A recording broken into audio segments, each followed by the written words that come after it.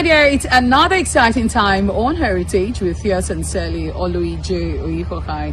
Wherever you all, get ready as we will be bringing tradition, culture down to your doorstep, as we will be definitely taking a ride down to Delta State to go see Ubuluku traditional dance. Yes, talking about the costume, the beats, the drum beat, the music, yes, and of course the way they move their body. So wherever you are, come along with me as we take a ride down to Delta State. Don't get away.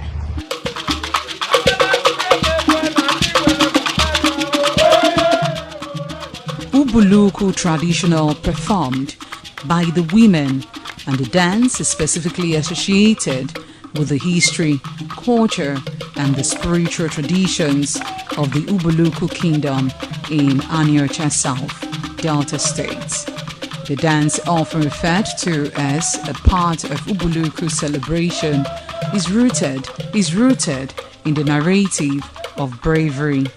The Ubuluku traditional dances are believed to have begun when a great ancestor, often recognized as Ezenu, a renowned hunter and healer, and his children celebrated a victory over a potential conflict. This is the root of these dance steps. However, the dance is described as a dance that celebrates bravery and the wisdom to lead the people.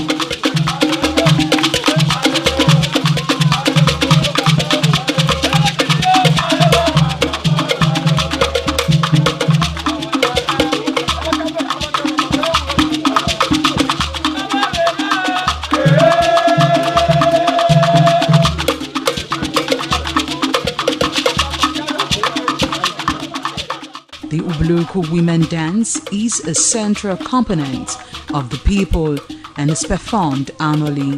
The dance is spiritual and rituals to cleanse the land. The dance serves to promote unity, cultural pride, and to celebrate the community heritage.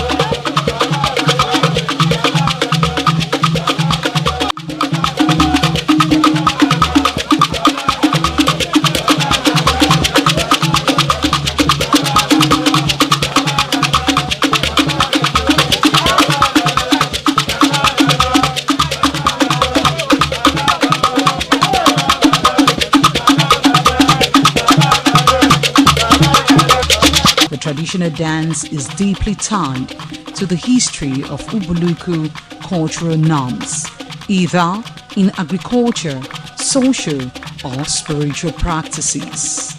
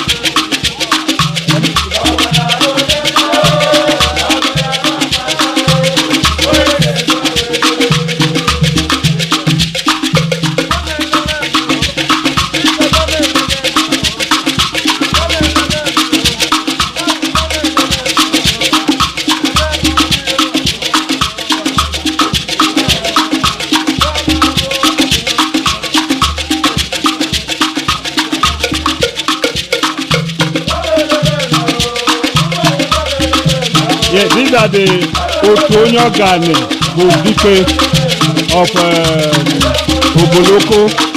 They are here to train us. That's the church group. They are here to train us with their performances. Please watch and enjoy.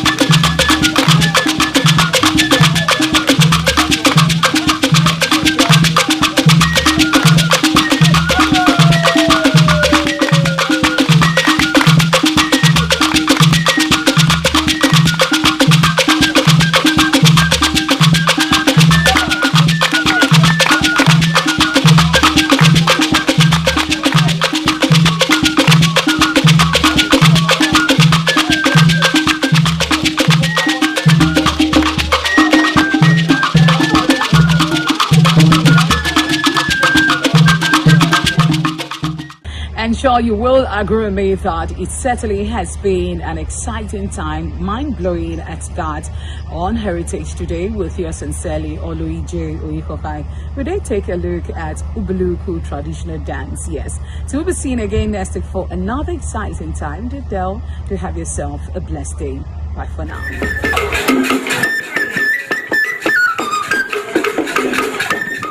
ITV, certainly the best.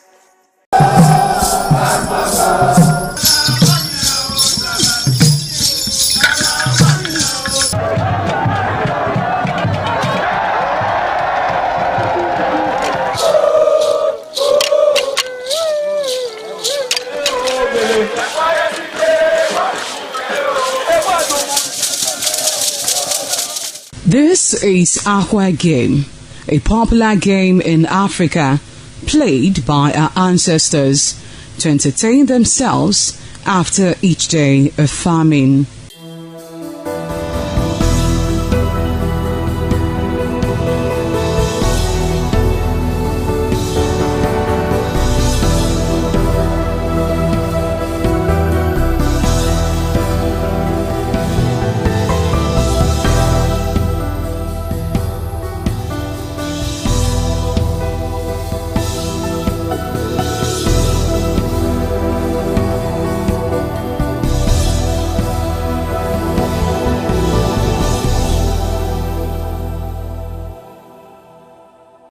It is also relevant in our coronation in Africa. It is a sport and indeed very interesting, as every seed had a role in the game.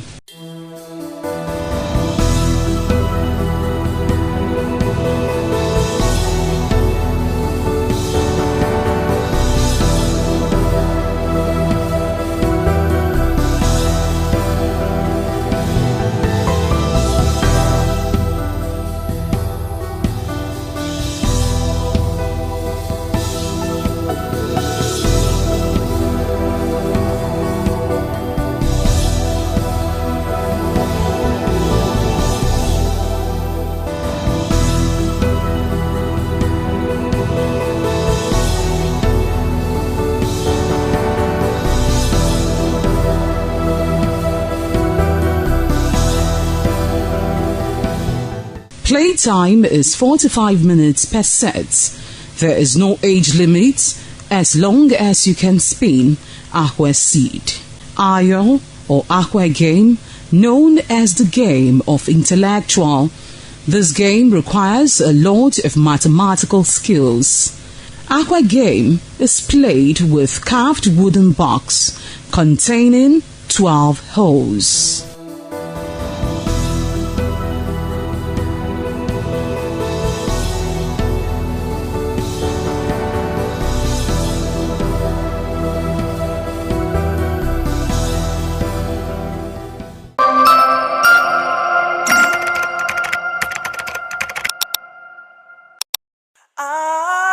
ITV, certainly the best.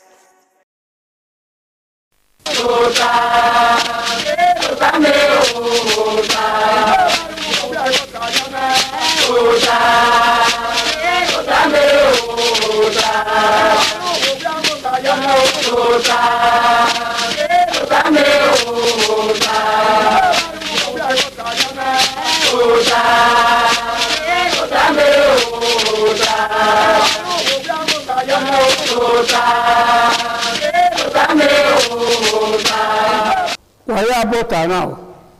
Ugi bota wese eniwa edolopewo. Waya hima makaba pon wa sevensi. Bota pe makage ya. Ke ya ye na agbon enye gboma. Ke na awete uyowebu. Katikate uyowi mane do ni malelewe ni. Na ya mawetoha ukuma mero. Oka mona gbon wero. Weno salebo ya gbon ma yinu kan ya fe bota na mbe kena le maje de bo ki ase de mo ni le wo yin ese ma yinu we kan na ya wi bude so benia ọ̀gẹ̀dẹ̀ náà náà ni wọ́n ẹni máa gún àká ọ̀ ẹ̀ lọ́yà gbàgbé pé ẹ̀há rọwọ́ gbà ọ̀rẹ́ ùgìẹ̀ ní àríọ́bá ààrẹ ìyókù yásẹ̀rà ní Nàìjíríà pé àárọ̀ ọgbà ọ̀yẹ̀nà 27 years ọ̀yẹ̀nà ní Nigeria Army ọ̀nà ìyókù ààrẹ Nàìjíríà yásẹ̀rà ọba ní máa wé ní ìmọ̀-àárọ̀ ẹ̀nà yà máa gbọ́ àkànyẹ̀ náà ọgbọ́n ẹgbẹ́ ọ̀rẹ́ máa lọ tẹ́lẹ̀ Pastor Calvary ìmúramúrẹ̀. Ìwé ẹ̀dùnnáwó wà bẹ́ bẹ́nẹ̀rẹ́ ka wà bí tòta wà bí dàmíọ̀ ọ̀fọ́n igbó sàrọ́bà gùn wáyàrọ̀ ọba àtọ́pẹ́. Iṣẹ́ ọ̀rẹ́dẹ̀ máa lọ tẹ́lẹ̀ Victor Ebizugbe. Ẹ̀dùnnáwó ayire wàhálà pààyè bí ọbọ̀ yà wù wà ayé wẹ̀dùrù tó náà pẹ̀lẹ́ ní Jésù ọmọ akọ́ ọmọ náà wù wà á wù bàbá náà ó rọ̀ta mámẹ́rin màgbọ́kẹ́ mẹ́ màrí gbèrò bí yòókù ìnọdọ mọ̀gámi àyẹ̀mí olùkọ́ ọba àtọ́pẹ́ yìí. Ṣe mẹ́ sọ àbọ̀sẹ̀ ń jẹ́ níbi ẹ̀rọ lórí ẹ̀dọ̀ bá yọ̀ká ọ̀rẹ́dọ̀ ya fẹ́rẹ́ kèrè náà lè ọkà gbẹ ọ̀yẹ́ ẹ̀rọ yà òtàgùn yà méjì tó wà yà ọba àtọ́pẹ́ yìí. Èyí ni màá gbà kan níwọ̀n ọ̀rẹ́ àríyé gbòòrò bẹ́ẹ̀ ìrí yòókù ọ̀rẹ́ Nàìjíríà ma ge kede do ade na riegbe ibi okore Nigeria de la o da ni ma eni do lo wa no ro ma se de ya ya i omi ma rugo die ka ti ma rugo da iwi no ro e o to so rewo ni e lu ma iya lu ma yo de sia iwo na lo rewo wo ye ma yu lu ka ni go wo ni wa ni ameke na we upe haro wogma kiri upe haro wogma iyokore ya do kon ya fe ami ani haro ya fe ma me ya alawo ma adowe vote adobi e wo la otu e osege wo Nigeria ena ya fe ma ye ma ge ọtẹnẹgẹ Pastor Calvary ìmúramúrẹ̀ wùwá rẹ̀ ẹ̀ òtú ọwẹ́sọ ìgẹ̀wò kẹbẹ̀ ìgbìnàdóná nádọ́bẹ̀ pẹ́dùwẹ̀ bá kìnà yéná yéná. Dọ́mọ wẹ́sẹ̀ ẹ̀dùnúpẹ́ ọbùkún yá. Dọ́mọ sá. Ìkàkàbọ̀ gètò wa ẹ̀dùnúpẹ́ o bí ní káàrí gètò wa sí wẹ́ wà bẹ́ẹ̀ nẹ̀gẹ́ káyé ẹ̀mẹ̀ náà káyé ọ̀kárí ọba owó tẹ̀ wọ́n má. Oge Nigeria ma ya gwa kan arabi ọmọ na ga nwa ne ka setting osun ra be wo ebo nwa ne ọmọ ga gba piwe va ne baba eri obi ọmọ oke abo na ayi be ka mewe sai me won so pa na igba piwe va na yari tota oje ne bi egbe obi egbe agwale mi no rewo amayi ka wo na abo aka ri tokun mi upe hairo gba no yin onya ugie ma jena na yari egbe yobe isogiare ọmọ na bi ebe ukponi ona we ukpe hairo gbam obuhana yena eso ọmọ done ya bi ene also ya wa ọmọ done ọmọ na ri bi orukpe hairo gbam ana do mi ewe ori owo done ba ri yo egi obuha ana do mi ewe ukpe hairo gbam original ni mari egbe bobe sogi awe magari setting suwon enia anari egbe bobe sogi awe sebo na ni ma magari setting dole enia ni magari egbe kian owo kana omo do ona ga bo kana we ipede kesugie ame upe kesugie oyeje na ona yin omo do ne ke ba pa eni omo kan ori pase ai enwo momo nse ai egwo mo kan se yen so awe ni oku oba adele hewe owuhana nwane so pa no kan ye mi mana omo na ya gbabu pe haro ogbon rade me ma mi aluga ono ma so pin eki eko ye ne ogi magidi yesi eni magi eni ye e ba ni logi ba se eba ikono wegbe ose eba alaru yeke okaka boro oba atope ise osaloba alawo wo na edi mala yeke ise irun gini no ami ona meru ni na lawo da e ma ni alapo ba ko be yeko sun e be yeko we na ya ma we se yo ni ma wa we he ma upo ni ma so ye wi ma o wa ni ma bo lo be na ya duko e wo we oge ulima ko ke oge simu na ya pe be na awe olapa he iwina iwile be iwina iwi ya se iwina oge owazigo igo na miena agwa fi ewo rie agwa emoto eyan no Nigeria oya ewo ya do age kisi o ya ge very miles o fi gbon ni ma me ma upogene ma hiwe the whole world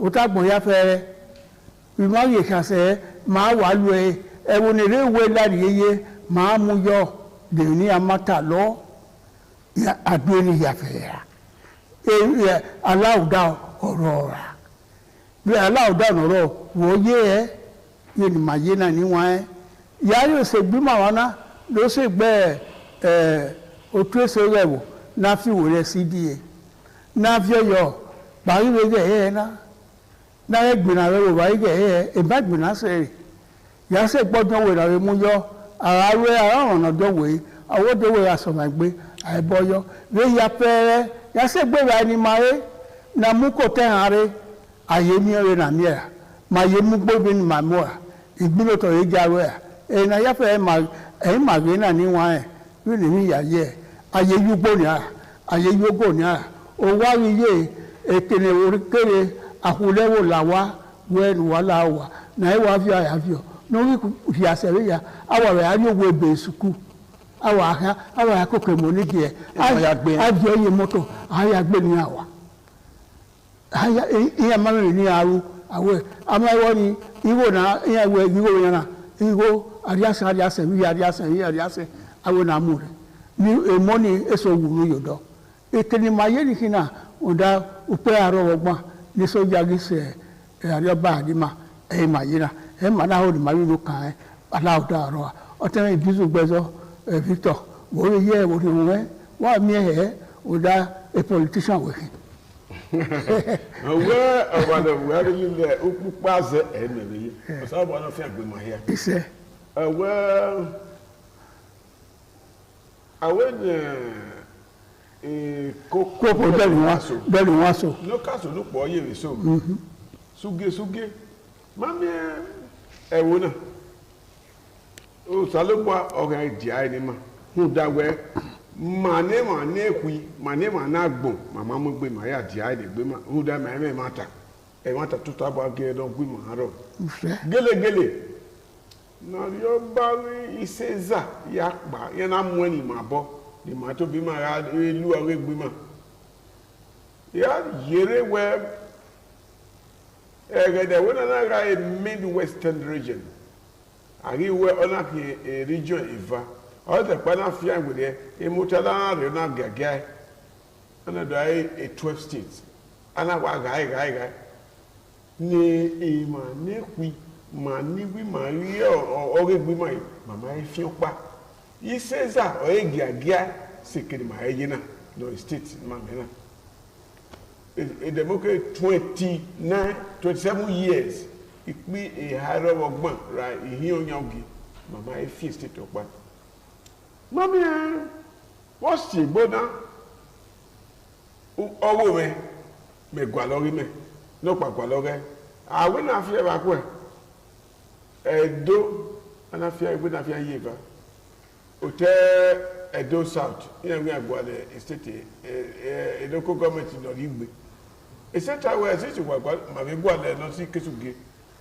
not even be gwa le agigi ya tigi we ma that he could gbe ni ma mu dia ni ma mama no fu mo ya gbe na rai no fu re gbe ga gbe ma de ori oni gbe ma o do ni o ma gi wini ma o ma ge igba Eso bí àtọ́ bí àbẹ.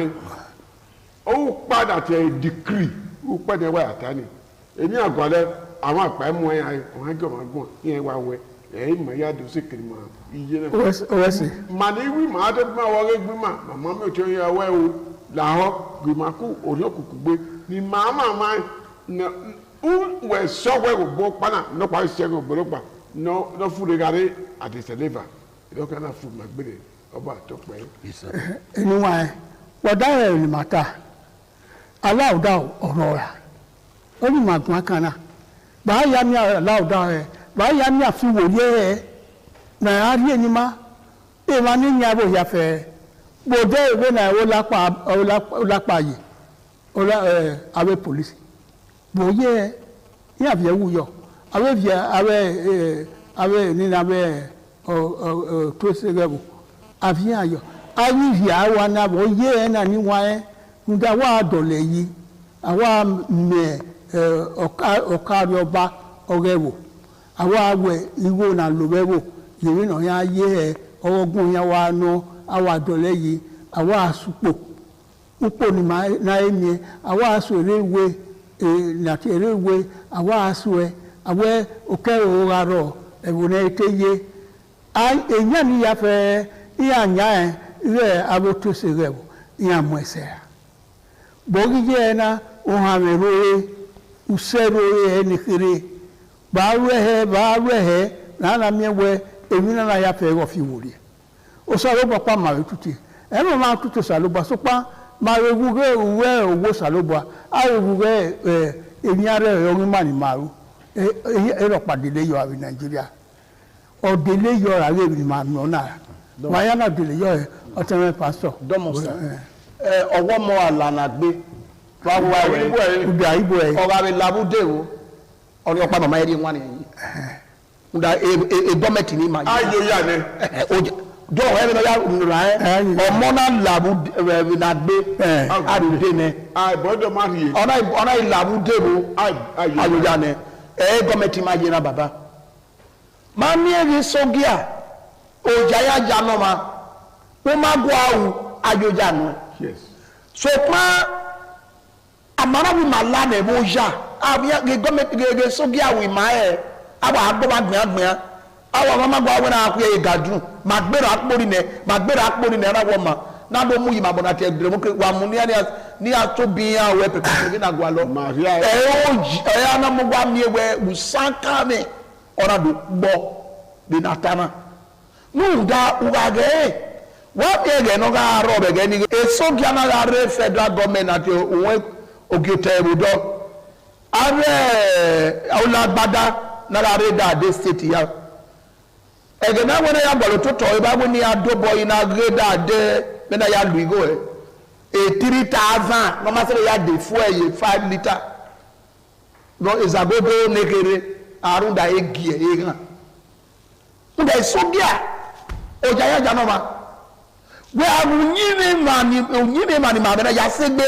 de ege sogia no baba eni ya igba no dado bua ogwa eyegbe ogwa anyunyi mo so pa aya mi na we omo rarira omo na doji omo na musakame ayi mi no ta ore ya we no mi obi abụnọ gị ọwọ́ náà ọzọ ọmọ náà ọmọ náà sẹ́ẹ̀bà àbọ̀ èmi ọdún olígi yàrá ọ máa mi ò yà ọwọ́ mọ alànà nà abọ̀ ewúdè nà gbé abọ̀ ewúdè ọ̀làwúdè ọkì nà yíyó yà náà ọjà nọ̀rọ̀ ege sogíà so pé ẹ̀jẹ̀ yà mí màá mọ̀ yà ní aláwọ̀ ma gbọ̀ abọ̀ ewúdè ẹgbẹ́ náà wẹ́ ligiligi èmi náà yà sùn náà only no tell we man usaka no tell we man the democracy na oto agbe ya wadoge no gege na ya democracy na ope arobogban ke ba padu wege be na ofi boye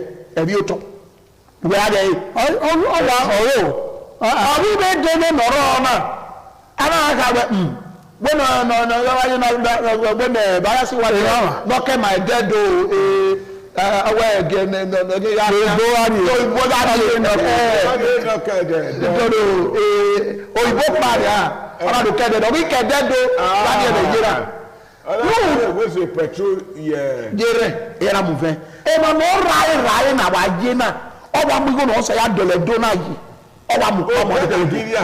ọkẹ àwọn àtọ́lẹ̀ dó náà pa ọdún ẹ̀ mu kókó gbìyà ẹ̀ wò náà gbà lọ mami ẹ̀ wọ́n yìí sẹ̀dá gbadá ìgbé náà tẹ́lẹ̀ bí gbé jọ náà anamọ ẹni maa ni adé ní ẹdọ kí ẹ ọkárí ọba òfin ẹ ní wàyà fíẹ ọ̀nàdọ̀ ọdọ̀ akárí ọba ẹ bá ní kọlọ̀ olókùnmá àti corruption ọ̀nàdọ̀ orí ara àwọn ìsọ̀gíà nínú wọ́n dẹ̀ màmá mi àná wòdà ọ̀rọ̀pàrọ̀pà lọ́rọ̀ ọ̀kẹ́yẹ ní adé wọ́n máa ná kọ́kọ́ ayọ́bọ̀ kẹ̀kẹ́ náà yẹ ká gbọ́ màgbìyàngbìyàn lèmi yàrá mà èmi yà ń zẹ̀ mùdí àkèrè ọ̀nà sọ̀rọ̀ àdé tọ̀ ẹ̀rẹ́ ní ẹ̀kpí zẹ̀ ọ̀ma sí 5,000 wà àgùdìgbò kéré mọ̀ bọ́ emiliki ìmà yà ń wí dáa rẹ̀ ni ọ̀nà àwọn agbọ́nà kẹ̀sìkò èkó rẹ̀ wọ́n tẹ̀ emiliki 10 kọ́bọ̀ ó wà mọ̀ búrẹ́dì ó wà tó ẹyọ wà nyà nù ẹ̀wẹ̀mìlà wà wà ẹ̀wẹ̀nẹ̀ òbú yọ ẹ̀rùgbó emiliki ni àná mmanọ̀rọ̀ 1,000 àdọ́gba mẹ́mẹ́ yẹn wọ́n ẹ̀dẹ̀ ní ìyá mi kó yá dẹ́sẹ̀ ẹni yẹn náà gbé kankankankankan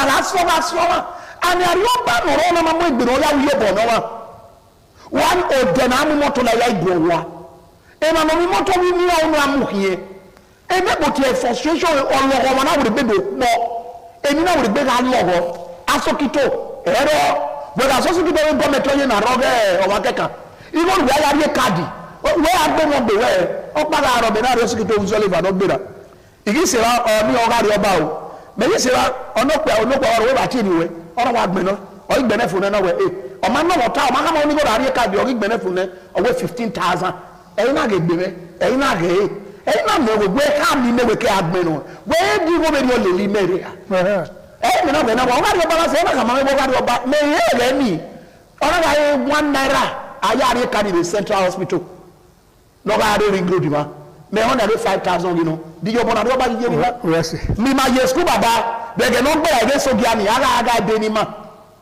ẹ̀gẹ́ gbẹ̀múdìà bẹ̀gẹ́ sọ́gíà ni gbẹ̀múdìà náà nu ara amú ẹ̀mí lálẹ́ lè dáadé skul wẹ́ ìrìnyẹ̀nì níta lè ìrìnyẹ̀nì náà rárí ọba èmọ́ náà lè sẹ̀ náà lè yé bọ́ sọpẹ́ náà dẹ̀ yé náà àdòbò wẹ̀ ránú lótọ́ ọba mi ọwọ́ yìí òkè ọmọ bẹ́ẹ̀ nìyọ̀ nù akẹ́yẹ yọ̀ nù ọba àtọ́pẹ́. ìṣe ẹni wa yáyí wà dà yín mà bàá wẹ̀ ẹ̀yẹ na yena baya fie wòri ẹhẹ bọdá enyàwé nyànìá ẹhẹ nìkéré ma bẹ̀rẹ̀ azẹ bẹ nọ yasunu ẹ ma bẹ̀rẹ̀ ìwúranù rẹ wò bẹ nọ yàrá ẹ ma bẹ̀rẹ̀ ukpụkpẹ ní ma lẹ iye mẹgo igo ni wàlú ẹ yí ma bẹ̀rẹ̀ ọ̀hánù rẹ wò ẹhẹ nìkéré ma bẹ̀rẹ̀ ìwé Nàìjíríà nọ ipa japa ẹ̀rọ ẹ̀sẹ̀ japa nà kí bẹ́ẹ̀ japa ẹ̀dọ́nyà ẹ̀mí ni japa ẹ̀rù dáadáa yé náà ọ̀tọ̀ gbè èyí bẹ̀rẹ̀ yà pa yíyá ni wọ́n pa màbẹ́ wọn oyibiri ọ̀wúlò yòdẹ́ ǹda Nàìjíríà lọ́látò àtòpà ní wúlò nágbẹ́wà ìbí máa yà kí òwe yìí yà fẹ́ òpópó wa ẹ̀yìn nà ẹ̀wò ní ìgbà ọ̀rẹ́ Nàìjíríà òbíyàn òbúwà ẹ̀rọ yìí báyà dọ̀lẹ̀ yìí ẹ̀ ìnára ọ̀hìn ẹ̀rẹ́ mùfà wà màá ẹ̀rẹ́ rẹ̀ yà sùn ẹ̀mí bẹ́ẹ̀ni ẹ̀dọ́ yìí nìyà gàkà wẹ̀ ẹ̀rẹ́ nẹ̀ bẹ́ẹ̀ inú kpọ̀nà kí màá ẹ̀ níwò náà amúyọ̀pọ̀ òun ọ̀ní màá yẹ lónìà ẹ̀yẹ nọ ìpẹ́wẹ́fà yìí nìyà wà rẹ̀ ọ̀yẹ́ ìpẹ́yìn 7,000 5,000 ẹ̀yìn náà ma yé lọ ni ṣùgbọ́n bí èyìn náà yí tẹ̀lé wò yé ẹ báyàwó yíya ẹ ààrẹ mẹ́wẹ́ wá sọta wẹ aláwòdà àgbàlọ́ aláwòdà náà àgbàlọ́ náà ẹ sì yíyèké nígbà ní ayé náà wà ní ọ̀nà nọ̀ọ́mà ní ó sì ti yòbó mú mi àìgbàlẹ̀ rẹ̀ náà ní àná sí ẹ̀kọ́tọ̀ ẹ̀yìn Nàìjíríà yíyé òpó dègbé vedovana ewo enya ewo ilẹ̀ wa ilẹ̀ rí ẹwọ́ dọ́tàgbọ̀n ma lẹ́rí ẹ̀rù yẹn àmì wà kégbé nílé lẹ́wẹ̀wọ̀ ẹ̀yà wọ́n yà lẹ́dẹ̀ dọ̀ ìyá àṣẹ̀dọ̀ ìyá máa ń mìíràn yà wọ́n náà máa ń mìíràn yà gbogbo máa ń mìíràn yà wọ́n máa ń mú ayé yẹn ma bọ́ yí ẹ̀rẹ̀ dọ́nà o tó ṣe wẹ̀wọ̀ ni ma tuti na ni yiro ya se gbe governor ya se ya fe na ya fe ma gwaluto na ya do ugewe 27 na haro ogma na yiri egbe obe soja ima hu se de rewe ni ma ebo ewe na do boy mu lotedo aye ke na we mu la ama fa ama okene ola erewe kara ya ola wola we mi ya la ni ya awiyala ekene ya mu la aya mu luwa aya mu le kene ya mu na onyo ta ni no na ya ni won ta bizugbe ire bo wa de you look at baba so abodo de by my na fi we dey gare dagbe my do te won pa owo karaha oko yo ibu no bi ye ibu ere ma me ke mai na de wa gbe mana awa gbe ne so abodo do logo ma gba awa ni ma we no yo bo ni ma yo wi gbe mana so abodo ge ma mi we ni ma si pagbe nere si ma dige ma be ya bi oboye peti na ya mo ma ayupo o wa ni lapo ni e pe ni no ka ma ni muda ke be na ya bi okoko ga le dagbe yan na te a dividend no okoko do re ayegbe ni ma ya ri egbe egbo e ma na do lawo logo ta ba no logo wan ga su ukoyi maru baba ni me kaka bodo mu pa mu were idoge we ima tawe de owo de mo pa ni iseza o ti my man se so pon when ori igbegun ori iyin ka we ni o ke no ori opa ni ma mu ma mu lekete yeye so do ni gi ma le wa ni gba ori mo na House of Assembly, House of Senate, House of Representatives, the President, the Governor ya we ma ni wa gba oge wa ra gba ora mu haya ma na gbon ma na gbon ni awulo won ha me gbe do won do we no be se ti le mu gbo no yo boy wi na ma ya gba ko ibude agbeso wa amoso amoye imu aguna to zigo yo na ya fan ma gwa kan so de bi na ge uhi udome ore na ya du begene arioba ore yiko ya se ani ima pe haro ogma ni gbera bi aluga no gedegbe oke yiro ma etuti awe otuario be Nigeria ni afi worie ni azio kugbe we na lauda ogaro ote isele no de ndaye ni gbera abi ye emo irowebe agbe gbugbe yana ye ri bai ai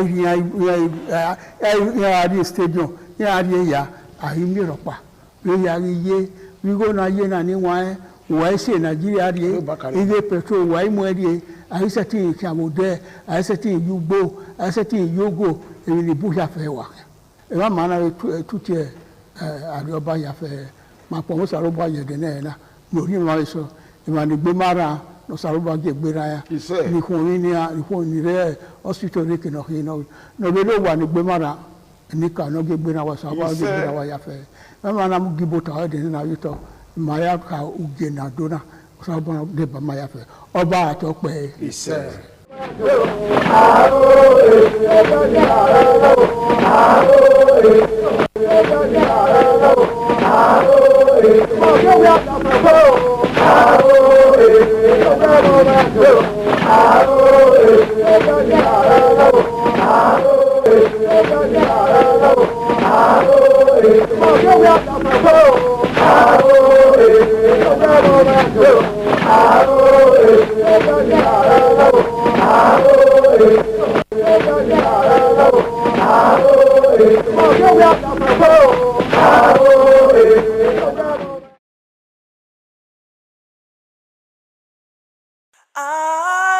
ITV, certainly the best.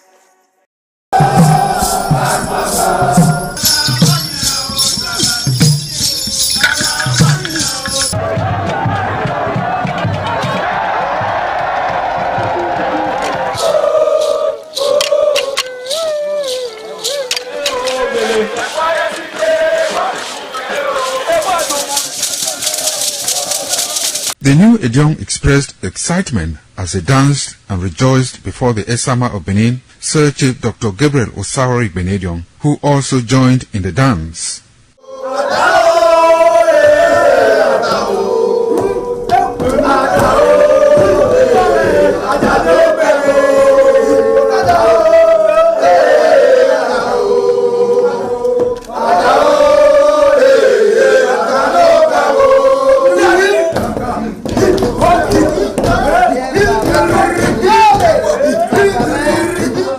As visiting and paying of homage to various homes of senior elders continued, the initiates spent 7 days performing diverse kinds of rites as required by tradition. They were furnished with rules and regulations regarding their new office as Edion.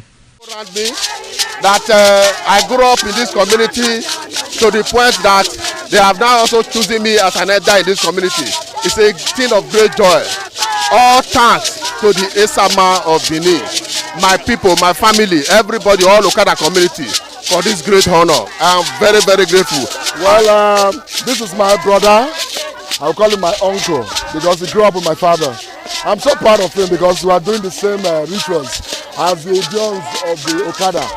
It is our duty for us to make this place a greater place, for outsiders to come and see the goodness of God in Okada. And I'm proud of every one of us here. So shall it be to each and every one of us in Jesus' name. Odion ma Okada zima Esama zima Dion Bona zima Dion Obana zima Dion Malawe Mari Esama Dion na the mado pon Esama the mado gbeken Esama e ma Dion wa na Esama ma gbeken ne osabo obuyo bitu ne baba no get turn maga no dia mi maga ma ni do gbeken ne de na e ma ya fe e ma ato e ma agbon oro pa ewu dori e ma di awo re ne o be ti agbon ya no we mi maga me ni Jesus Christ no mi afa In Esama, in our father's house, in respect of our initiation to elders Edion level. As tradition demands, we are here today to come and also pay our homage to him, to also for him to also pray for us for long life and prosperity. The climax after 7 days was paying of homage again to the Odion way, where he gave the initiate the full rights to function and to henceforth participate in meetings with Edion. It will go down in the history and minds of Okada community, Ovia people, Edo State, and Nigeria in general. The ambience, style, and the colorful ceremony associated with the 2025 initiation into the Edion Council of former Governor of Edo State, Chief Lucky Nosakari Igbinedion, his brothers Bright Ayamakwe Igbinedion, Honorable Charles Osenwige Igbinedion, Peter Osawori Igbinedion, Dr. Fred Osawuni Igbinedion, Barrister Mike Osane Igbinedion, Executive Director Operations, ITV and Radio, Chief Elder Gwede Onwunse, Honorable Efosa Douglas Igbinedion, Ukbonwa Igbinedion, Osawe Igbinedion, Edosa Igbinedion, Dr. Daniel Omorige Igbinedion, as well as Agbong Steve Igbinedion, among other sons of Okada.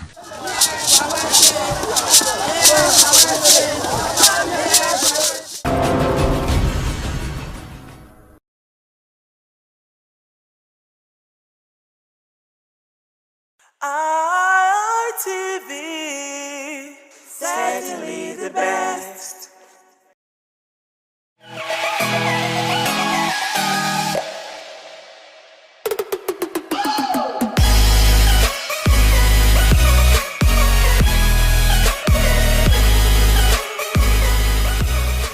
All right, distinguished ladies and gentlemen, it's another beautiful episode of your favorite Rendezvous for Guys on television, and I'm talking about the Guys Hangout Show on independent television, reaching you live from Benin City, Edo State, Southside Nigeria, West Side Africa. Now, for starters, the Guys Hangout Show is a very, very interesting show that teaches men to put themselves first in a society where nobody cares about the feelings of men. All right, so we encourage men to prioritize themselves. I believe that it's only when you invest in yourself that you can give out to those around you. After all, you can't give what you don't have. My name is Harry Agboje, and of course, it's my pleasure to have you join me on another beautiful episode of the show. Now, tonight, I've got two gentlemen with me. Of course, they've been with me before, and we're doing this again. And they let me begin with the one that sits far away from me. All right. To my far left is someone that is really passionate about everything that concerns guys. Okay. He goes by the name of Osas Zabi. Yeah, yeah, thank you. It's great being here again today. And it's great to have you. Yeah, thanks.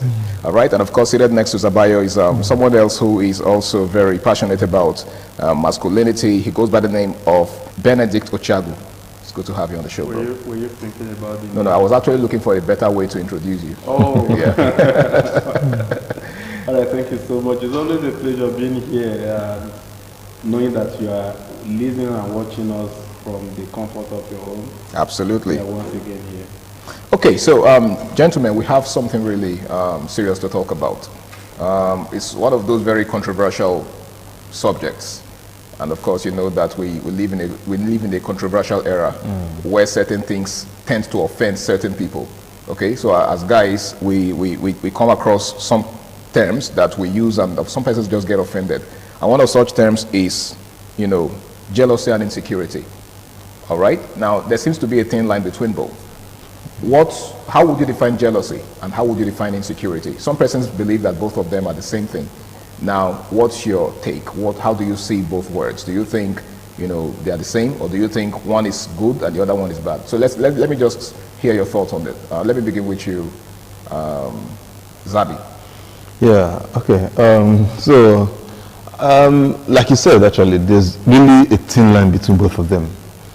For someone being jealous and someone being insecure. Yeah. But they come from two different emotional standpoints.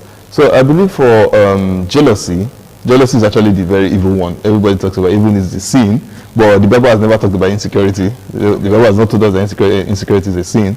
But for jealousy, the Bible stands against that. Even the Quran. Is jealousy a sin? Yeah, of course, it's a sin. It's a sin. Now, how is jealousy a sin? Now, I see you progressing.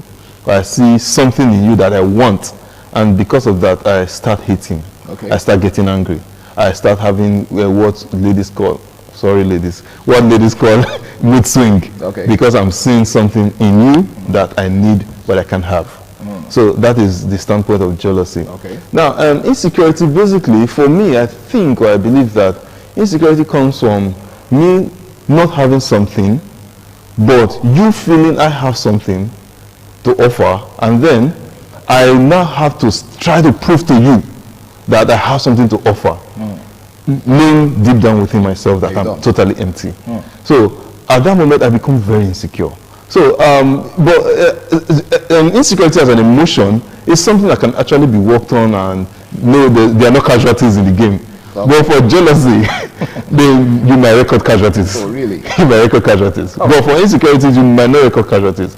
It's just that maybe you can learn on yourself, maybe balance up where you're lacking and all that. But for jealousy, there most likely will be casualties.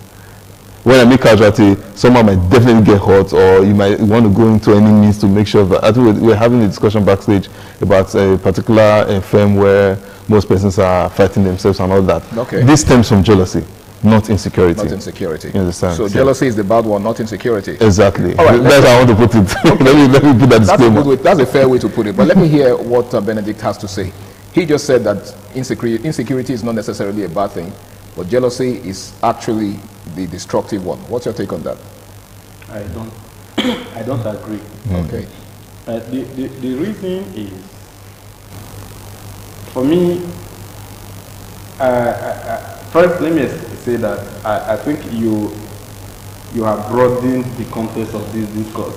Okay. I thought I don't know whether I'm the one that misread it. Okay. It was supposed to be about in the context of love, relationship, and all that. Yeah, of course, you could also do what you narrate to which is romance, which is a nice thing to do. But again, like Zabi tried to talk about the fact that jealousy is the bad thing.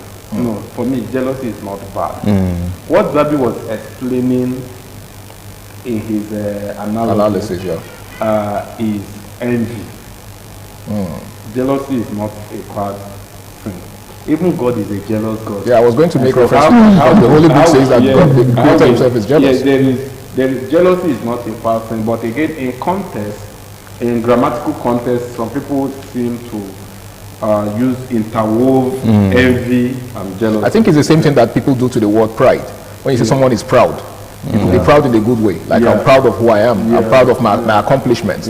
But proud could also mean arrogance. Right? So I guess that's the same thing that applies to. So in context, for me, jealousy, if it is for romance, jealousy is not totally a bad thing. Okay. Because when you love, there will be elements of jealousy triggered in you. No matter how much you try to say, me, I don't care. If another man wants to have her, the man should have her. There must be something triggered in you. That is an offshoot of love. Okay, so that's healthy. That's healthy. But when it is taken beyond the boundary of relevance into insecurity. Insecurity, like he was trying to say, tends to be something, to be a function of an inner defect. And so we cannot excuse it. And what inner defect are we talking about? Could it be inner defect of low emptiness, self-esteem? like he talked about emptiness and low self-esteem. And when it comes to men, when it comes to low self-esteem for men and emptiness, we must stay and address it, because we cannot allow men to be empty. We cannot allow men to be bereaved of ideas. And so because of the position, the sacrosanct nature or the sacrosanct position that men occupy, because of how important the position of men in society are, I will always advocate that men deal with the problem of insecurity. Because what brings witchcraft sometimes is insecurity. It may seem to be an innocent word, but if it is unbridled, it can lead to a whole lot of other things. Like Zabi was trying to say that it can be managed, which is the correct thing. Every man has an element of insecurity in him. You can't pretend about that. But if you have also the ability to manage it and put it under control, means that you have something beyond the insecurity itself. It means there's an element in you that is more powerful than insecurity. But if you are stuck with insecurity alone, that's a big problem. Okay. Right? So that is what we are trying to say, that love comes with a portion of jealousy. But insecurity with men, especially when it comes to do with a general workplace, can lead to so many things. For me, I want to say that instead of being insecure, work on yourself. Grow. When you grow, you will now find out that the next person is not your problem. That your problem was actually lack of growth. Okay. If Zabi is trying to do certain things, the reason why I will be feeling insecure when Zabi comes around to do his thing is that there is no value currency that I can also bring that will make me relevant around Zabi. So you feel threatened by his I presence? feel threatened by what he's doing. But if I have value currency, and then he's shining his shine, and I'm shining my own shine, then that self-esteem narrative will be, gradually to erode away, and we'll become better, we'll become partners and not just competitors. Yeah. All right. So can I quickly let me strike on a part, because I believe that's where most of us want to really miss it. Okay. We believe that anything that has God in it is good. When the Bible says God is a jealous God, that doesn't make jealousy good. Because what happens to the people, if you now read it completely, what happens to the people that defect?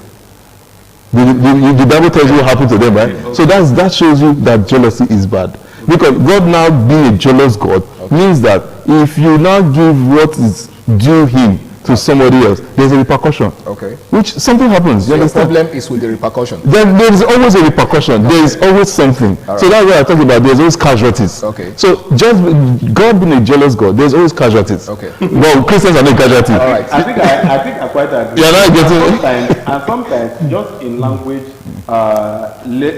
lexical context. Yeah.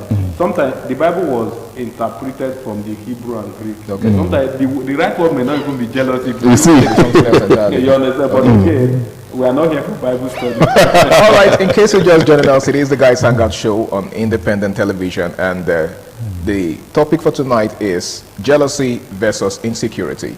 Now, you just said, Zabi, that wherever there's jealousy, there is likely going to be casualties, right? Yeah. Okay, now I would like to ask you this. What would you rather have? A woman who's not jealous, a woman who doesn't quite care what you do with other women, or one who raises an eyebrow the moment she suspects that you're entertaining the advances of another woman? Okay. So, so I think we're bringing to the context of relationship right now. So, but for a relationship, I would always want to look at marriage, not dating. Okay. Because dating, anything can happen, anything goes. Nothing is cast. Nothing is cast. So I can just see your Esther and I'm done with you. I'm done with this relationship. You understand? Okay. But in marriages, there's nothing like I'm done with it. You're there. You're stuck here forever. You understand? So when it now comes to jealousy, then and insecurity in marriages, I believe that this majorly comes with the percentages are more from the feminine side than the male side. But whenever it comes from the male side, it's always very disastrous. Okay. That's where you see issues like wife beating and all that. But I believe that is actually unnecessary because before settling down with somebody, it depends on what you saw with the person. Now, if you saw, if for example, when you were dating, what attracted you to the person is what will attract everybody. Now, so I believe that's why most of the times guys are advised to go for ladies that have inner beauty. When we say inner beauty, actually, we don't really talk about beauty inside. We're just talking about some particular traits, some particular values and traits. Women who are less physically attractive. No, not that actually. Not that actually. I think I tried to play safe here.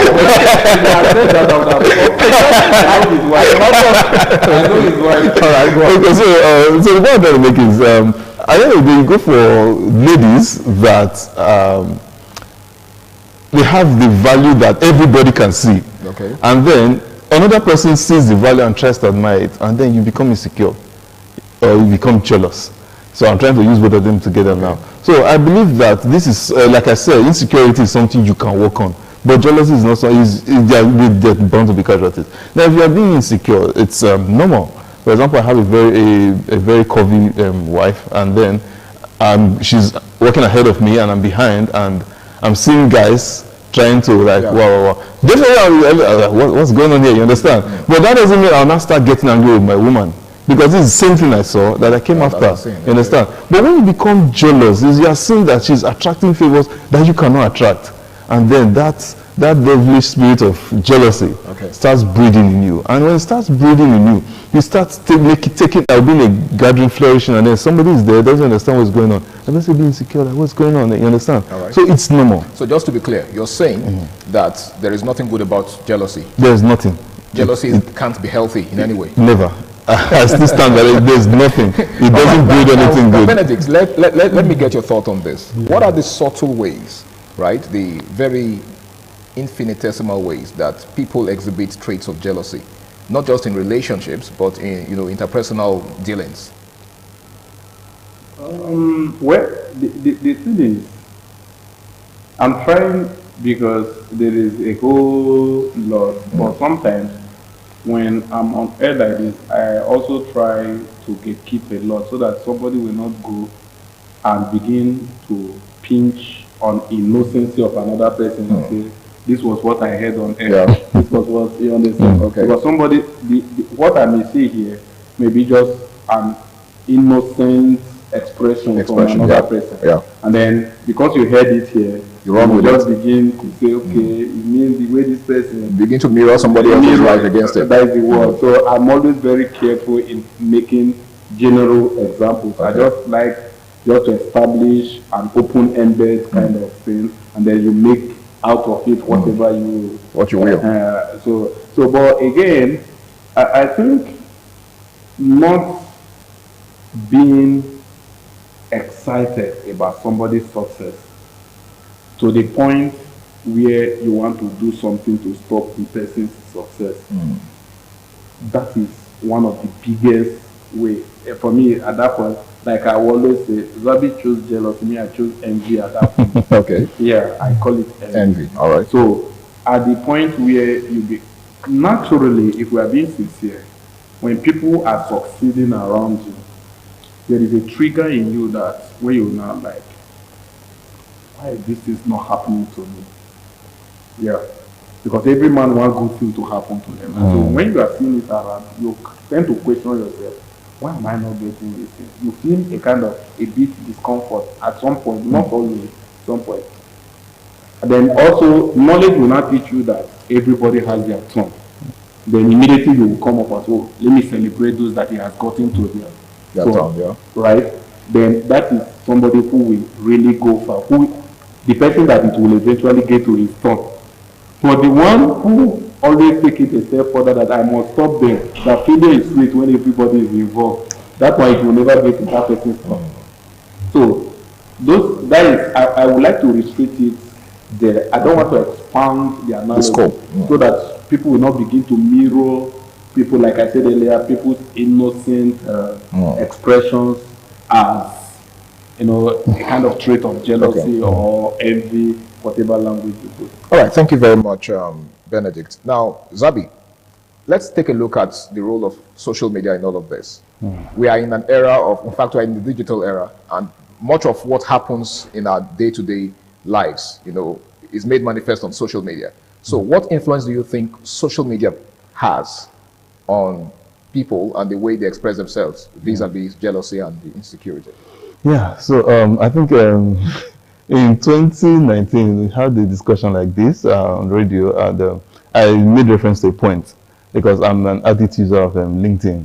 And then you go on LinkedIn, you see somebody posting BSc at 18, MSc at 20, PhD at 25, and then you're looking at yourself like, where did I miss it? You understand? So this is for persons you don't know. But for your circle, you're seeing progress. You're seeing these guys achieving this, achieving that.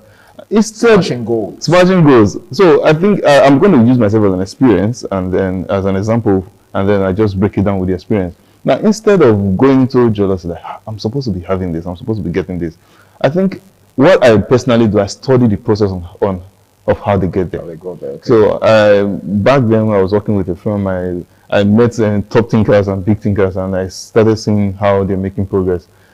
And would I say it's jealousy? No, definitely not jealousy, because I started going through the background to see how they made it and how they got it. Started doing my research, started going through their processes, the certifications they've done, the trainings they've gone through and all that. And I started taking myself through those trainings and the certifications. So I think that's what draws the thin line between jealousy and then realization, like, I want to be like this person now. Most persons will think, oh, you're jealous of the person, you want it. But no, I know there's a process. Okay. And then I can go through that thing. This person can go through this process. I too can go through the same process and be like this person. All right. Yeah, so I think that's what draws the thin line. That's what actually casts the difference between being jealous and then being realistic. All right, thank you very much. Now, Benedict, what he just said borders more or paints a picture of laziness on the part of some persons. Okay, he took his time to study the people in question and figure out how they achieved their goals and all of that. Does that not give us the impression that some persons just don't have, should I say, the energy to follow through to get to the point where, the people that they are envious of, so to speak, went through? Do you think laziness has a thing to do with this? Yeah, it does. One thing is the laziness, the mental laziness, the laziness of the mind, the function in the thought processing mindset. For example, like he was trying to say that he saw some persons doing great things and then I find out, okay, what's the process? As a guy, one of the ways you know that there's problem, that you might not go far if you don't deal with it, is when you embrace people's glory without trying to find their story. Their story, okay. Yeah, you must find out people's stories, and their story may not be basically exactly like yours, but you must also find a pathway of that story to create your own story and know that it's not going to be an easy thing in the process. So you have to find out, like he said, he need to also go and try getting certificate. It may not necessarily be that he got exact certification as some of them got. But again, when they eventually met at the table, it means that he has gone through his own process and this one, and he's now qualified to have conversation with them. So he became relevant in the scheme of things. In the scheme of things, not necessarily because he got exact qualification, but also because he has also learned the principle of paying price to also get some of those things. So me, I feel if you look at it as a what makes this person outstanding, then you also need to find out your own strength. One of the things that breeds jealousy is that people want to be envious of people who are not even going their direction. Yeah. For example, if you are saying, like my pastor would say, if you are saying I am envious of you, find out whether what interests you is what interests me. Okay. You may buy a in car. other words, might not even be the same. No. You may buy a car, and I come around, maybe you see my features, you feel I'm being jealous. Maybe car is not even my dream in the next 1 year. That's not my pursuit. So find out if a car is my pursuit, or maybe you bought a brand of car. Find out if I do fancy that brand of car before you say I'm being jealous of you. So sometimes what you need to do is find out where you are going to. Find out, create a roadmap, and then look forward to becoming better. If you can focus on becoming better in your own life, so all of this envy, jealousy will really die down. Because people can be doing well in their own choosing line. That may not be your life. And so one time this one succeeds here, you are envious of this one succeeds, you are envious of this one. Before you know what happened, you are in the game of trying just to pull everybody down and everything just. So it's about building yourself. So that when Zabi comes and Zabi is speaking as a mathematician, for example, I know he's very good with calculations. You understand? And then I speak as a journalist. My drive is not to be a better mathematician, for example, than Zabi. My drive is to be a better journalist than I am today. Because that's your profession. You understand? Than I am today. Or maybe, okay, going into the business line, because Zabi is also a businessman. But we are not into the same line of business. I'm happy seeing him do what he does, and then I am also happy doing what I do. Okay. Right? My goal is to be better doing what I do. And then, again, I will also be happy that he gets better, so that when we meet at the echelon, the top echelon, we'll be able to have conversation. And life is easier at that level. Okay, life is easier at that level. Now, Zabi, what do you think, or how do you think communication can reduce jealousy and insecurity, in relationships, not just in romantic relationships, but, across board? Education? Communication, yes. Communication, yes. Okay, yeah. So I think I'm a very big advocate for communication, not just communication, effective communication. You can actually be communicating and then it's not being effective. So I think when it comes to jealousy and insecurity, most of the times, majority, 100% of the time, is people don't study or understand the process that the person used in getting whatever the person got, you understand?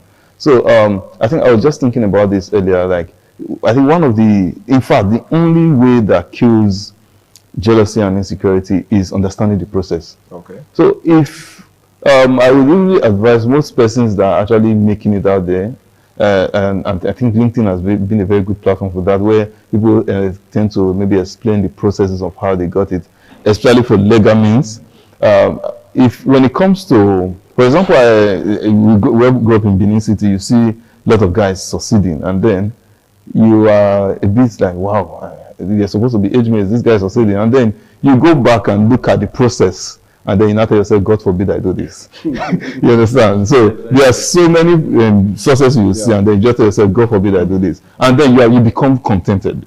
Because you're like, definitely I can't go through this process. Okay. Just the same way for some ladies too, they see their colleagues rising up in the office, not knowing that the colleague is sleeping with the boss. Small big girl. And then you're already envious, you're already jealous. And then you now find out the process, and you're like, so you immediately become contented. Okay. So I believe when we communicate much, like for example, I'm seeing you, and I like what I see, and I'm communicating I communicate with Bennett, like I like what I say, and he's like, don't look at what that guy went through, you can't go through it. Yeah. I don't understand the process. So I believe effective communication actually helps to reduce or kill jealousy and insecurity. Thank you so much. Now, as we begin to wrap up, in fact, we have less than a minute, so you're going to be saying this in less than a minute, Benedict. What's your final word, to young people out there who feel intimidated by their peers and probably don't have the energy to forge ahead? Just in less than a minute.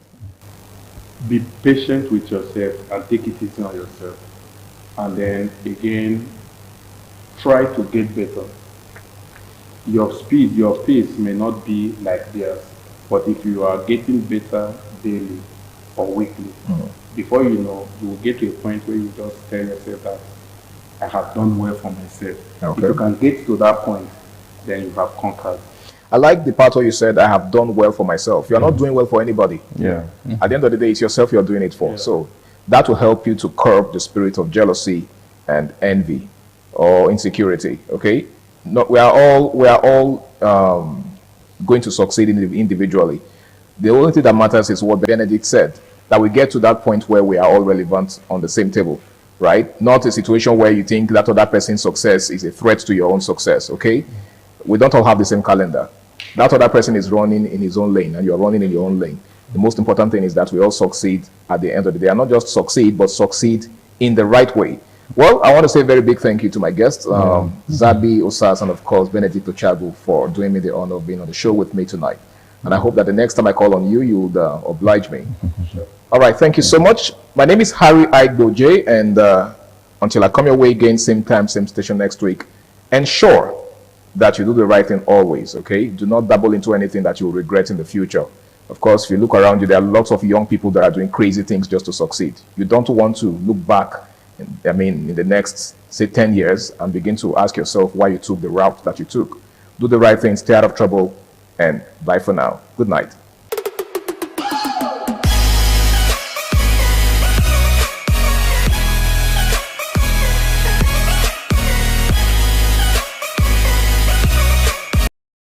RTV, certainly the best.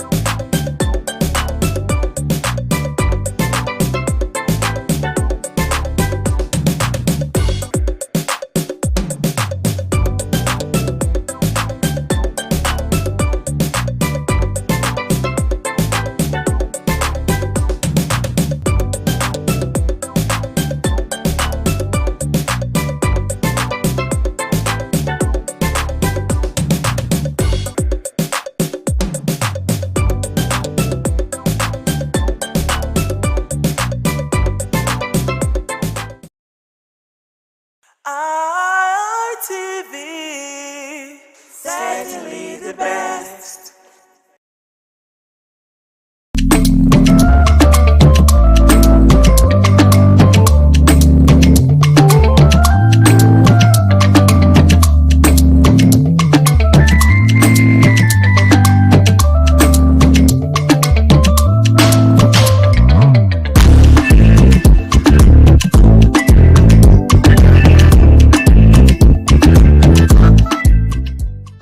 Hello and welcome to Women in Conversation. We call it in short WIC. It is a table where women sit together to discuss issues pertaining family, not just, usually I'll tell you issues pertaining women, but we have found out that the women are the family. So we discuss issues pertaining family, when we say family, children, brothers, sisters, husbands, in-laws in total. So today that we are sitting here, I have with me, as usual, my pretty women, as usual, they are always sitting pretty to discuss issues pertaining family. And to my right, I have Mrs. Gift Furera Onuzo. It's a pleasure being here. Morning.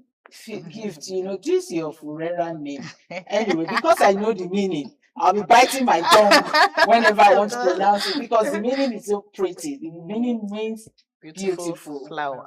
Oh my God, beautiful flower. And you are sitting like a very beautiful rose. Thank you. Thank you for joining us Thank this you. day. And then we have Mrs. Oluwatoyin Sani. Mrs. Oluwatoyin Sani, I know why I paused there when I said Mrs. But it's all good and well. She is the founder of House of Refuge Foundation. Mrs. Oluwatoyin Sani is always pretty. I have told her we have to go around Miss Nigeria so that she can represent us in the contest. Thank you for the compliment. I'm glad to be here too. You are pretty too. Thank you. And then we have a first timer here. Would we say the first timer joining us? She is Miss Bola Ige. Not the Bola Ige you think, but she is Miss Bola Ige Oyebade. Yeah. Oyebade. She's an artist. She's going to be singing for us before we leave this table today. And she's also a real estate consultant. Did I tell you that Chief Gift is also an executive chef who had promised us some food before we leave this table today? You're all welcome to the table this morning. Thank you. Good to be Okay, so we're going to be talking on, can love alone sustain marriage? That's the topic of what we're going to be talking on today. Can love alone sustain marriage? Should I start with you, Tony? If I have to answer that question properly, it is yes and no. Yes, in the sense that love is the foundation of all marriages. That's the foundation. Apart from the physical attraction, emotional connection, and everything, we bring out the love. And that genuine love comes with trust. And it's as if you are okay with every condition that you meet in that marriage. You'll be glad, you'll be happy, because you are doing what you're happy doing. You are with somebody that is making you happy. So it sustains marriage. But to some extent, that is a marriage where there's provisions, where there's vision and provision, where there's trust and friendship. But when there's love and we are hungry, something will happen to him. So you're saying love cannot hold hunger? To some extent, when it gets to a point that we love ourselves, but we can't afford rent, but we can't pay children's school fees, and we are hungry, something has to be done. Love can't go beyond that level. But love can start from Genesis to Revelation if there is provision, trust, and friendship. Love will balance to sustain the marriage. But it can never sustain the marriage alone without those subordinates. I see. I understand what you're going to, what you're saying. You know, some people will tell you that they can't love in an empty stomach. I mean, you hear them say, I can't be hungry and I'm loving you. So that's where Tony is going. So what's your own take? Can love alone sustain marriage? Well, love is a good thing, like the Bible said. But it can't sustain marriage. It can't. Like she said, it will take you to a point. And after that point, what next? If I love somebody and the person is not providing, because when you love somebody, you give. Love is giving. So when the love that you say you have in a marriage is not providing, the love dies. So a love alone cannot sustain marriage. The condiment that comes with love will have to go with it. Because when you want to pay the bills, the children are crying. You cannot afford seeing your child crying, hungry, and you say this love that will sustain that child. It's not possible. So love alone cannot sustain marriage. Okay, let me come to you, Gift. Love alone cannot sustain the marriage. But then again, when you love, you sacrifice some things, and then you tend to, support your husband or your spouse, okay? And she's saying that love alone cannot sustain the marriage, because when you see your child crying for hunger, you want to turn away from love and make sure that this child eats. But supporting your spouse, maybe you have enough to bring to support him. Would you still be in love when you're the only one, bringing out, dishing it out, paying the bills, and trying to run the family? Will that love still be there? I think the woman should understand that the man is going through process, but it's going to be bad when the man now eventually just relax because the woman is providing and he doesn't want to do anything. He doesn't want to help, especially when she comes back, he's with remote watching TV. Then when she comes back, she's still the person that will still enter the kitchen, do some chores in the house again. Why he's still with his remote? I mean, they at that point, the love dies. The love begins to die because hurt will come in, resentment will come in. You understand? So that is why I said it's either yes or no. Okay, yeah. Okay, we have had a situation. Let me give you a scenario that I saw some time ago. I was called into this. So the man is a pastor, okay, and the woman works with the federal government. And now the man doesn't want to do any other thing than just the pastoring job. And so the woman walked up to me and said, she's getting tired. Wow. Yeah, that she's actually getting tired. That she has tried to set him up with different things, but he just keeps saying, I'm a pastor, I'm a pastor, I'm a pastor, I'm a pastor, full-time pastor, you're right. And so she called my attention to say that she was getting tired and all that. So I walked up to the man because I have been called. I said, because actually the lady happens to be a relation. So I said, this is what your wife said, and that's what your wife said. Why don't you want to do anything? She was trying to set you up and all of that. And he said his time is committed to God's work. In this situation, what do you do to him? I'm calling him all this time.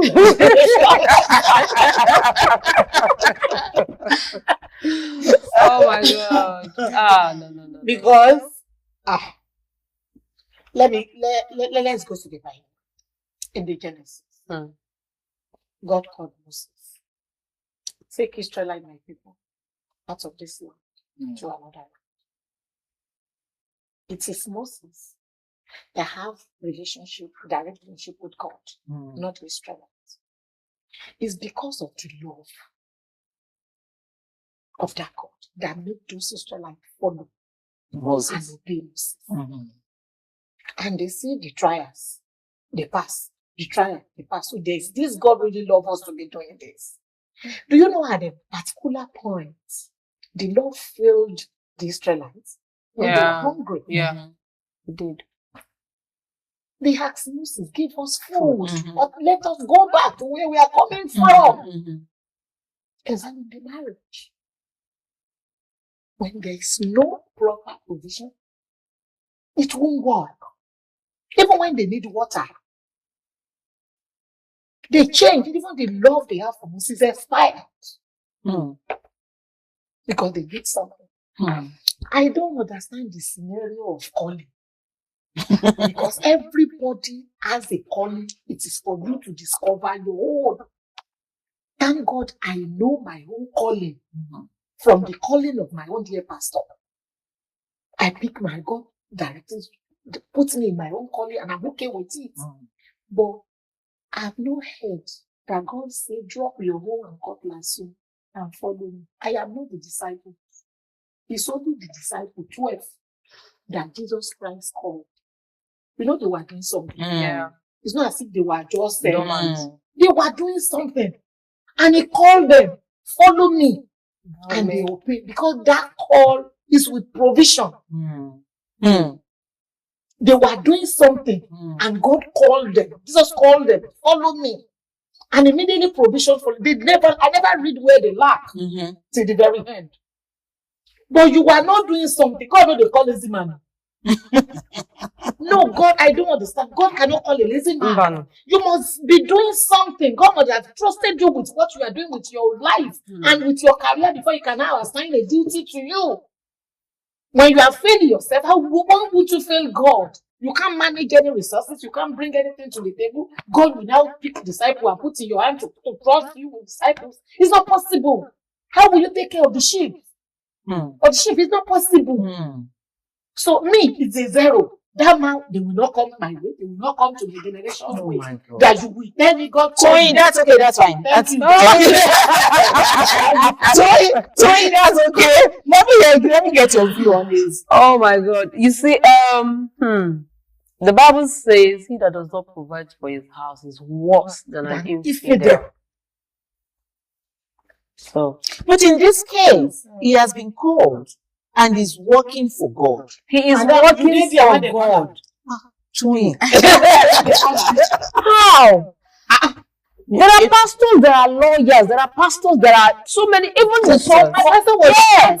Well, me, I would say that, because when we are talking about is love enough, it starts from there. Because sometimes, because love is just a feeling. And that feeling can be punctured. Anytime. Anytime. You understand? Like a balloon. Yes, it can be punctured. Now, initially, when this love thing starts happening, you may not be thinking outside the box. At that time. Because I believe the problem started from there. Yes. Because there must be a discussion, or they didn't discuss. Of course, they should have discussed, initially. Yeah. Okay, I'm a man of God. God has called me to full time, and I'm going to marry you. You doing the work. We're going to stop there. Let's quickly go on a very short break. We'll be back to continue this interesting discussion. Please sit. Welcome back. It's still Women in Conversation. We were talking about can love alone sustain marriage. And the table was being heated before we went for a very short break. I called for that break so we could have water because Toyin was already shaking the table and was telling me, listen, they shouldn't call me for that kind of thing. But anyway, welcome back. So you were saying something, Gift. Yes. So, because of love, so probably there was no discussion outside the box. Okay, I'm a full-time pastor. God has called me. I don't want to do any other. So full-time pastors don't eat? No, they know they buy things. No, the truth is they don't go to market. The truth is, when we are talking about this full-time, let's be realistic. There are exceptions.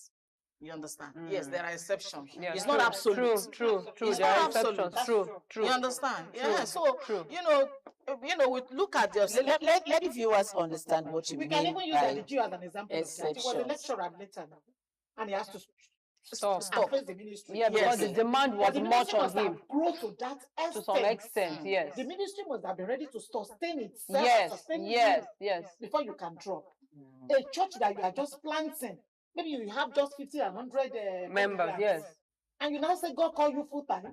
Those people need food. Your family needs food. Your family, your bill, you pay bills. Yes. You have parents. Was that where you were going to? Yeah, part of it. Okay. It's part of it. All right. Now, what I understand. Yes, when I said that there are exceptions, because when somebody says, I am called, you understand? You are not there. Me, I'm not there. It's God that called the person, and the person and God know what they discuss, what their relationship, what they said. You understand? There are some people that God might really not say that they should go and do something. You understand? But where the missing line is that the man of God should bring the wife to a place of understanding. If he does not bring the wife to the place of understanding, he will be finding it hard with the wife. Exactly. Okay. The place of understanding, I mean, is that make the woman to know that when I say place of understanding, from the little of the man, the woman will be able to know that if this man has much, he will be able to do more. You understand? If this from the little, of course, he cannot say he's not getting anything. Gift, let me come in there. In such a scenario, for me, I don't think the man needs to get married and bring in children. Okay. Because who are you expecting in the first place? Yes. Yeah. Who are you expecting to help take care of the children? Responsibility. Did God say that you should come and serve him and don't cater for your responsibilities. No. God did not say that. I mean, because even if you're not married, you must be living in a house. You will eat. So how do you do all of clothe that? yourself? Clothe yourselves. Yeah, just like she said that it is only the 12 apostles that God permitted to do that. To leave whatever they were doing and to follow Jesus. But do you know that? And I will make you fishers of men because they were doing something. But let me tell you, the truth is that as a man of God that is called, as in quote, called, because there are people who call themselves, but there are people who call themselves, but if you are actually called, you are called with your provision. You are called with your provision. God will meet that need. You understand? But but somehow there are ones who call themselves, and there are ones that are hiding under that God has called them. You understand? And if they hide, of course, they become lazy, and then they tend not to. Let's leave this argument because truly, Toyin is not agreeing with what you are saying. Okay. In fact, she's nodding her head already. She's not agreeing with what you're saying All right. because a man of God is also a human being who has to face the normal life that hurdles, we yes. all live. Yes. He has to eat even if he's not married. He has 8 families he has to take care of, and take care of himself. He has siblings that he has to take care of. But let me ask this question. We're talking if love alone can sustain a marriage. Yes. Okay. For love, who do you think sacrifice more in marriage, the men or the women? A very big topic. Let me start with you, Brother Ige. It's obvious that is the woman that sacrifice more. It's the woman that sacrifices more in the marriage because what she does, she take care of the man, she take care of the children when they start coming in, she take care of herself. Now the extended families are in there too. They'll be expecting so much from her, not minding what she herself is facing.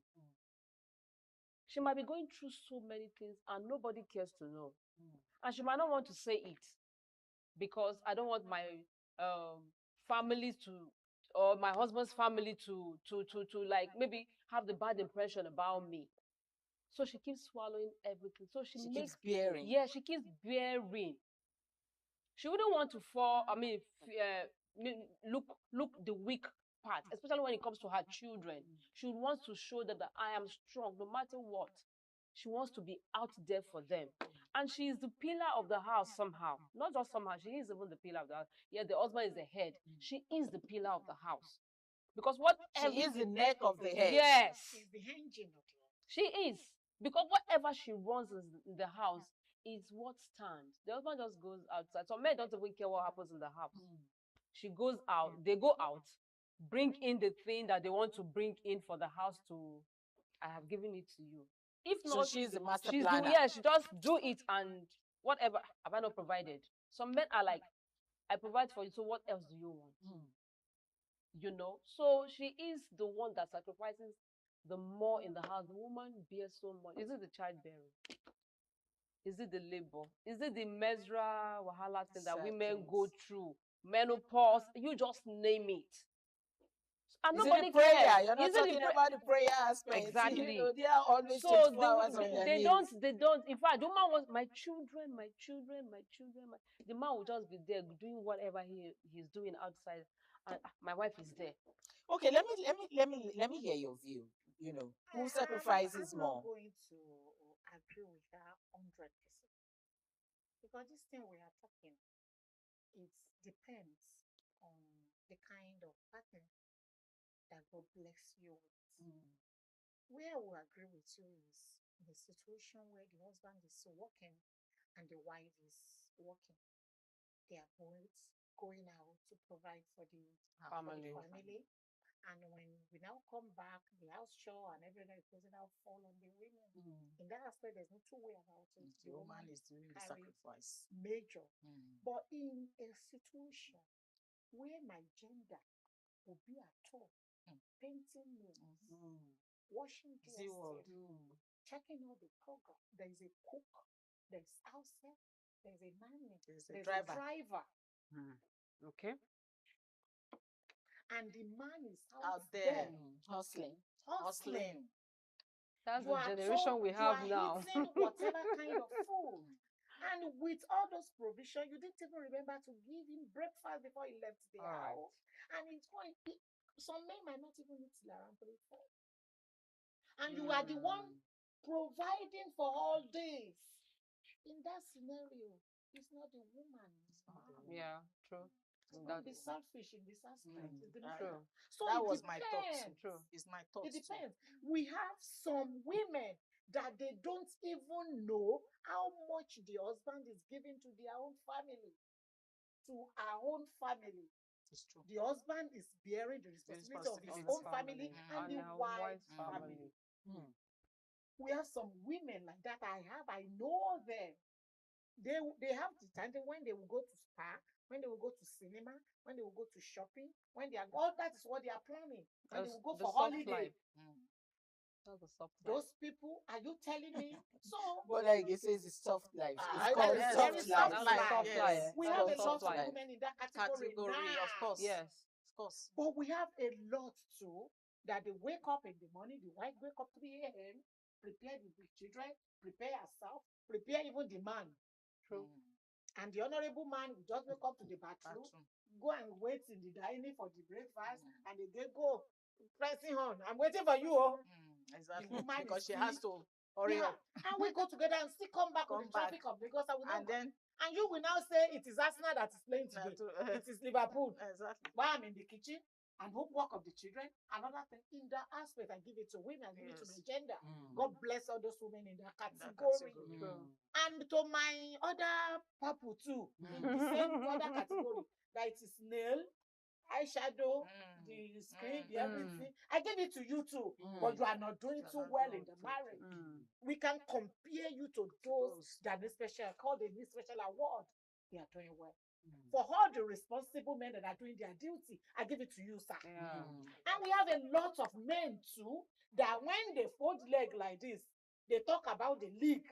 The women are providing financially, emotionally, mentally, in fact, spiritually. Everything, even for the children, upkeep and upbringing. I give it to those women. So it's two ways. It is two ways, of course. So do you agree with her? Yes, I agree with her totally. That's my thought too. Yes, I agree with her. Okay, so there's a story making headlines on the social media where a woman came and was asking questions. Should she divorce her husband? We're talking about who sacrifices more in the marriage. Is it the men or the women? And so she said her husband, during the Ileya, bought his own family two rams, and never gave her anything to give to her family or bought her family ram. In this situation, do you think the woman in that marriage is sacrificing in a negative aspect? No. Let's be very realistic. Yes. Let's be very realistic here. Ileya, let me assume you are the husband. Okay. Ileya, your family. Ileya, my family. You bought ram for your family too. It is my responsibility to buy for my family too. You don't think it's the man's responsibility? Why? It is when the man chooses to. And it depends on the relationship and what you are contributing to the marriage. If a woman is a good woman and you are contributing well, you don't even need to ask him in that period. And it depends on the kind of family that the husband and that the in-law is.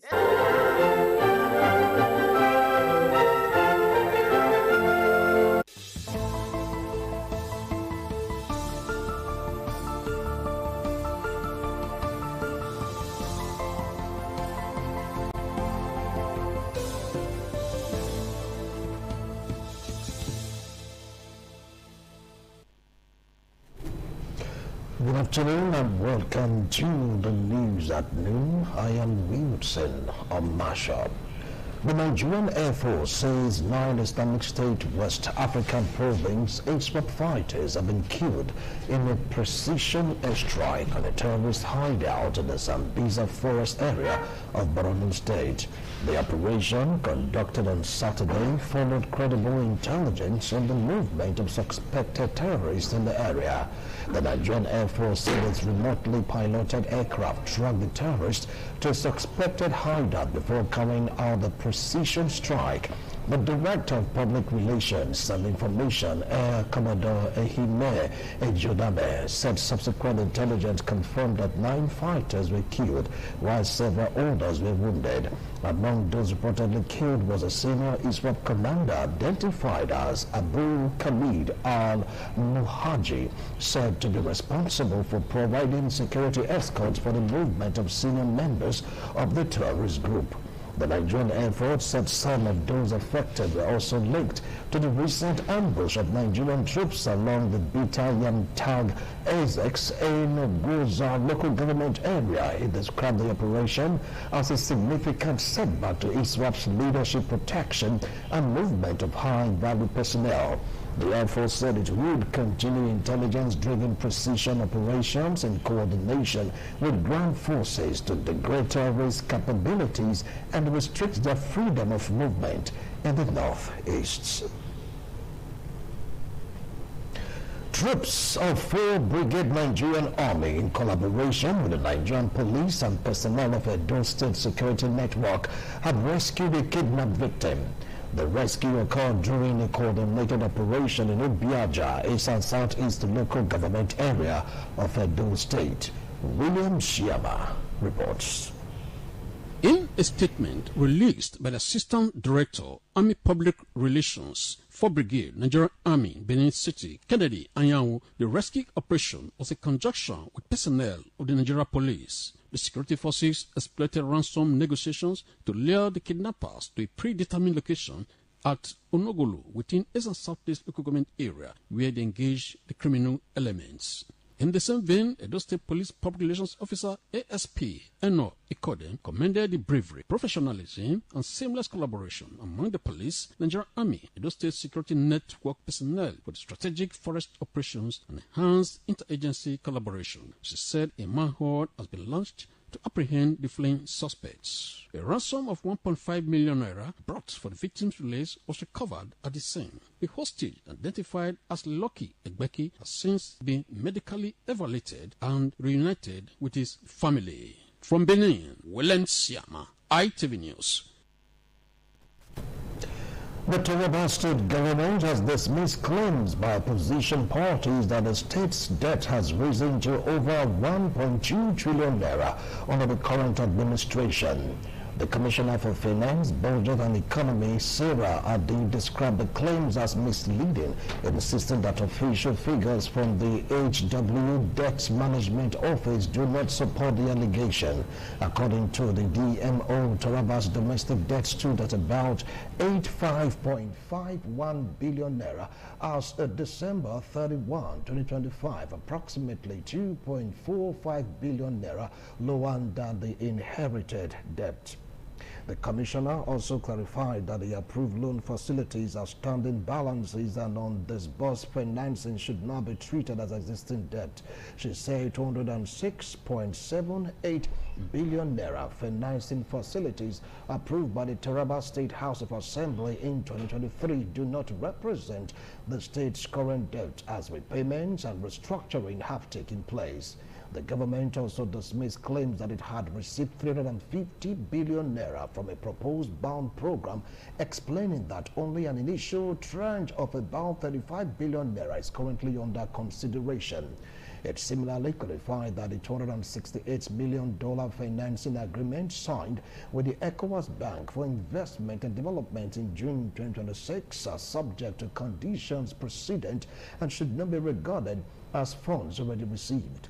The government urged political actors to base public discussions on verified facts, stressing that responsible borrowing, repayment capacity, transparency, and accountability remains essential to the administration's financial policy. The marriage ceremony between Iyore Okundaye and her Vietnamese husband Kwok Ngoyen climaxed with a special reception at the Grand Event Center in Benin City. Pius Nsogo reports that the beautifully decorated event center was filled with dignitaries from within and outside Nigeria, including guests from the United States. Local marriage joins two families. An international marriage joins not just two families, but also two cultures and two governments. Iyore from Benin City, Nigeria, and Ki, a Vietnamese, both elegantly dressed, undertake their first official assignment together as they cut their marriage cake and fed each other. The celebration continued with the couple on the dance floor, joined by family members, friends, and different groups. Chairman on the occasion, Professor Malomo Dosu, gave the recipe for a successful marriage. 1 Corinthians 13:4, that all that marriage is all about is about patience and love, and it has nothing to do with wrongdoing. The Esama of Benin and Honorary Romanian Consul to Edo and Delta States of Nigeria, His Excellency Sir Chief Dr. Gabriel Osawaru Igbenedium, was represented by his son and a former chairman of Ovia Northeast Local Government, Honorable Charles Igbenedium. Parents of the bride, representatives of groom's parents, and some guests commented on the success of the event. Now she is moving to a new home. She will be there with peace. I wish the groom and bride the very merry marriage and fully successful. I pray for all the people that join us to celebrate.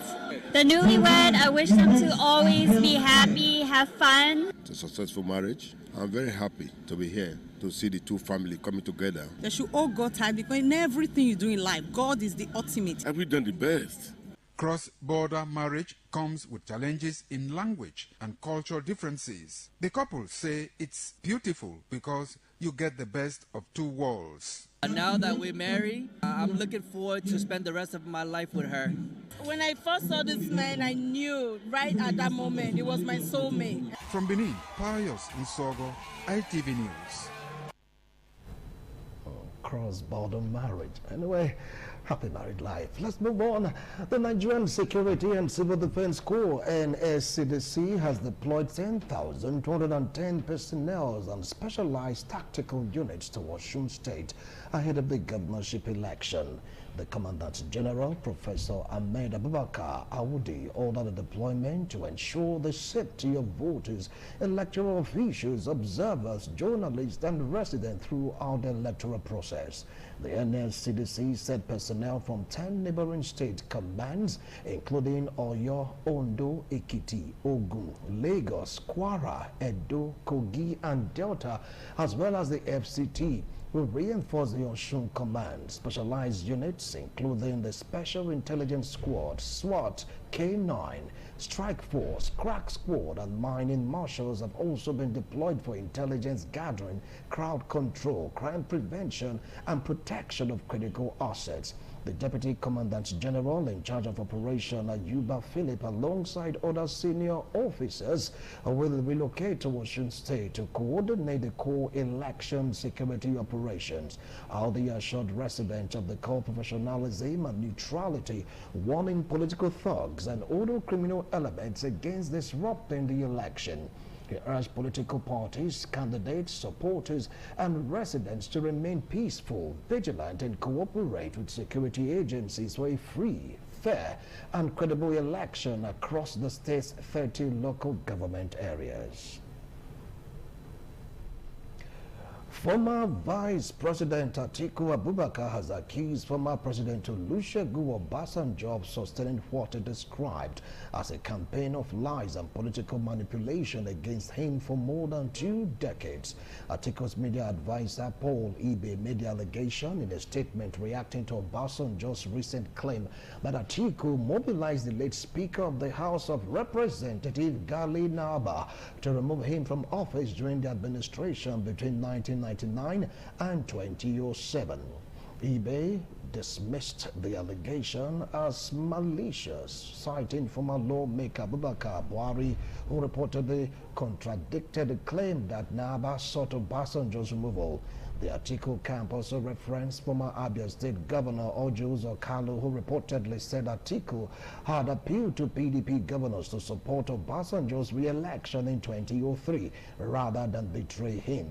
eBay further revisited the controversial Petroleum Technology Department Fund investigation, which strained relationships between the two former political allies. He alleged that several accusations against Atiku were politically motivated, particularly following his opposition to Obasanjo's bid for a third term.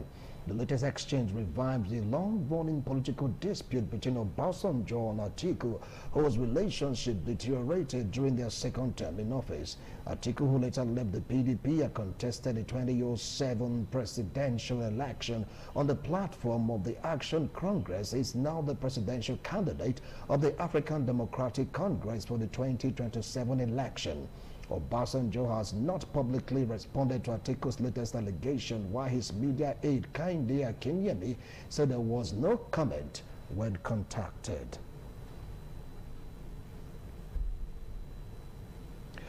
The House of Representatives Ad Hoc Committee investigating the controversial Presidential Foreign Investment Promotion Council (PFIPC) is yet to decide whether to question the council's self-appointed Director General Adeniyi Adeyemi. The development comes as Adeyemi insists that his lawyer and journalist must be present before he submits to questioning. The committee, chaired by Yusuf Gagi, is investigating how the PFIPC allegedly secured government office accommodation and received more than 1.32 billion naira in 2026. Appropriation arced despite questions over its legal status. The committee has already heard from senior government officials, including the head of the Civil Service of the Federation, the Director General of the Budget Office, and representatives of the Central Bank and Police. Meanwhile, the Coalition of United Political Parties, CUPP, has rejected the findings of the Independent Corrupt Practices and Other Related Offences Commission, describing its probe as inadequate. CUPP spokesperson Agu Brian questioned how an organization allegedly without legal backing could secure government recognition, operate from official premises, and receive budgetary allocations without the involvement or oversight of government officials. The coalition called for a broader and transparent investigation into the role of the presidency and relevant government agencies. It also urged that Adeyemi be given a fair opportunity to defend himself before the House committee. The committee is expected to continue its investigation as it seeks to determine how the PFIPC was established, who recognized it, how it accessed government processes, and whether public funds were allocated or expended in connection with its activities. The West African Examination Council, WAEC, has called for stricter use of computer-based testing and technology to tackle examination malpractice and the activities of alleged miracle centers. The WAEC official in Makurdi, Timothy Monga, said concerns over alleged miracle centers in Benue State were worrisome, although no school has officially been confirmed as operating such a center. He said examination malpractice undermines the credibility of the education system and urged stakeholders to ensure that students' success is based on knowledge, preparation, and competence. A teacher, Rebecca Ezekiel, recommended independent examination centers, biometric verification, and cross-circuit TV cameras to strengthen monitoring. She said computer-based testing would also give examination bodies greater control over examination venues, personnel, and security. Meanwhile, the school proprietor Jude Ode cautioned against labeling schools as miracle centers simply because they admit students in their final year. He said some parents change schools for reasons including examination costs and school fees, stressing that the need for proper verification before such allegations are made. The Lagos State Police Command has confirmed the death of a 23-year-old Nigerian law school student, Faith Alayande, in an apparent suicide at the institution's hostel in Victoria Island in Lagos. Police Public Relations Officer Bimbola DBC said the incident was reported on Friday after the student was found unresponsive within the hostel premises. According to the police, the hostel matron reported the incident after a fellow student and the relative reportedly discovered a suicide note and began searching for the deceased. The police said preliminary findings indicate that the student allegedly jumped from the rooftop of the 4-story hostel building. Her remains have since been evacuated to a morgue, while the police said investigation into the circumstances surrounding the incident is ongoing.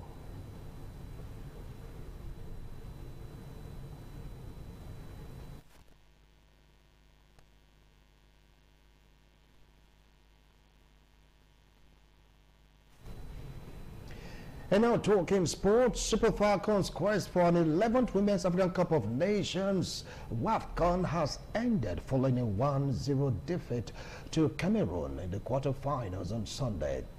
A first-half long-range free kick by Maïva Njajo secured the win for Cameroon and also qualification for the 2027 FIFA World Cup in Brazil. However, the Super Falcons still have a chance to qualify for the World Cup as they will now face South Africa in the play-in semi-final tie on Thursday, August 13. A win for the Falcons will seal a final spot and also a place in the World Cup and Inter-Confederation Playoffs qualifiers. The Inter-Confederation Playoffs tournament will be played in 2 phases in the international window of November-December 2026 and February 2027 to determine the final 3 teams to qualify for the 2027 FIFA Women's World Cup. And that's it on the news at noon. Thanks a lot for watching. Good afternoon.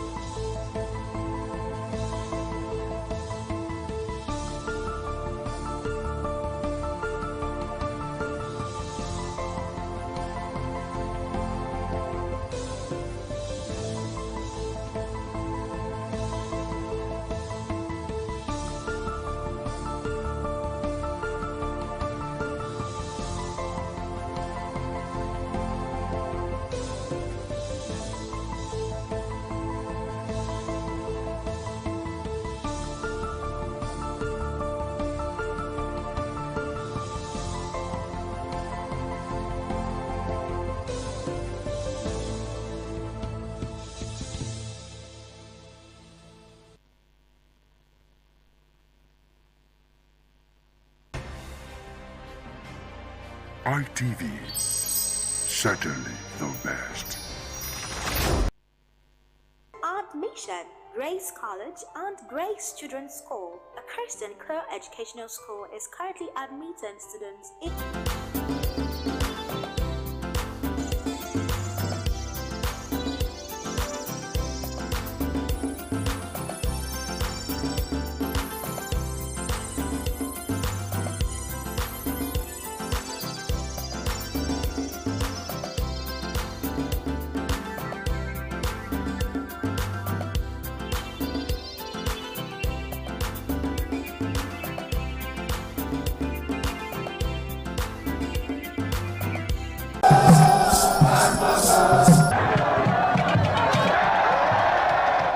The Ugewe is the final ceremony of the series of festivals.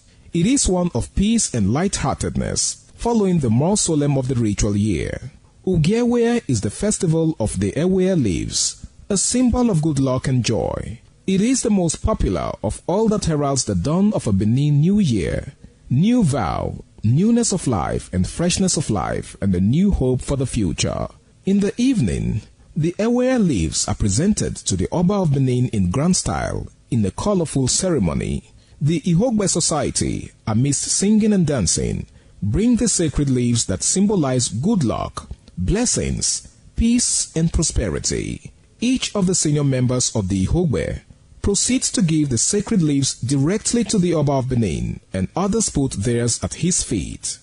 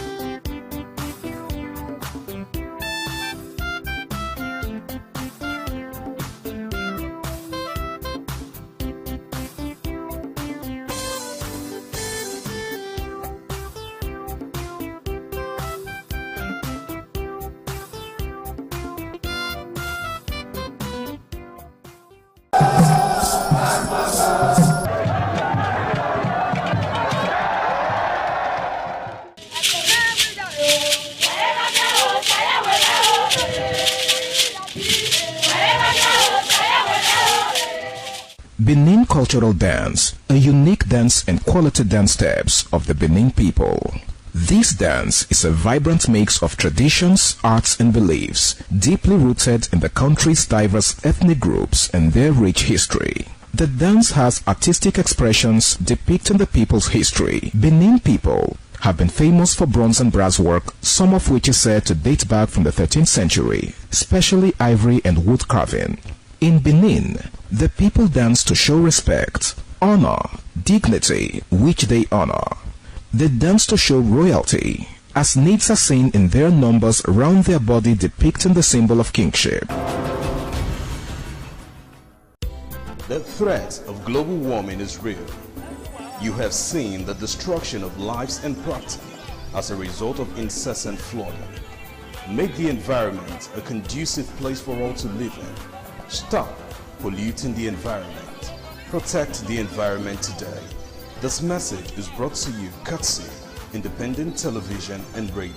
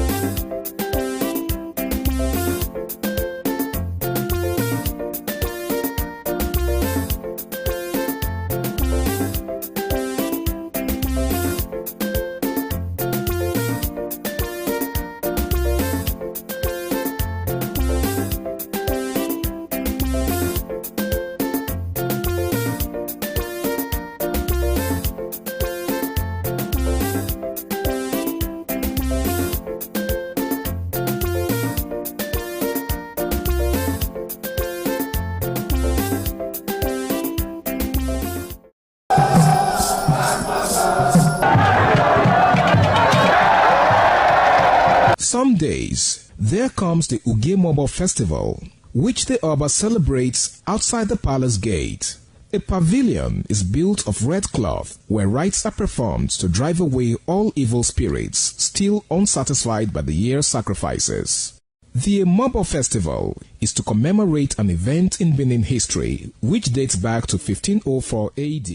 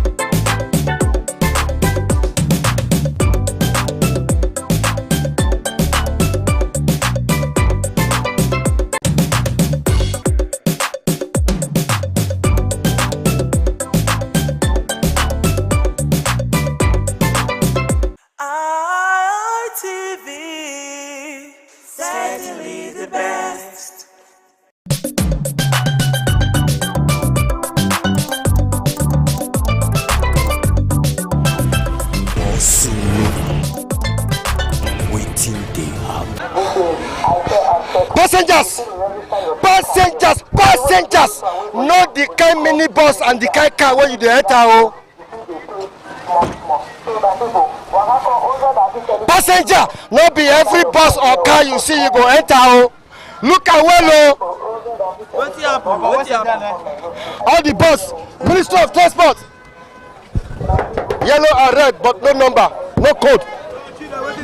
No code. Now code be the problem. You know, yeah. Say for this level, this area when I did so iki happened last 2 weeks. You know they see the way that the road be, so they talk about government not they do road for any season. Dry season, I government they do road. They talk on those guys. Okay, government not they do road for any season. Mommy, how are you? Nice to see you. You know what make me call here? Yes. We get one report to say make passenger now if they want enter bus. Yes. Maybe they know the kind bus. Let's understand? Because they wanted to come put some kind of allegation for our head for here. No. Kidnapper and bandits said that they load for this place. Okay. Then I said, no, make I come. Yes. Me confirm. As you confirm, I see any this year. No, if passenger want enter bus for this junction. May they look at the face well. Very important. Old school na old school. Like you so they know you now. Old school na old school. As I dey say, mama. Passenger know me, I know passenger. I know my own know me. All those who carry money from another side to call here, they load, they carry money to go. Other people they talk so. Other people that they work for dancing and you believe. For evening they go come and go they work for their route they don't get. Now they carry a part for the kind of. No, you won't tell me say the people where they work here, the chairman, when people they organize here, they know the bus driver where they work here. Yes. See the list. See the list. All of you. Yes. The list all your number. I mean the writer, all the writer. But you know yes, so it happen here. You know here. Yes, yes. So let me happen over here they work. Huh? Let me hear they work. They work here. Now they tell you so they work here. They go carry to go back. They load for back. Yeah, let me on line. They carry to go for business last time they load. Other than be dancing motor and new bini motor. And they call it load. If I won't go power now, power Uniben now. Now tell us the boss now confirm. If you see me there, you know confirm. Because that mean that now we dey control. Now me dey control yes. Make it dey fall for one chance. But you understand me? When bus go there online, they don't turn by turn. When the bus go, they go work. Can't leave all the bus. Or say they plan to where they go. No. They'll go from that side. That place go enter motor for there. And maybe motor when they enter, only 2 people dey inside. Other 2 people na thief. Doesn't mean they go. They'll enter. They'll go rob them for that. So if passengers see say one bus they load, motor they enter here na genuine. No, if passengers see where they load. Make them make sure say they food that bus and enter the next bus. They go front, so they want go enter the one. Maybe say if they blow, they go for this area here. It don't concern us. Yes, no. I true that. We dey agree. It don't tell. Respect, greetings. Passenger why enter bus for this Ibiwe. Yes. I go to know the confirmatory bus because of something wey happened 2 weeks ago. Yes. We get packed. Now yes, that be our pack. Now they give us the motor they load, so that anyone may do load for back. They no load for our pack here. All those impatient drivers, all those armed robber, kidnapper, now back now they for the go they load. Now here be the pack where they give us the motor they load. If they forget things, they forget load. Now here they give them back. They come here, give them back. Yes, those people will be say. They do that thing, now for first. New Benin. That's an allegation, no? No, it don't fit concern a first minibus. Now they call the office here. Nothing. You know what you want to do, It not be say I not quit your cash, but that's why say he plate number not come day back, but he put for front and not see. When they don't push that girl to away, now they pass that wire road. They zoom past there. Now the guy come me say whether I know that motor. Now say I don't see the plate number. I say this motor not be this route for the work.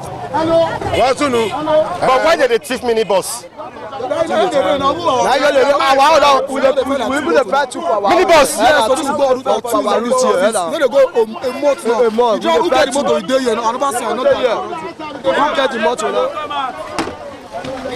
Now here you dey work? No, be at the work. I come out road, but I'm going to for here. No, I come out. You know that driver? No shaking, I park it. Oga, now you get this bus? Yes, sir. Are you the real driver of this bus? I'm the real driver now. The driver now? Yes. Are you the driver of this bus? Yes, sir. Are you sure? Yes, sir. Because you know, yes, one day some kidnappers use this level to take operate. Yeah, now. Why you hide your face? Sit down well. But now your boss be this? Yes. Sit down well. Now, why code not there your back? Which code be that one? That number. They never don't come out now. I just spray my motor now.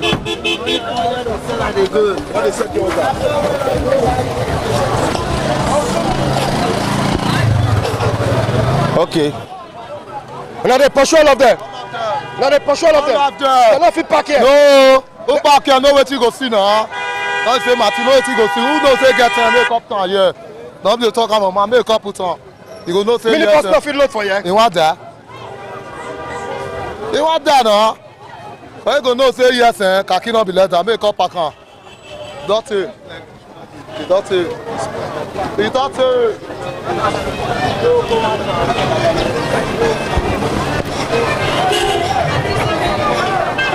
this ring road. People they complain about this ring road. Now I don't go ask all those drivers whether the people, all these drivers who they work here, whether they know them. You know, say one matter happened like 2 weeks ago when they say kidnapper can't use minibus load for here. That's what they talk. But I know since then, that's why all of Nana don't come. Now I make all of us day here. They watch. We wear uniform. Sunday we not still wear uniform. Sunday we not wear uniform. So once you look, make we see all those there one chance. You know when the they happen before, now we first pursue all of them. Yes. So now since they're on this side, now Papa the day before. Now they don't still on this side. We'll pursue them. We'll go hold them. No worry. No, what will be your advice for passengers? Because for passengers, now any bus they just the thing is that's why we always preach about this Central Park. Very important. You see, but if they take that place now, they're not going to see one chance more to enter. Because we not fit there all the time. I fit there here now. I go here, say hold up there, I go that side again. Because these people now, and the time when they come, they know they come for daytime. Now in the evening, they come. Around that kind 4, 5. Now all those time, they'll look and say all those security agents, most of them don't close. The hair go down. They'll your come, they'll say, and all these people, they go get old man, they will get old woman, we go there inside the motor. They go get old man, old woman inside the motor. So you now, if you want to enter, now you can't see old man. You see it the day, you see it your man, you go enter. And meanwhile, the people they want to perpetrate the evil now, they go there front. As they come up from where everybody there now, they will come do like say stop them, you go enter. The other will do like say stop them, go enter. Now so I tell the car, if now here we for the hold them. What if we catch anyone now? What will happen? If we catch anyone, I know 2 ways about it. The governor don't talk now execution now for ring road. After that 2 weeks court now execution. So for me, you know say we catch at the right time, they will see good evidence, they prosecute them. That's it. Everywhere gallant. Any person went to anyhow. It's anyhow. Thank you, sir. Ilaklo. Alpha. Correct.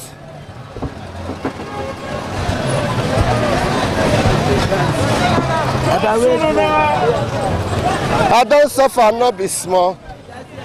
Opposite, I guess sense. Poverty no good at all. Oh. Now you make I join this business. However, Mona relax, no small, they'll soup it finish. Mona relax. They'll soup it finish. I don't suffer, not be small. I guess. Poverty no good at all. Oh. Now you make I join this business. 2,000.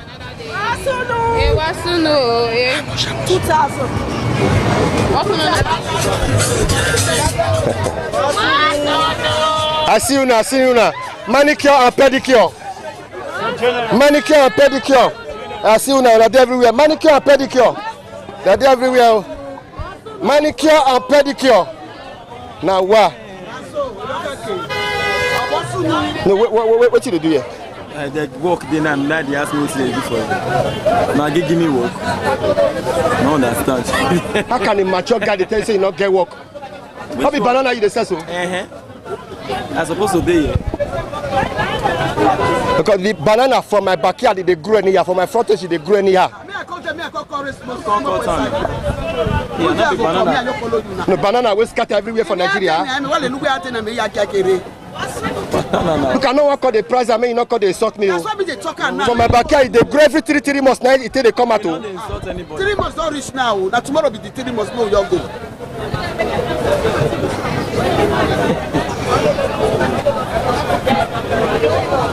Not le person here, like how much this one? Only 2 million. That's 2,000. Only 2 million. That is the code. I give you West Alako. I give you West Alako. I give you West Alako. 2,000 naira. You know where I am there? That one with my backyard go Surat. You know Surat make something. What did they happen? Also know you. But you know America. You okay? We never. I they see you all the time. They admire your program. Waiting they happen. Now waiting they happen. Now waiting they happen.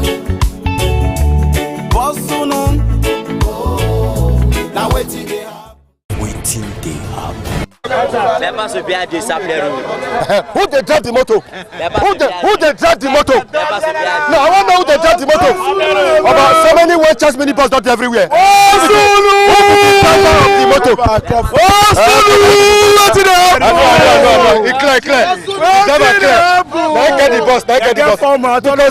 No, some boys, so many boys go kidnap. All the show for the unit. No, I want to show for the unit. That can don't know where the shadow does that, you know. Yes, the thing they work with check now. You know. The thing now we are for the happen. You know those Oluku Road. They say batch, you know, they are better. Madam, borrow me a format, makeup. Before you know, when you give them, they say our batch is not good. Before you say, bypass. What do you see now? So you know, say mini bus agents. They be like zoomile. When they mark guard, already help everybody. When you see you, mark your guard. Now you they show they help with your phone, your Airtel, your phone accessories. You have go. No, make the passenger mark the guard. No, don't match your guard. Not go let the hard way. Oh. Not go let the hard way. Passenger match your guard. Oh. Passenger hold your outside. Passenger match your guard. Oh. Do small.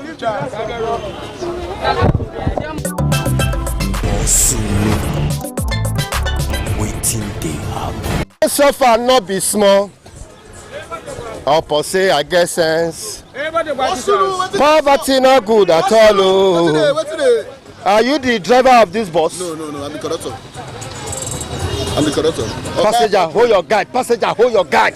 Airport Ogba. With this man when I see for this bus, my mind don't call down. Okay. Airport Ogba. They cover your eye. If they kidnap you now, I will tell no say you dey inside the bus. If they kidnap you now, I will tell no say now you dey inside the bus. Passenger, hold yourself. Oh.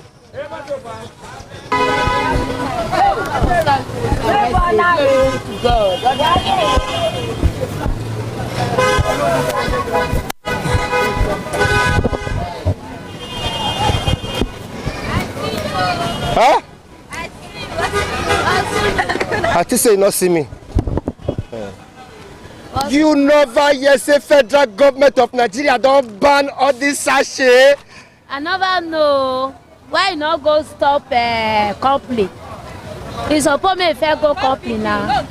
Okay, no, you dey talk sense. Before NAFDAC go call the arrest you now. May they go arrest the company. The company and people may sell am for Mission Road. If they don't arrest some people, no see where they buy again, no buy again.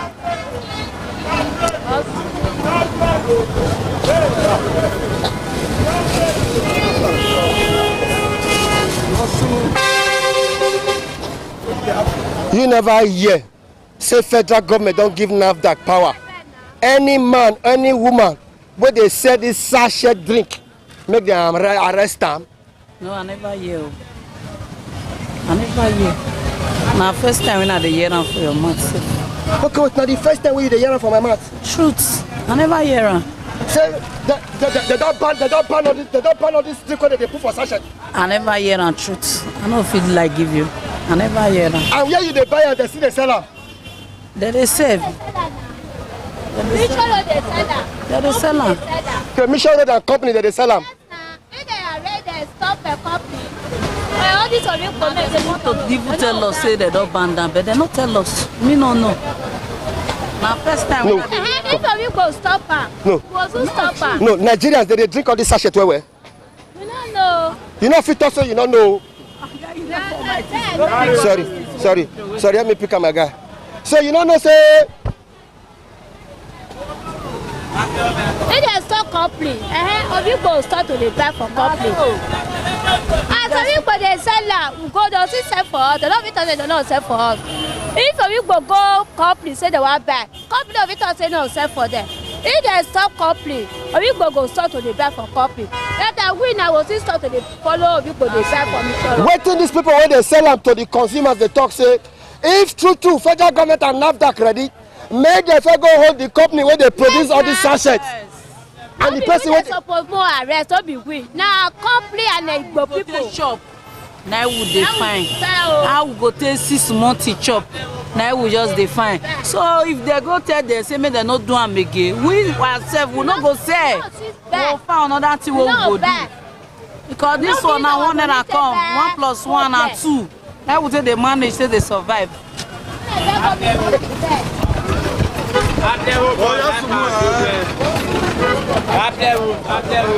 Where is the driver of this bus?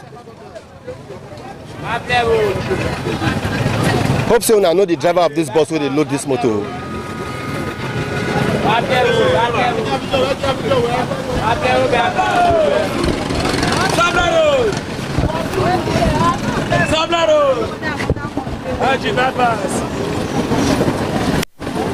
Now people take the enter one chance, so you say you don't go. Passenger go enter, they go jump enter, they go enter one chance. They don't go no say na kidnapper bus, they don't enter. Wow.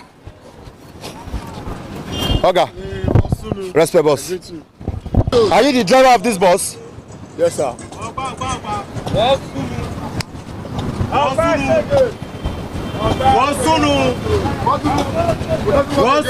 Are you the driver of this bus? No, because we want to know who be the driver of the bus. We don't enter one chance.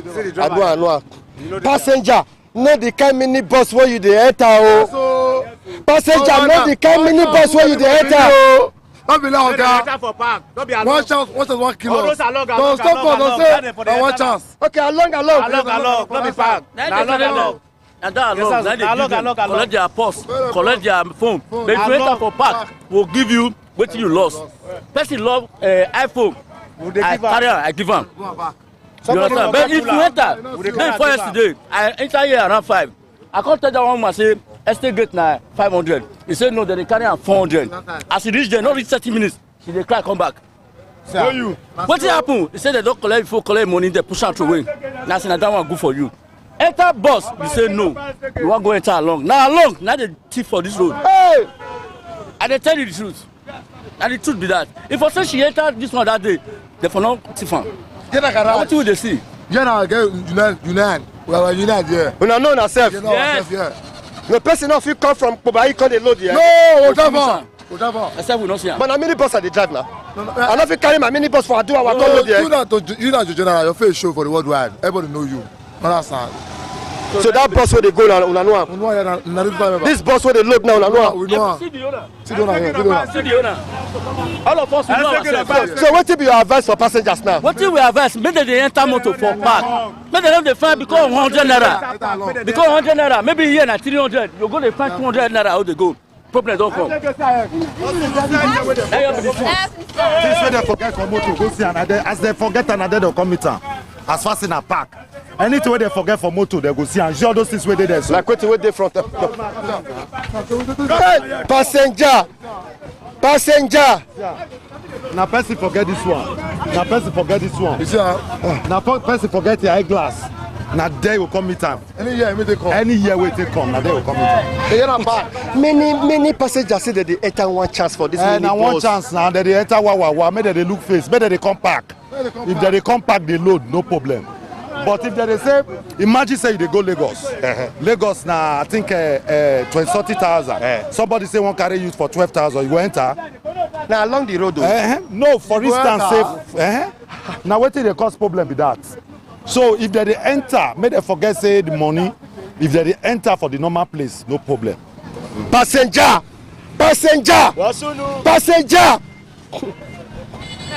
How are you? Passenger. How are you? I greet you, sir. How business now? Seven. People they buy them. They buy them. Small. No say they don't. They go say na food they want. Na food. This say they never shop belle food. They say they want buy perfume. Na man that call they patronize. If not, they not go buy. You can't give them some letters. I tell you. You talk, preach. Say go make body they sent. Yes. Go say boy never. Say money not reach to buy food for belle. What they want use perfume do? I go they beg them. Oga was soon not be smart too. But if you get opportunity to make you get work with better pass this one. Hey, Baba God don't do well. Now you leader. Nah. What you talk so na better thing? No, you believe say God will locate your help and I mean you get better work. Just now, yeah. If God bring better locator, what go locate me, go favor me. I don't bomb that one because wisdom there. I tell the. How will they reach you? Me. If you reach me, I'll give you my number. Give me your number. People they watch us online. Just now, man. But if anytime I come this place, I'll see you. Just now, every day, now they also they preach when they buy this perfume. Every day, I tell you. But you say if you see work way past this one. Sharply, I move. Give me your number. Okay, my number is 0. Okay, my quick. Sharp. Now God just bless me so. My helper don't locate me. 0 081 186 414 97. Oban. Don't know one. You can flash me inside. You feel work any work? Poor Mandala. I go work. Any work? I say you not see us everywhere. Cause there's everywhere they hot. Any work, even on a clear, even on a bouquet, I don't go. That's all. What do you want to use this money do? This money, if you reach me, but get some more picky for us where I see they also go they feed. Money your corner, open business, also they. I be tell you, only say I don't see money to open shop. Now I can do also like this. I lay hand work.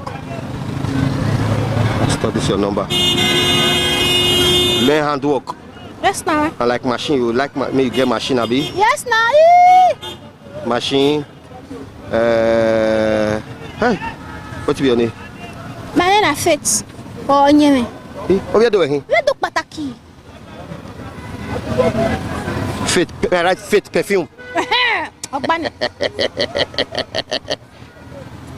So you believe say through this talk when me the talk, so God will locate your helper for work. In fact, God already locates me. As I always say so, God already locates me.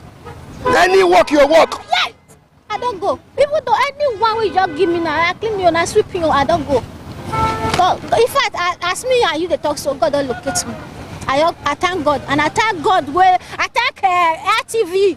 God go bless RTV. God go bless RTV.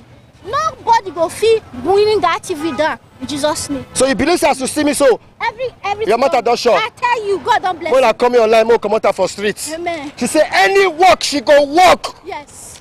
Come on. I don't suffer, not be small. Upon say I get sense. Only God can do what no man can do. Unchangeable. Unchangeable God. Reliable. Reliable God. Only God can do. Only God can do what no man can do. God will locate you. Will locate you. Will locate you. Hey, wait. Waiting they happen soon. Now waiting they happen. Now waiting they happen. Now waiting they happen. Waiting they happen. His Excellency, you know, so you tell me that they say you should bring out the boss. Who will bring her? Bring her, come out. So that all this our conductor, our driver.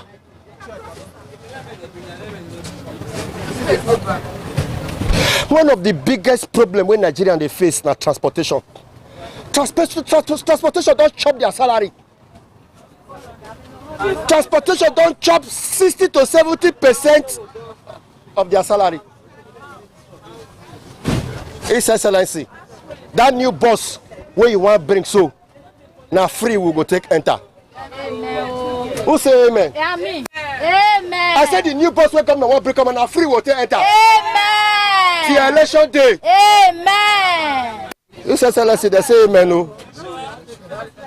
that new bus where you want bring come and so now free will take enter. Amen. Till January 16. That bus, may I tell you the name? No. The name of the bus is Akpako bus. You know, say before we get comrade bus, this one is Akpako. I might ask you a question. Why is it that waiting people talk? Waiting we talk for our mouth to know the chat for TV? Why? No, this one where you talk so. Why don't they chat for TV? No, this one where you talk so I must break a comment. Why don't they chat for TV? I must break a comment. People go talk waiting there, but no, we don't say for news. You know, look at them off. Why? Why no they do like, when they do like that? They go come out with person talk. You don't think you made the woman yet to government. Why do they go that off? Wait till they talk so we go sham o. Sham, I got it sham. Una go let no talk, don't go come out for TV now. You bring the one where they sweet to people here. No, you dey blame television station for Nigeria. Yes, I'm blaming you for not up. Yes, I dey blame una. Una they do who here. Television station? Yes. No, they say the needful. I got up better thing, you know, that thing go over up, no show the way people will say, make this to the government. It is wrong. If you don't, they go know what they talk about, no fear on the head, no good. Una be our eye, be our representative for that place. Now go cut up within the cut and off. Can't the one way using a put for people here, no good. No good. I can't kill myself. Kill yourself. I can't kill myself. Oh.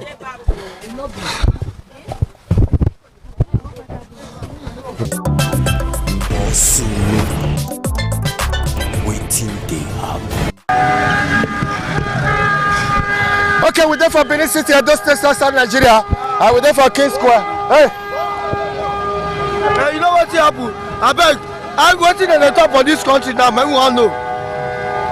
I want to know what did they happen for okay, what's your problem? What's your problem? The problem now, what did they happen for this country now? I want to know. How much you take back for today? For now, 1,350 for this country now. Me, I don't tell you. I don't tell you. No. I won't go Libya. I won't go Libya. This Libya now, I won't go now. I want to leave this country. When people they talk, say, Wakana, you say you want to go Libya. I say I won't go Libya. This country don't tire me. It don't tire me. It don't tire me. From that, tomorrow now, I dey go Libya. Tomorrow, I dey go Libya. Because I don't know, as this country they be now, every day, things they jail, every day. You know, yesterday, using Sky Bus do kidnapping yesterday. For which state? He got a distribution number.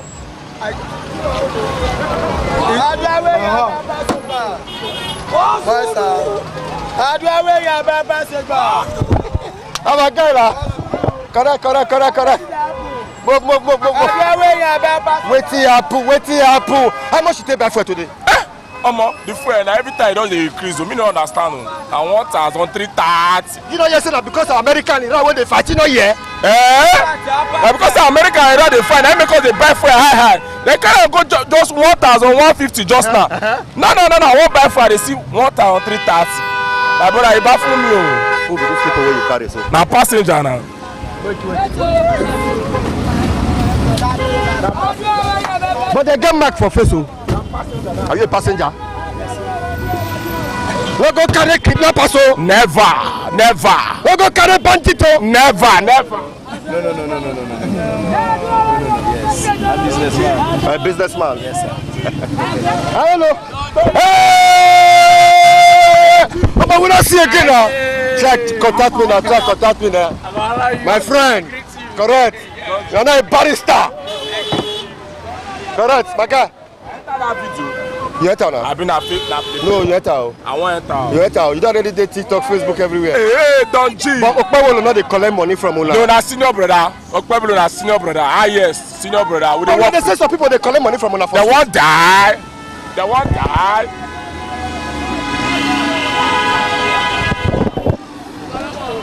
Hey, all this guy na street. See ya. Na street they do. Don't G, I'm going. Now wetin dey happen? Now wetin dey happen? Now wetin dey happen? ITV, certainly the best.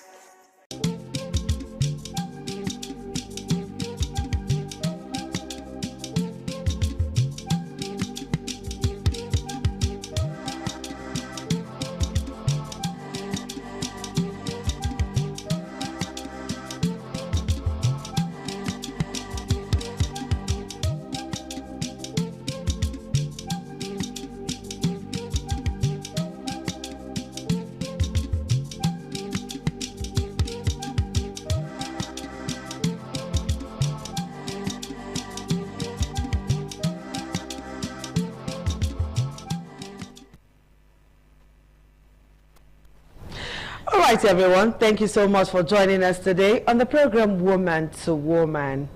Adesu Sawagye. And we're here again to talk woman matter. And this time around, we want to talk about a disconnect. How do we address it? You know, following the topic we had last week, the discussion we had about the 20-year-old girl who decided to kill herself as a result of rape, who waited for quite a long time before she decided. It's not something that she did at the spur of the moment. She had time to talk to somebody. She had time to seek counsel. She had time to like get people to talk to her, get this person arrested, heal, and all of that. She had enough time to make sure that this person who raped her, who violated her so much like that to the point of her killing herself, is put behind bars forever, if possible. But she didn't do that. So it was from that discussion that we realized that there is a huge disconnect between a mother and her daughter, or between mothers and their daughters. Most mothers and their daughters do not relate anymore. There is no friendship, no love, so to speak, no love indeed between them. So thankfully, Sharon was with us last week and she's here again today. Sharon Ekelen, who is a counselor, a teen coach, and of course, very, very, very good at motivating women. She does that a lot on Facebook, and I follow her and I read her post, and it makes a lot of sense. So Sharon, thank you for everything you are doing for women. Thank you so much. I appreciate it. So I also have a counselor with me, Counselor Pace Erubami. She is, like I said, a counselor, a teen coach, and she's also very neck deep into making sure that our girls grow up in the way that they should. So ladies, a pleasure to have you join me today. So let's look at this disconnect between mother and daughter. Thankfully, you are mothers too. I don't know if you have daughters. Okay, I know you have a daughter. And now you have daughters too. So talk to us. What should the relationship between a mother and daughter be? Or a mother and her children generally? Because even boys, they're getting attacked too, they're getting violated and all of that. I saw a video of one man on a video post who was saying, he did not use the boy for ritual. He only slept with the boy. How does that sound? And he was saying, I didn't use him for ritual. And he was now swearing, using his children. And in calling the children's name, he mentioned about 2 names that sounded like boys' names. So he had sons, or he has sons. He left his sons and violated somebody else's child. I just don't understand. We'll find time to talk about that. The thing is giving me serious headache thinking about it, and that picture has refused to leave my head. So talk to us. So this gap. I think I watched Michelle Obama in one of her programs. She said something that really stood out. She said she don't need to be her daughter's friend, but she's their mother. She has to play the role of a mother. So people might look at it in a certain way. What does she mean by that? We need to deal with our children as parent and daughter, a mother and a daughter relationship.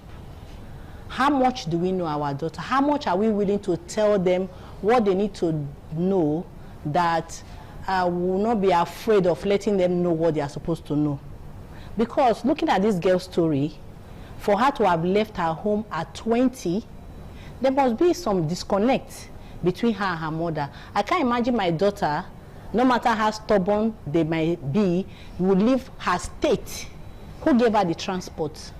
How did she get the money? How did she get the guts to leave her home and travel to a different state for whatever reason without the parents knowing? So I think it's not just about friendship. It's about telling them what they are supposed to know. And I read in the book of Deuteronomy the role of parents to their children. We should not neglect our role in our children's life. We must tell them, because as we keep telling them, they might seem like they are not listening. A time will come in their life where those things we say will play in their head. When they are about to make critical decisions, they will remember. So some parents might lack that ability to know how to talk to their children. Use teaching moments. You might not just wait for a one-on-one discussion. Some things might happen. Use a teaching moment to tell them a story. I remember my father using stories to tell us, and most of the stories he told us were life lessons, and they help us in making decisions. So I think that is where parents need to work on. How many of these stories have you told your own children? The stories your father told you? I'm telling them a lot of them. You know, say I know they are not feeling now. Yes, like one of the story my father said. My father used to say that about dress code. He said when you see people wear mini skirts, it means that their material is not enough. Do you understand? Yeah, but people are taking it as a trend. Do you understand? My father also told us a story of a king who had a servant. And when they were traveling, the servant came to the king and said, please, when we get to this new city, please don't let them know that I'm your servant, because he was so close to the king. And the king said, why not? Of course, I will not make them. It's you, what you do, that will make them know that you are a servant. And eventually when they got there, they served them the food and the dining. He chose to go and eat by the fireplace and many instances. Yeah. So we use teaching moment to teach our girls. All right, Sharon, let's feel your pace now. Disconnect between mother and daughter. What is wrong? What is happening? I think I have always had the ideology of mother-daughter relationship. A child first friend is the mother. Because the child sucked from you till, if some can be till a year old. Thank God for baby friendly. So if you want to use that word baby friendly, meaning that bond, that friendliness ought to have started at that age. Because while the child is sucking, you could see the child is looking directly at the mother, into the eyes of the mother. So meaning there should be a connection and a bond between the child and the mother. But unfortunately, due to societal mindset, upbringing, the circle is always there. Why will I be a friend to my child? My child, are we mates? Yes, are we mates? We are not mates. So you should know your boundaries. You should know where you should cut the line. So a child cannot, there are some children, they can't even go and maybe as I'm seated there, come and, why will you touch my hair? Am I your mate? So once that relationship is not really there, there is this gap between the mother and the child find it so difficult to penetrate the mom, because the child like, oh, can I open my mouth and say I was raped? That means it's better for me to just pass that rape place and just be going than for me to open my mouth and tell my mom, because sometimes some parents will blame the child, beat the victimization. child. Yes. They victimize the victim. Yes, and make you feel that you are, it's just you are the one that even ended up becoming the abuser. That raped the other person. They make the child feel worthless and feel bad. So if there is this relationship between mother and child, especially daughter, like I tell my daughters, tell me anything, no matter how it will break me.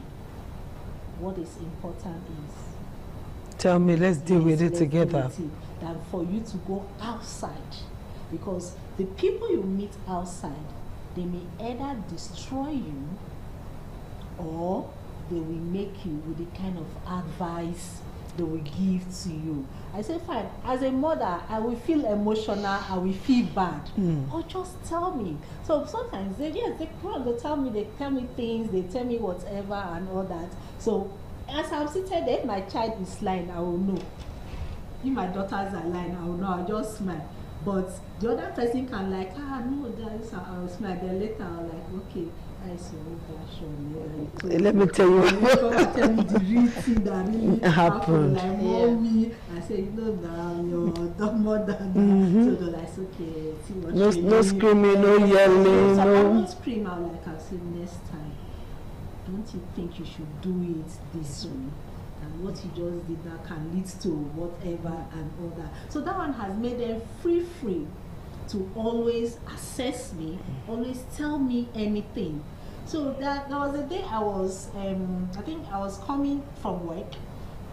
My one of them, they were still young. One of them just held me. I was dragging my hair. My husband was like, "Leave your mother's hair alone." I'm like, "No, drag the hair, drag my hair." I'm like, "Do you think she's your mate? She's not your friend." I said, "Please, my child is my friend." So I should be her first friend before she start making other friends. She should be able to tell you everything and anything. And why did I make that decision? Because growing up, I didn't really have who to assess. I didn't have an adult that would be like a friend to me that I can talk to. So there are a lot of mistakes I made. There are a lot of things that happens to me that drains me mentally. So, and I told myself, this won't happen to my girls. To my own girls. That's fantastic. Experience as best teacher. Yeah. Okay, Pace, while you were talking, you said, who gave the girl money? How did she get money? That. Are you aware that from that girl's story, she was trying to be a content creator. She wants to learn. She wants to earn money to solve issues at home. All right, you realize that these days, most children have taken up the role of their parents. There's a role reversal where you see young girls trying to cater for their parents and for the home. How is that even possible? Yes, so that is why I said, when I mean friend, when you have a friend in your child and you have a friend that is your age mate, they are different things. Are you getting me? When I talk about this is my daughter, this is me, my relationship with her, I'm not defining it in the friendship of a friend per se. I'm defining it, let her know her place as a daughter and I know my place as a mother. Because you don't make them become adults when they are not. But that is what is happening in our society today. So that's what I have in my mind. What are some of the things the mother must be saying? I should be telling her, look at your mate. Your mates are excelling. Come and see your mate on the screen. Your mate is the one making so much money on TV or on TikTok or this or that. What the kind of conversation that is going on between them? You can actually be a friend of your daughter, but what do you discuss with her? Are you getting me? So I think that there is a kind of discussion that is not healthy between the mother and the child that will push that child outside. And it's very wrong for parents to push their children to go sourcing for fund just to support them at home, and because then our responsibility they say it's to poverty. take care of them. Yeah.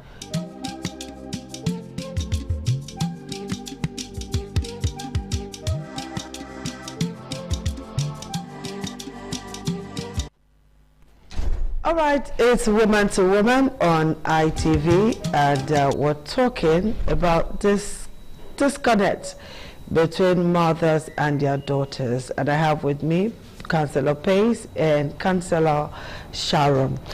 Okay, as councillors now, how do you think? I know for sure that some mothers don't know how to talk to their girls. Like, this issue of sex is a taboo. This issue of their sexuality is a taboo. Like, I remember telling my girls that it gets to a stage in your life where you get all of this feeling of sex and all of that. This is how to deal with it.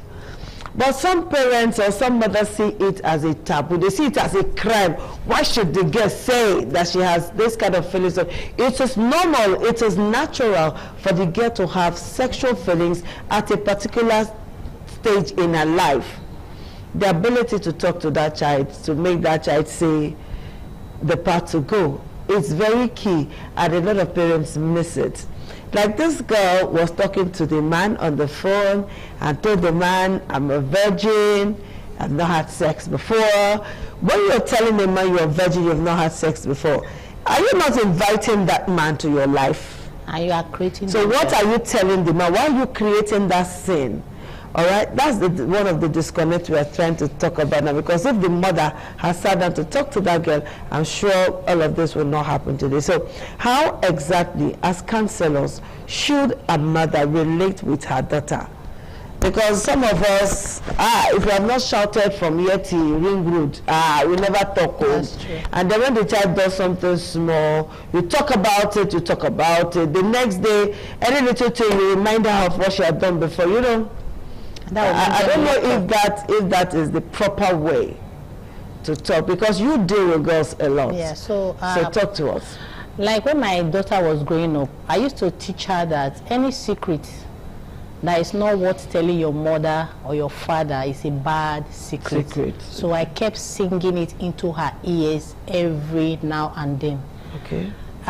So when she first saw her menses, she told me, and as things evolved in her life, during my teenage years, I remember those days we used to go and fetch water outside our home, and then somebody would touch my breast, and I would cry to my dad, because I actually grew up with my dad and my stepmom, and my dad would follow me to that place, and I will not feel embarrassed. But the children of these days, even when they tell you and you decide to take such action like my father did, they will be embarrassed. So you need to study the trend. You need to study how they react to things before you take it up with them. Okay. So the way my father will follow me to go and find out who touched my daughter's breast, and I will be so proud like this.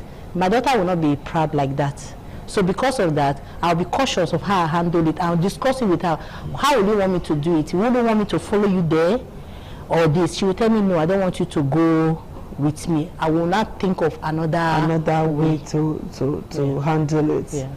Wow, that's fantastic. Okay, Sharon, let's hear from you. Yes. What's the best way to talk to our girls? The best way to me talking to the girls is, one, making them feel heard.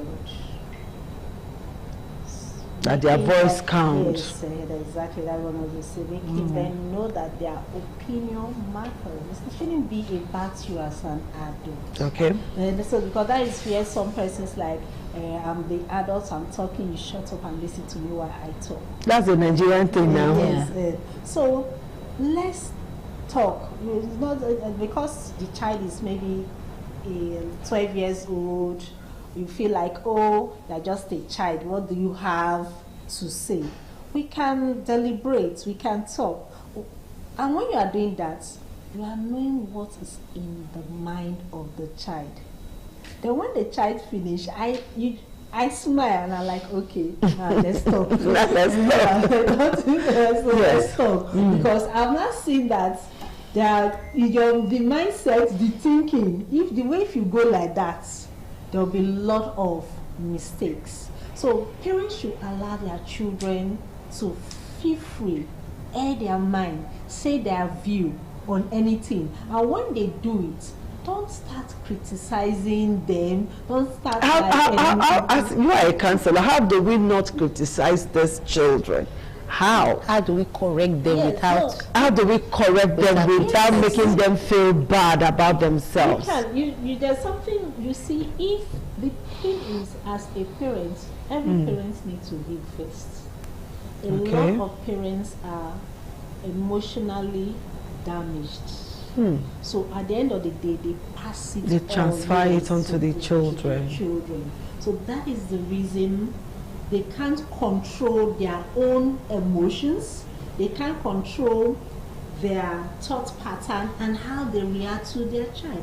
Okay, I was talking in the office today, a case I'm handling presently. Thank God yesterday I had a breakthrough in that case. How was I able to get a breakthrough? Because I used my story for her as an example. The case was a case of sexual abuse. Her mother married somebody. So there are 3 girls. She took them to their house. So the man abused the first daughter, like this elder sister, second daughter, then her. But the only thing the mom, when it started with the elder sister, removed her to go and stay with somebody. When he entered the immediate, he removed her to go and stay with the grandmother, then her. And the girl has been totally drained. So, but they can have the mindset, oh, it's not my mommy's fault because I experienced all my mom suffered.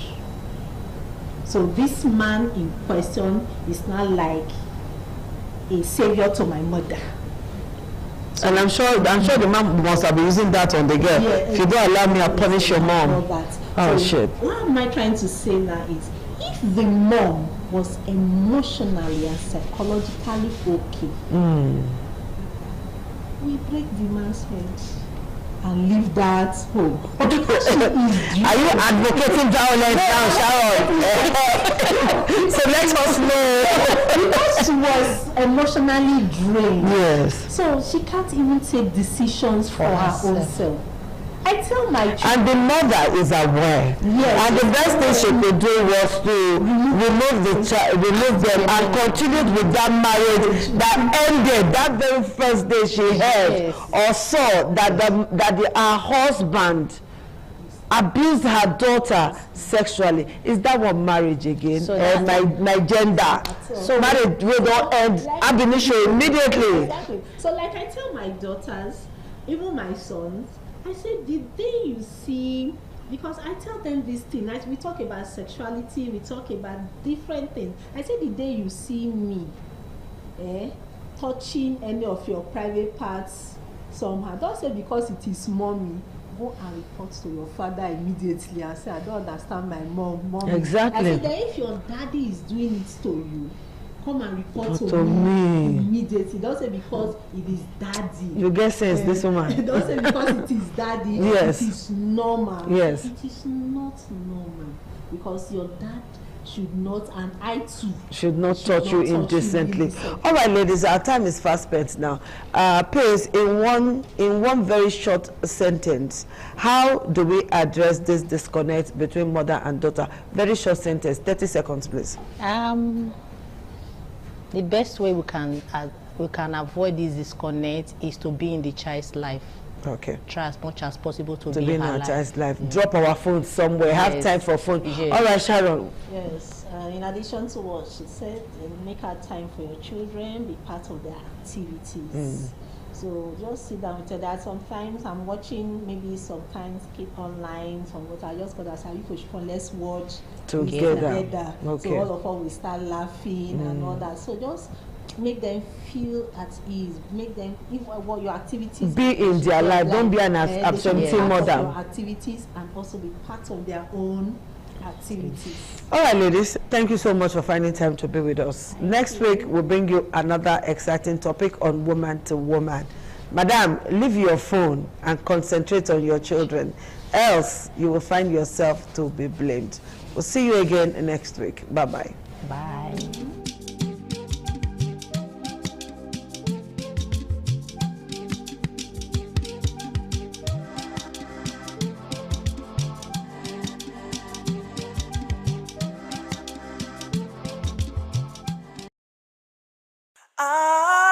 ITV, certainly the best.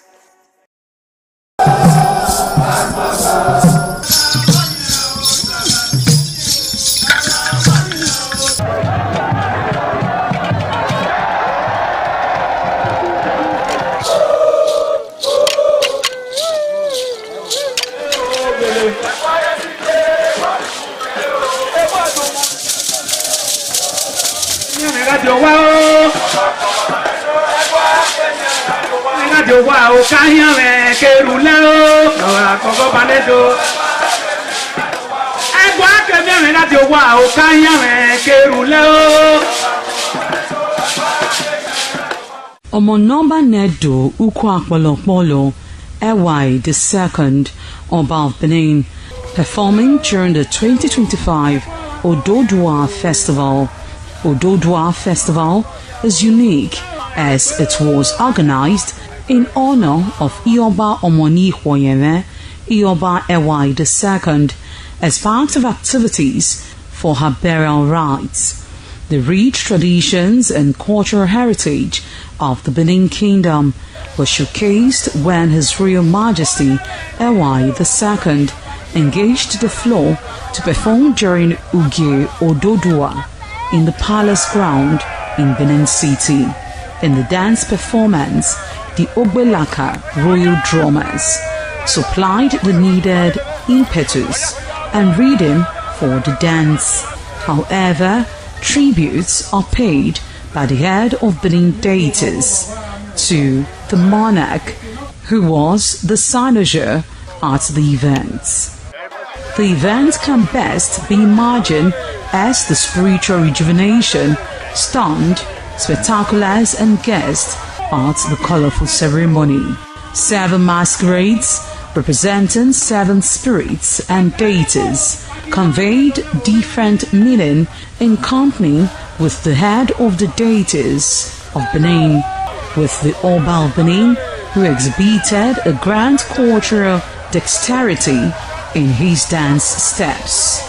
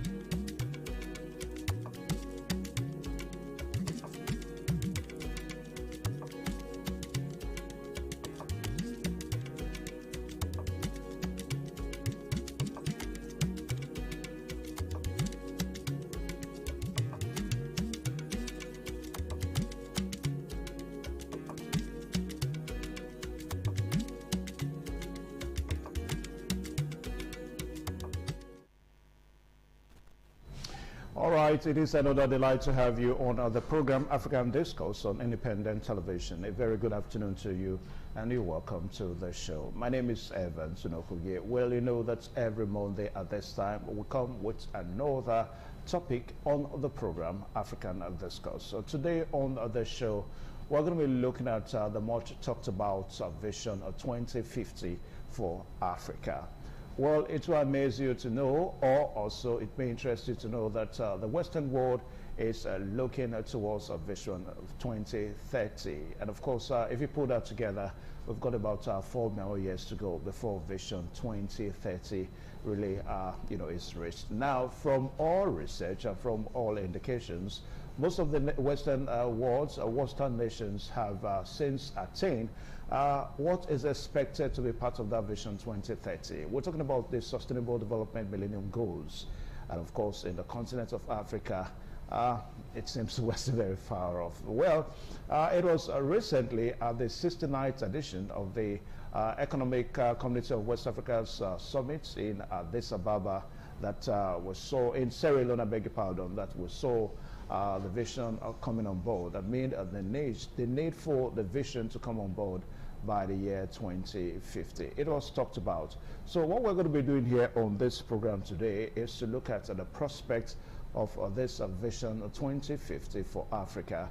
And of course, we'll see some of the challenges that may be hindering the continent, that may be hindering Africa as a continent from attaining all that is expected to be attained in the year 2050. This is 2024. So if you put this is 2026. So if you put that together, we have about another 24 years to go before we can get to 2050. Well, to discuss all this today, we're so privileged to have a serial author and author of many books, and of course somebody that is very renowned in international conflict and of course international affairs. I'm talking about Nowita Egbotako. He's joining us this afternoon all the way from UniDelta, University of Delta in Agbo. Sir, you're welcome to the program African Discourse. Okay. All right, so we'll just see how we can get back to the guest that we have today, Nowita Egbotako, as we make preparations to see how we can get him back on board. All right, so before we quickly go for a short break, perhaps I will just set the foundation for today's discussion. Remember, we talked about the Africa's summit, the ECOWAS summit, the ordinary session, the mid-year ordinary session last 3 weeks or thereabouts. That was in the month of July, whereby a summit was held in Sierra Leone. And of course, on that summit, we saw a new chairman emerging in the person of Bissaro Faye. That's the Senegalese president, 46 years of age, and the youngest president in Africa. And, on that event, so many things were talked about. And of course, like what I said, that the need for Africa as a continent to attain its Sustainable Millennium Development Goals in the year 2050 was brought to the fore. So like what we have seen, that most Western nations of the world, you talk about the United States of America, you talk about the Great Britain, you talk about France, and of course you talk about China, you even talk about other maybe developing nations in the Western world. They seems to have attained all these expected goals, even before 4 years, so before 2030. That these Western nations have set for themselves. And when you talk about these Sustainable Development Millennium Goals, we need to break it down in such a way that we can understand. We're talking about development in all facets. I mean, political development, economic development, and of course development in all facets as a nation is concerned.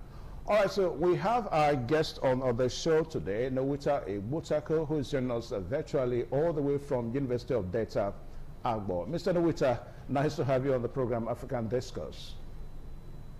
Thank you for having me. It's a pleasure to be on your show. All right, now, so it's always a delight to have you on this program. How is UniDelta, Agbo? Well, we give God the glory. We are okay. Okay. All right, so...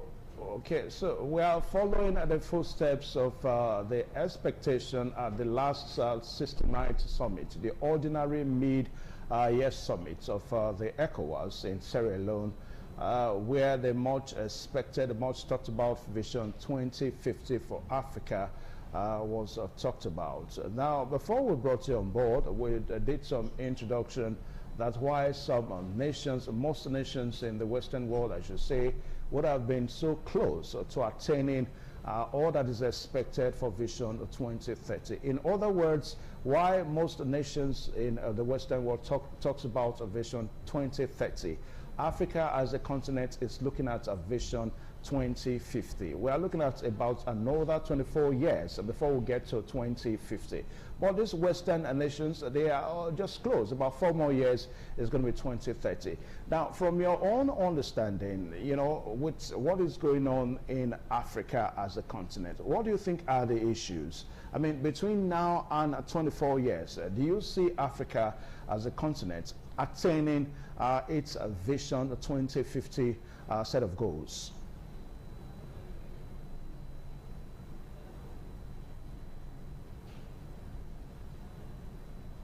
Mr. Nowita.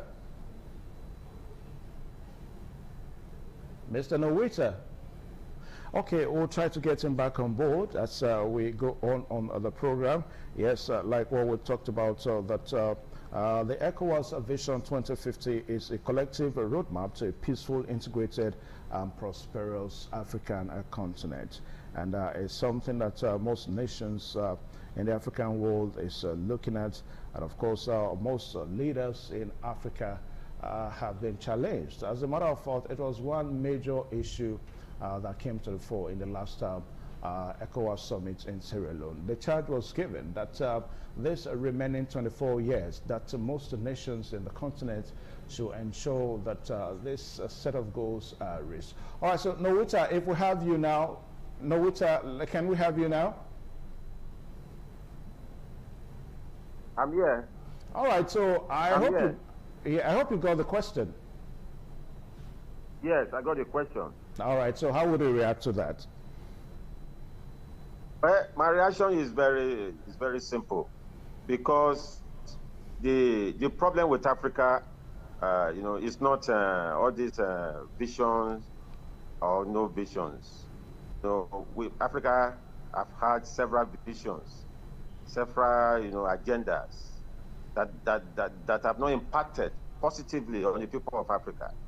So the thing is this: to dream is okay, to have vision is okay, but the kind of visions that are coming out from Africa, you know, for some time now, I've not really manifested into real development for Africa and Africans.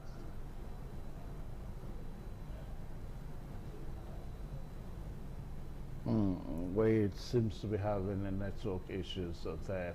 All right, so let's quickly take a short break. We'll be right back. Please stay tuned. We'll be right back. Vacancy, vacancy, vacancy. Join our team of dedicated educators and professionals. ITV.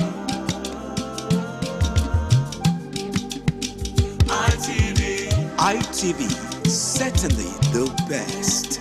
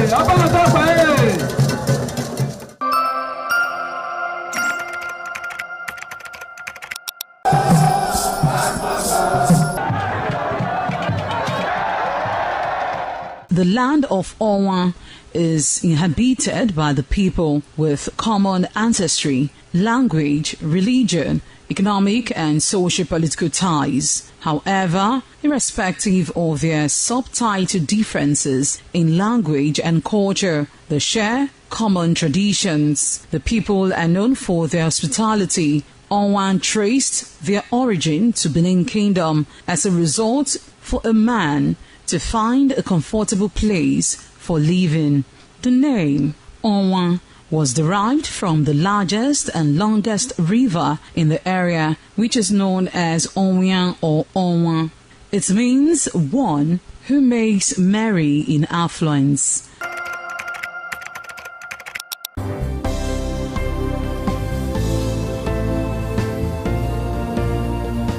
Thank you very much for joining us on the program, Healthy Living. What is the kidney? The kidney is an excretory organ in the body, which is for metabolism. Tuberculosis affects many organs in the body, but the common ones it usually affects is the lungs. Epilepsy is a neurological problem. Okay. It is an injury in the brain, which causes someone to begin to convulse, to go into fits. It is curable, but the cure is a long-term thing. If you eat well and avoid those risk factors that will make your immunity to be down, then the risk of contracting tuberculosis will be reduced. If you're healthy, then you're wealthy.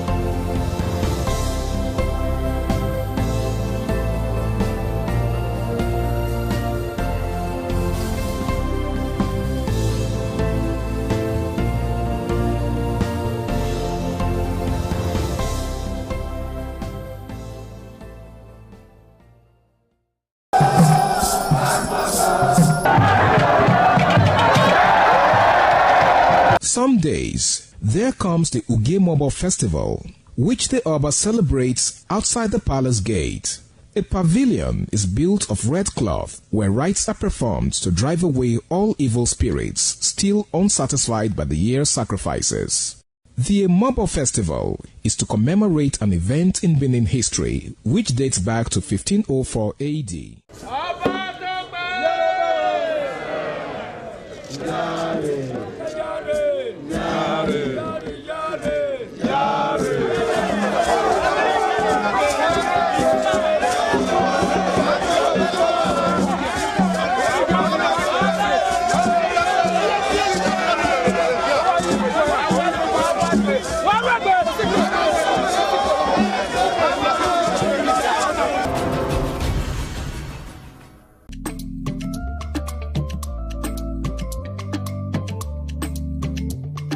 The man went out to bring in thugs to come and beat her. Yeah. In a situation like that, do you think women would have seen that and still want to speak?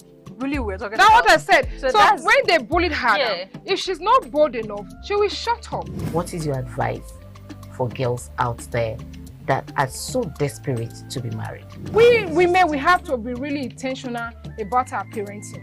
If you know a child is being abused, or you see signs, a bruise or a child, it has to be investigated. People barely even breathe when they are going for a shrebi and something. Party. You have to be They can't smart. sit If down. you see where they are dressing them up or dragging on both sides, you cannot. You cannot breathe. And these women would stay in those events for hours just to keep up with that beauty trend. Is that healthy? That's not healthy. I am Patricia Uremu Gabriels, and we're reaching you live from our Lagos Network studio. Of course, Women in Conversation is a program designed for women to discuss about themselves.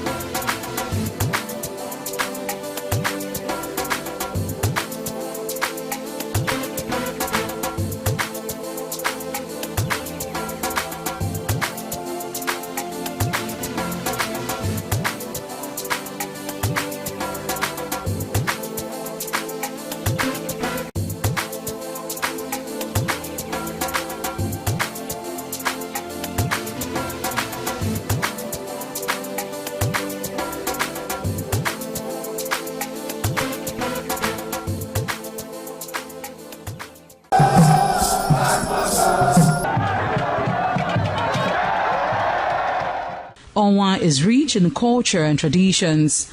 The people are a mixture of traditional worshippers, Muslims and Christians.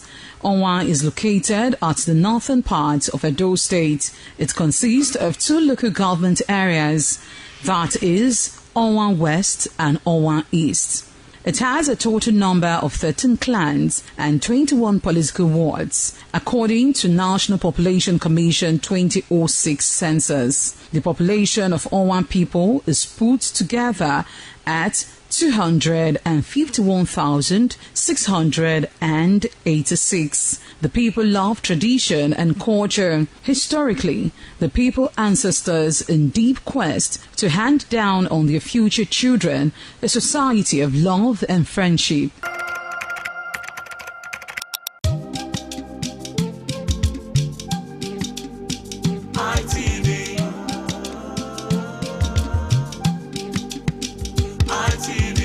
ITV, certainly the best.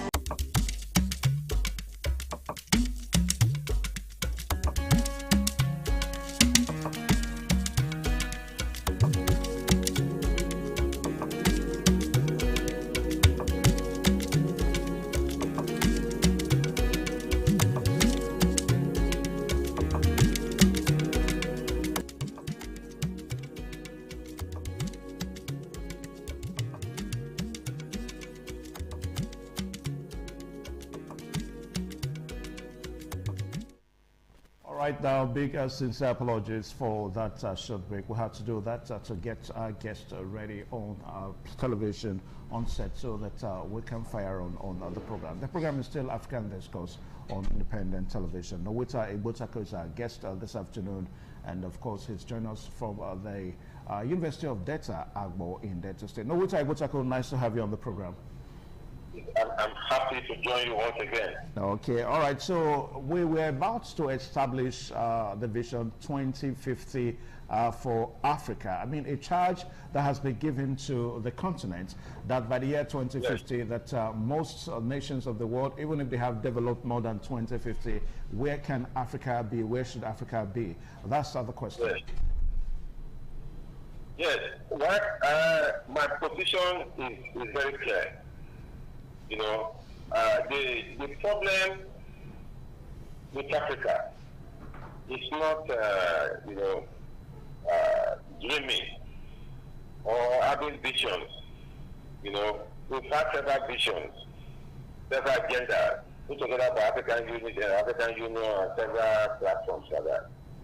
The problem is this: the inability of African leaders to be proactive, to be pragmatic, to be truly visionary in bringing practical development to the people of Africa.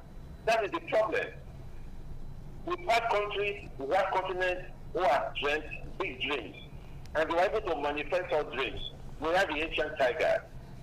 We have Japan. We know what happened to Japan after the atomic bomb was dropped in Japan in 1945. But they came together and brought pragmatic leadership, focused leadership. The problem with Africa is that the leaders will set an agenda, they will dream dreams, and they don't have the capability to bring this dream to practical reality. So I am not, by part of my background, I am not carried away by the vision and visions having them. But the African leaders should sit down and bring pragmatic development. The people of Africa are suffering. The people of Africa are malnourished. The African children is undergoing terrible state. The African leaders have not been able to bring practical development. That is the issue.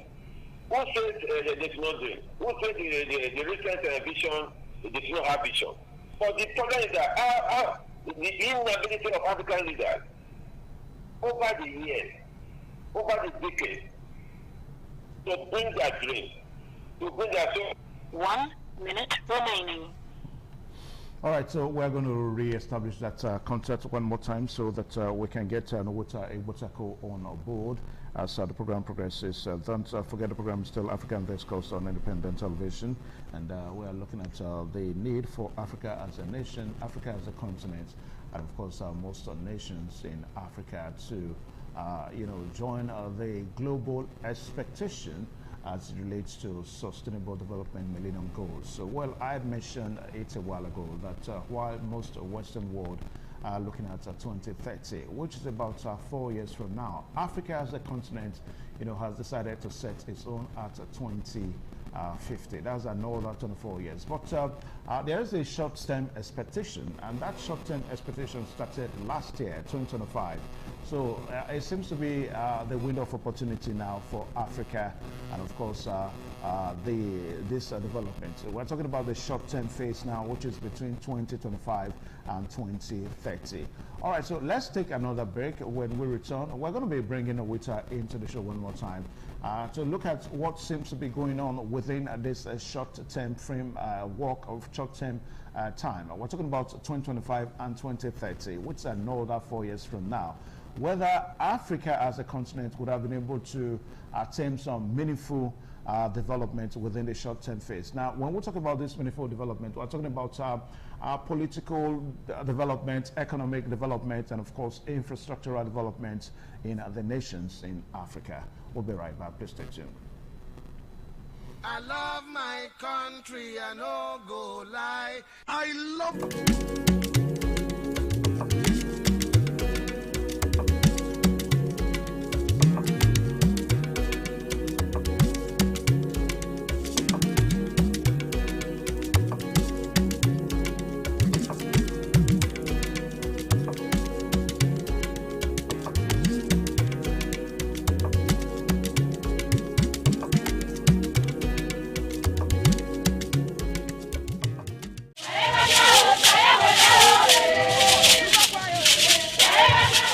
In a rare display of botanical brilliance, the palm tree defied natural norms, sprouting multiple branches that bear fruits. This rare occurrence has become a wonder to many, as experts are calling it a one-in-a-million phenomenon. Could this multiple-headed marvel hold secret to agricultural breakthroughs, or is it simply a freak accident of nature? An agronomist with Nigeria Institute for Oil Palm Research, NIFOR Benin, the strange palm tree also raises issues of a blend of science with human interest and cultural significance for maximum impact.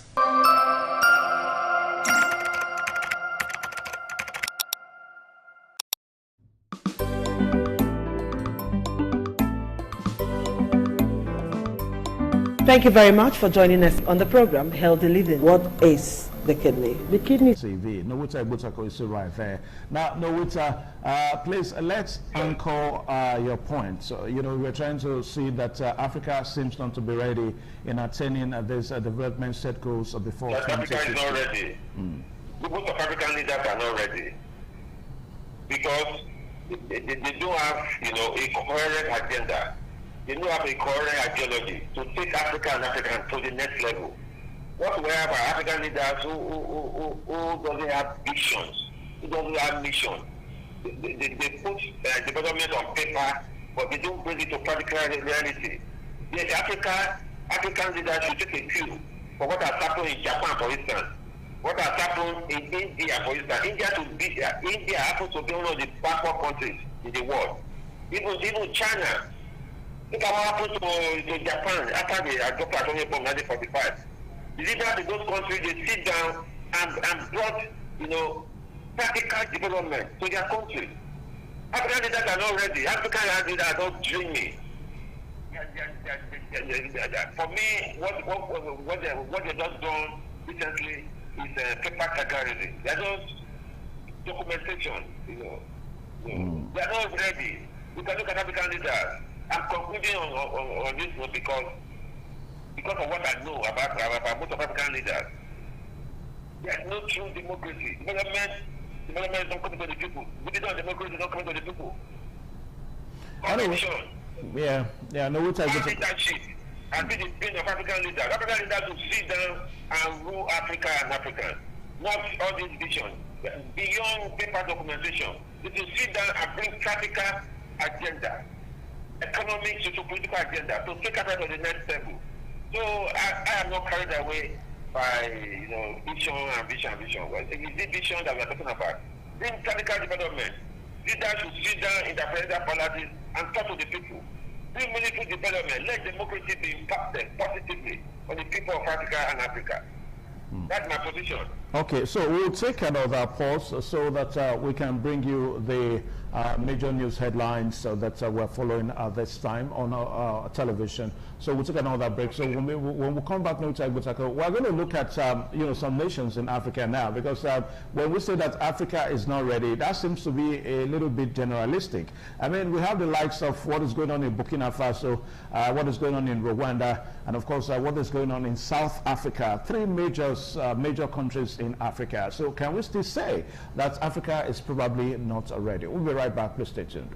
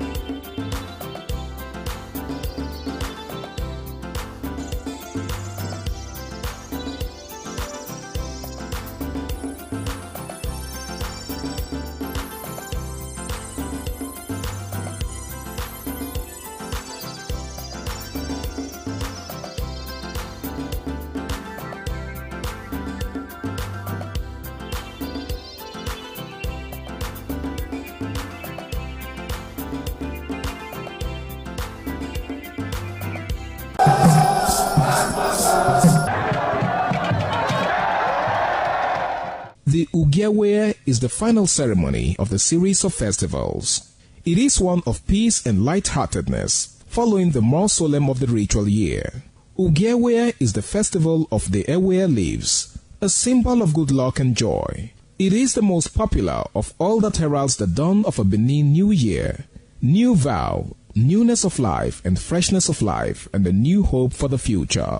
In the evening, the Ewe leaves are presented to the Oba of Benin in grand style in a colorful ceremony. The Ihogbe Society, amidst singing and dancing, bring the sacred leaves that symbolize good luck, blessings, peace, and prosperity. Each of the senior members of the Ihogbe proceeds to give the sacred leaves directly to the Oba of Benin, and others put theirs at his feet.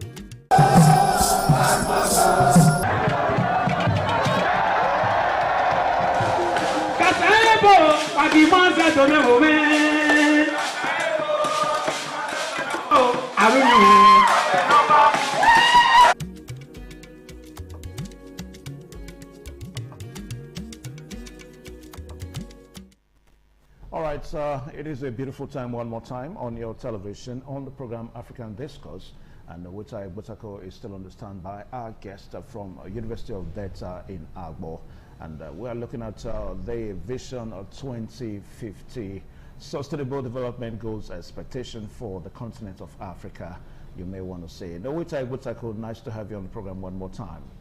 With pleasure, I'm here. Okay, all right, so I don't want to say you started by trying to make some hasty and a little bit generalistic, opinion that Africa as a nation is not ready. But we've seen recent developments, in some nations in Africa. Take, for example, the much talked about Burkina Faso. Even if it is headed by a military junta, we've had that country, Burkina Faso, which seems to have been a country that almost all other nations in Africa want to model after. We also have Rwanda is also there. Then, of course, we have South Africa, where we have Cyril Ramaphosa as the president. Well, until maybe recently, when South Africa had to disappoint, some expectations, with the xenophobic attacks and all that. Yes. But if we take these three nations, can we still say that Africa as a continent is still not ready? Well, just as you have said, in my, first submission, I generalized. But that is not to say we are not seeing fantastic development in places like Burkina Faso, in Niger, and South Africa, and one of the two countries there. So, Mali, because we are seeing leaders who have demonstrated leadership, positive leadership, leaders who have brought agenda of development. But those presidents, they are just fragments. Maybe Mali, Burkina Faso, Niger, and South Africa. I think South Africa, for me, is not a fantastic, example to give. Not because of the xenophobic attack recently, but I don't see much, practical positive development coming up from Cyril Ramaphosa, that's South Africa. But talk about Burkina Faso, Mali, and Niger. I think these are very few countries in the world, in Africa, who are showing positive development. Hello? Yeah, well, I would too. Go on, just go on. Yes. So now talk about you know how many countries in Africa? Africa is a global country. We are just talking about one or two key leaders. So, if you look at these leaders, did they allow the Grantor with any vision 50 or vision 20 or something? These are leaders who have studied their country over the decades, the independence. We've seen that policy development have not come to their country because of regionalism, because of exploitation, imperialism, and what have you. And they have said, no, we want to take our people to the next level of development. That's what is happening in Burkina Faso, for instance, where imperialism, have done their worst in Burkina Faso. Imperialism have done their worst in Niger. Imperialism have done their worst in Mali. American imperialism, French, name them. So, if Africa must develop, this is my position. If Africa must develop, and those who met recently and talk about vision 50 or whatever, should take a cue for what is happening in Burkina Faso, in Niger, in Mali. These are leaders who have demonstrated leadership. These are people who have brought dividends of leadership, for leadership to their people. So, and if you look at it at the end of the day, in summary, I think maintain that Africa is not ready because how many leaders are showing examples? Just 3 or 4 of them. So I challenge African leaders to look beyond paper tribalism, to look beyond visions that will not take people to the next level. They should take a cue from what is happening in Burkina Faso, in Mali and Niger, for instance. They should bring pragmatic leadership. They should bring practical economic development that will take the people. All right, sir. Yeah, no, you stay on. That's my position.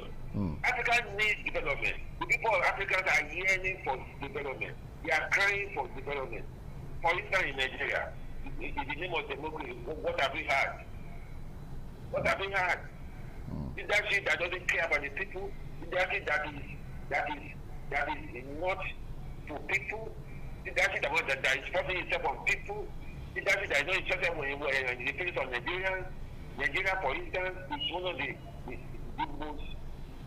most I don't know how to put it. Nigerians are crying. All right, let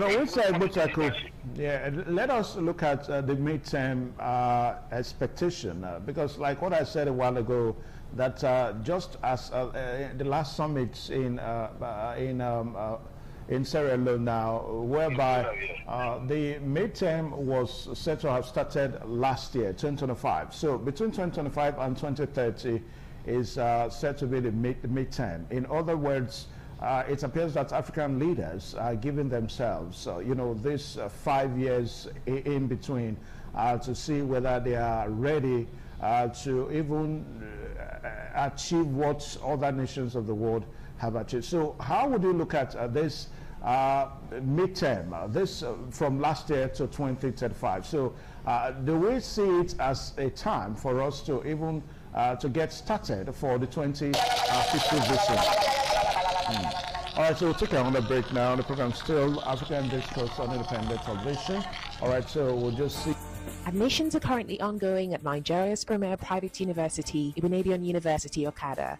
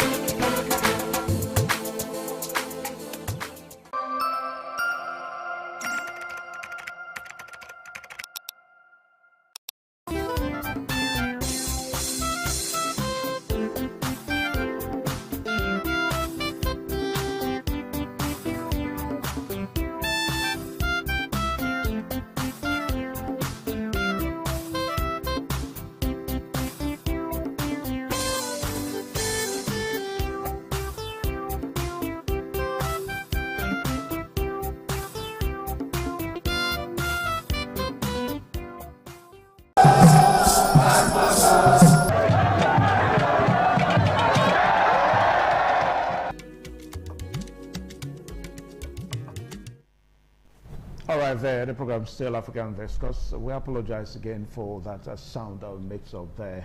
Yes, Nwita Igbutako is still right there. Now, Nwita, as we comment our descent now because of time factor on the program this afternoon. So let's look at the time, frame between 2025 and 2030. I was asking whether it is enough time to assess whether Africa as a continent is even getting ready to get started for 2050. Hello? Yeah, can you hear me, Nwita Igbutako? Yes, for me, what I said earlier, at the beginning of this discussion, I challenge, I advise African leaders to take a cue to go and read how Japan came out from the mess of 1945. How Japan came out of the mess of 1945. How the Asian tigers emerged. Talking about Indonesia, Singapore, South Korea, and the rest. How they emerged and become the technological wonders that we see now. I challenge them to go and look at what happened in those countries. What all this Vision 20, Vision 50? African leaders should move the people of Africa positively. We should let people of Africa enjoy dividends of governance. Dividends of governance. Dividends of democracy. African leaders should be ready to look eyeball to eyeball to imperialism, new colonialism. Because these policies are there to delay, to confuse, to stagger Africa and Africans. So we should take a cue for what is happening in Burkina Faso, in Niger, in Mali. How these leaders are stood and are still standing, eyeball to Washington, to Paris, and say you cannot teleguide us. This is how we want to go. So all these forces, their forces are playing in Africa. So beyond these visions, African leaders should sit down and move and bring dividends of democracy to Africa and Africa. That's the thing. Because we see what happened in China, for instance. After the World War, China was nothing. America was already there. How did China become the second largest economy in the world today? Because those leaders sat down in China, they sat down in Peking, in Beijing, and they have development plans, 5 years, 10 years. Not all this the dreaming 2020, 2050. African leaders should sit down. They should look how those countries emerge as, look at, for example, China. How did China become what China is today? Because leaders sat down and attended to development plans, pragmatic development plans, socio-economic development plans that put the people from the talking about underdevelopment, educational development, social environment, technical development. So for me, I still want to generalize. African leaders are not ready, and with the exception of the few who have mentioned on this program. So for me, I'm not fascinated by what we have seen recently. This Vision 2020, 2050, for me, it's daydreaming. So Africans should sit down and do Africa and let the people of Africa be happy. All right, now let us quickly just see some of the expectations that we're talking about, because when we talk about the Vision 2050 now, we're looking at some key areas that the continent is expected to have attained, near maximum development, even as other nations of the world would have also attained development. Now, we have the one that has to do with governance and political integrity. Now, the expectation is that by 2050, most nations in Africa is expected to attain governance and political integrity for themselves. Then also, we also have the one that has to do with economic and resource sovereignty. That is, nations in Africa should be economically sovereign, not to... Nwita Igbutako. Hello. Hello. Yeah, you wanted to say something? Yes. Okay, quickly. All these, agenda, this vision, for me, they are fallacious. You know what I mean? They are fallacious because In most African countries, there's no true democracy. How can you do development when the mass of the people are not involved in the decision making, in the democratization process? Yeah, but let us look at it in all of all this now. These are just paper talk. Because we know the ground, African leaders are not ready. Most African leaders are corrupt. They have no vision. They have no mission. They're just going after their own pocket. The facts are there. For me, it don't play in the gallery. If we're talking about governance, talking about democratic this, democratic that, when you have gigantic corruption, sweeping most African capital, when people cannot access good governance, when people cannot access true transition programs in democracy, when democracy and election have been segregated, when the democratic process have been narrowed by political gangsterism. But no, which I would tackle, in all of all this. What of Nigeria? Are we saying we're doing free democracy in Nigeria? When we have some individuals who have apportioned divine political leadership to themselves. I mean the word divine political leadership. Who do not want position to rise? Who are making every effort to close the democratic debate in Nigeria. That is my position. That is what I see. Okay, but yeah, no, which I would tackle. That's big dreaming. They are not. African leaders will not achieve anything because they are not serious. Yeah, but the which I would tackle, we understand what the problems are. You have since established it that.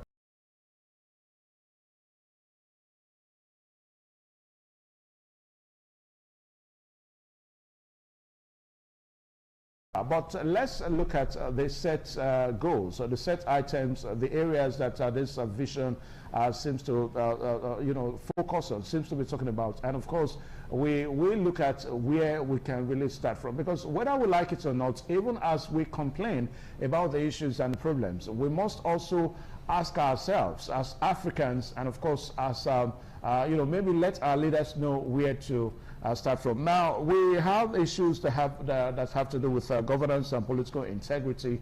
I mentioned that a while ago. Then also economic and resource sovereignty. It is expected that by 2050, most African nations should have some level of economic and resource sovereignty. Then infrastructure, in other words, African nations are not expected to depend on the Western world for infrastructural development, like what is happening in most nations in Africa today. I mean, a situation whereby China seems to be the country that is developing most countries in Africa in terms of infrastructure, as it relates to roads, as it relates to energy and all that. So the expectation is that by 2050, Africa as a nation should not be dependent on the Western powers, on any other nation for this kind of infrastructural development. Then also, we also have the one that has to do with health security and sovereignty agenda. I mean, only 2 years ago, we saw what Donald Trump did. I mean, by withdrawing the United States health aids, coming to Africa. So if by 2050 we attain all this, then Africa will be free from all that. Then we also have the one that has to do with global business views as it relates to how business is done, that Africa should not be depending on foreigners to really develop their business frontiers and all that. Then also there's the one that has to do with the green industrial revolution thing, that renewable investments in Africa should be talked about, solar power, energy and all that. So in all of all this, above it all, the one that seems to be a major problem is food security in Africa. Now, it will amaze you that food in Africa is no more secure. And this is a major problem. So in all of all this, where should we start from as we, comment on this and quickly know it? We should start from African leaders to sit down and be for people. I'm calling for visionary leadership. Leadership that show concern, that show empathy for the people. Leadership that will come out with coherent, pragmatic agenda. If you don't have a strong leadership that is focused, that is missionary, all the financial statements from Vision 20 something, is just mere daydreaming. Because we must bring pragmatism into an issue. That you want to put pragmatism into the issue. Because we have what we have, because in a continent where democracy is not even democracy, where we have dictatorship of the highest level in the name of democracy, where the democratic space is being peaceful, where the best materials are not allowed to enter presidential palaces. Such cannot cause political friction. So, I'm talking about my background. We want leaders who will sit down. Look at Uganda, for instance, after the genocide. Okay, I may claim and say, hey, gentlemen, we'll find enough of this men. Yes, because of this country. So, that is a practical example. And we want a candidate that will look eye to eye. Eye to eye for imperialists and imperialists. Because these studies are there to delay, to confuse, to stagger Africa and Africa. So for me, if African leader must be taken seriously, we should allow true democracy. The best candidate should be allowed to enter presidential palaces. Okay. All right, so we don't want dictatorship in the name of democracy. All right, so we have even Nigeria. All right, no, we have to stop the program here today, and so that we can make preparation for another topic next week on Monday by the special grace of God. So, Nowita Igbotako, we want to say very big thank you. Thank you so much for finding time to come on the program, to be with us on the program today, African Discourse on Independent Television. And we see that you extend greetings to your colleagues down there at Unit Data in Abo. Thank you so much, Nowita. Appreciate you. Okay. All right then. All right, so this is how we end the program today, African Discourse on Independent Television. Also, it's been said that leadership problem, leadership issue seems to be the major, talking points, the major issue that we have in Africa. Vision 2050 is only 24 years from now. So while most nations of the world, they're almost there. I mean, just about 4 more years, I beg your pardon, 4 more years to Vision 2030. Most nations of the world have since surpassed the expectations of this sustainable development goals. Africa as a continent seems to be very far off. So we hope and pray that between now and 2050, that's the next 24 years, we should be able to put ourselves together so that we can actually attain all these expectations as developments are concerned. All right, so my name is Evan Sunokuge. By the special grace of God, next week and Monday, we'll come with another topic and another guest. Until then, goodbye and God bless you.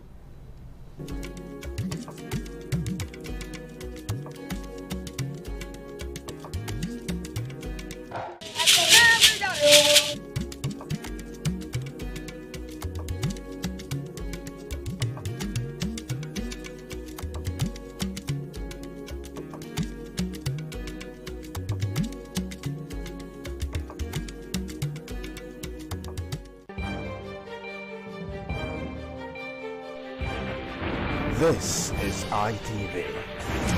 Certainly the best. The threat of global warming is real. You have seen the destruction of lives and property as a result of incessant flooding.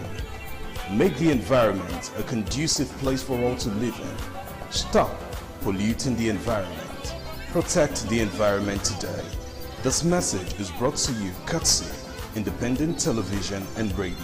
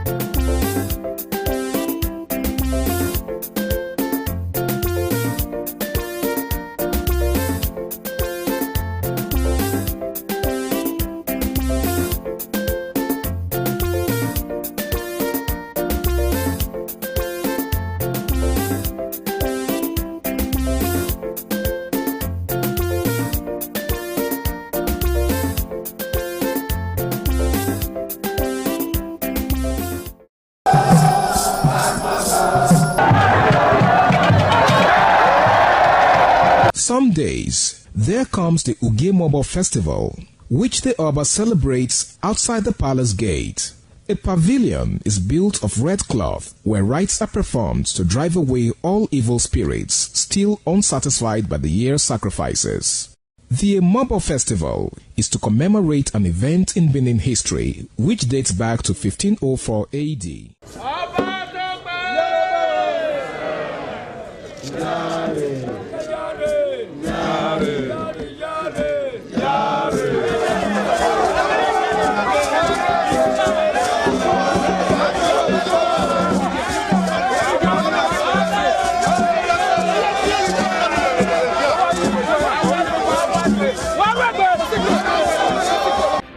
This is ITV. Certainly the best.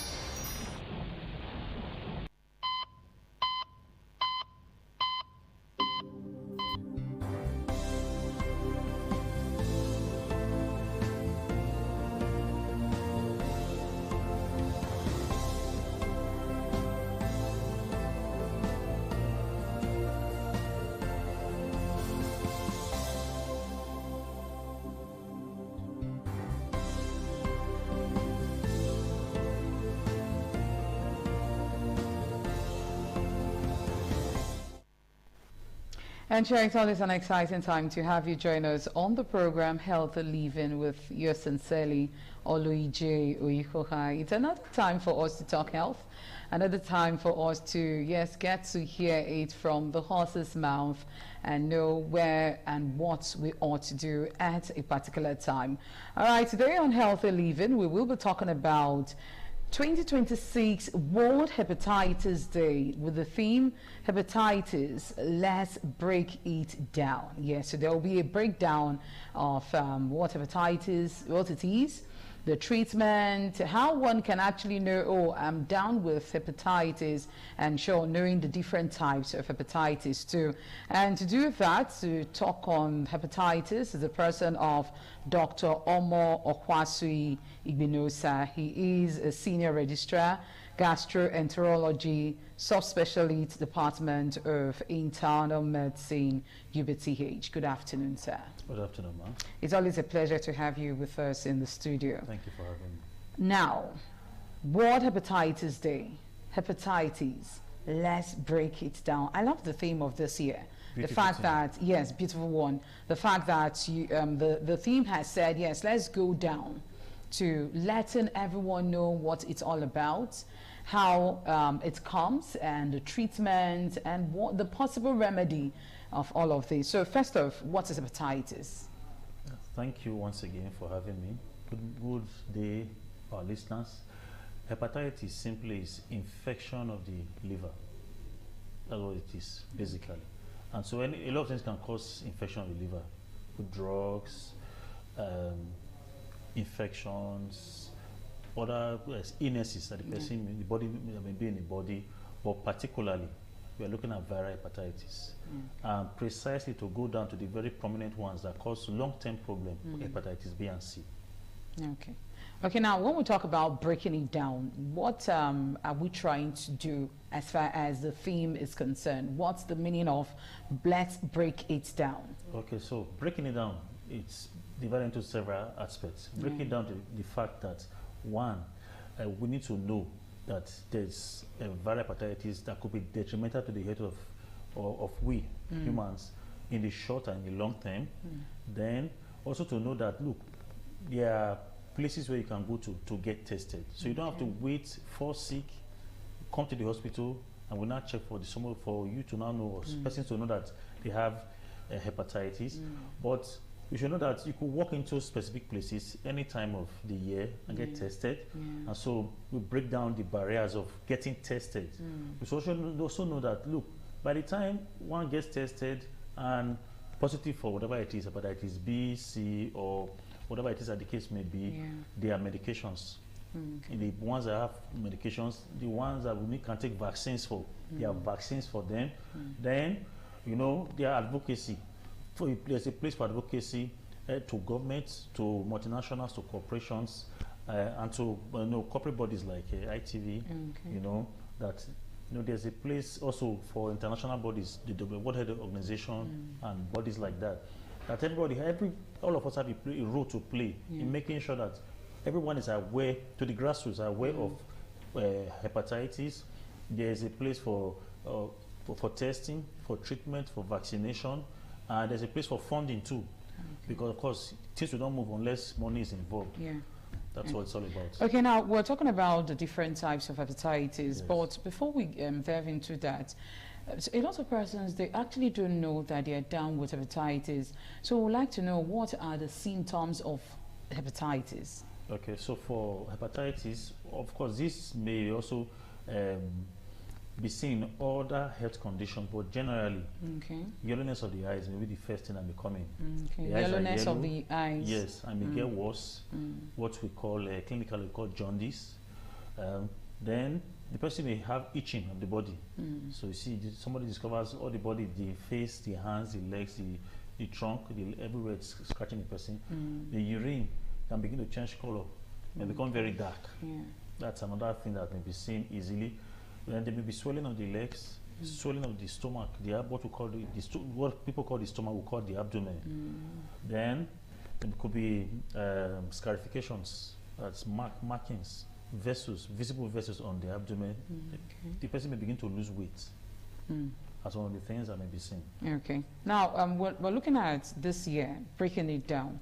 Now, if we want to check the statistics from last year to now, has there been a decline in the rate of persons coming down with either hepatitis B or C? Has there been a decline or still on the increase?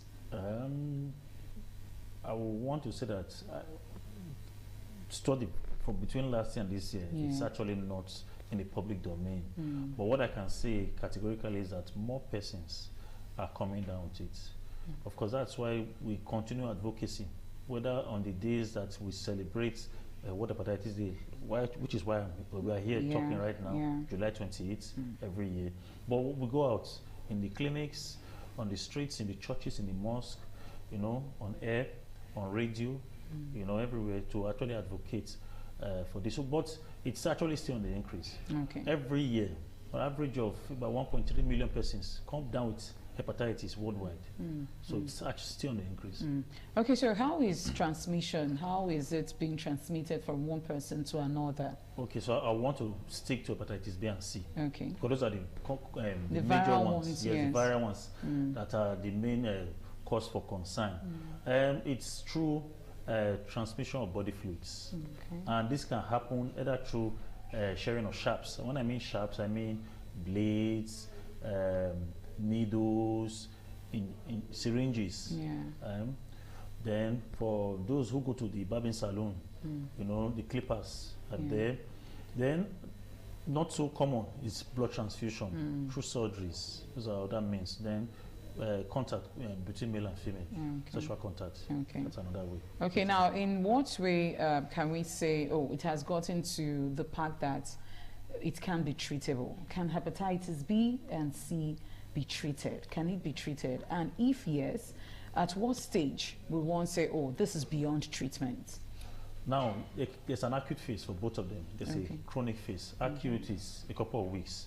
For many persons, they might not, when the thing just enters the body, they might not be able to know that it's there. So, but for some, it's pretty obvious. They could also have yellowness of the eyes. They feel very weak, tired, maybe joint pains.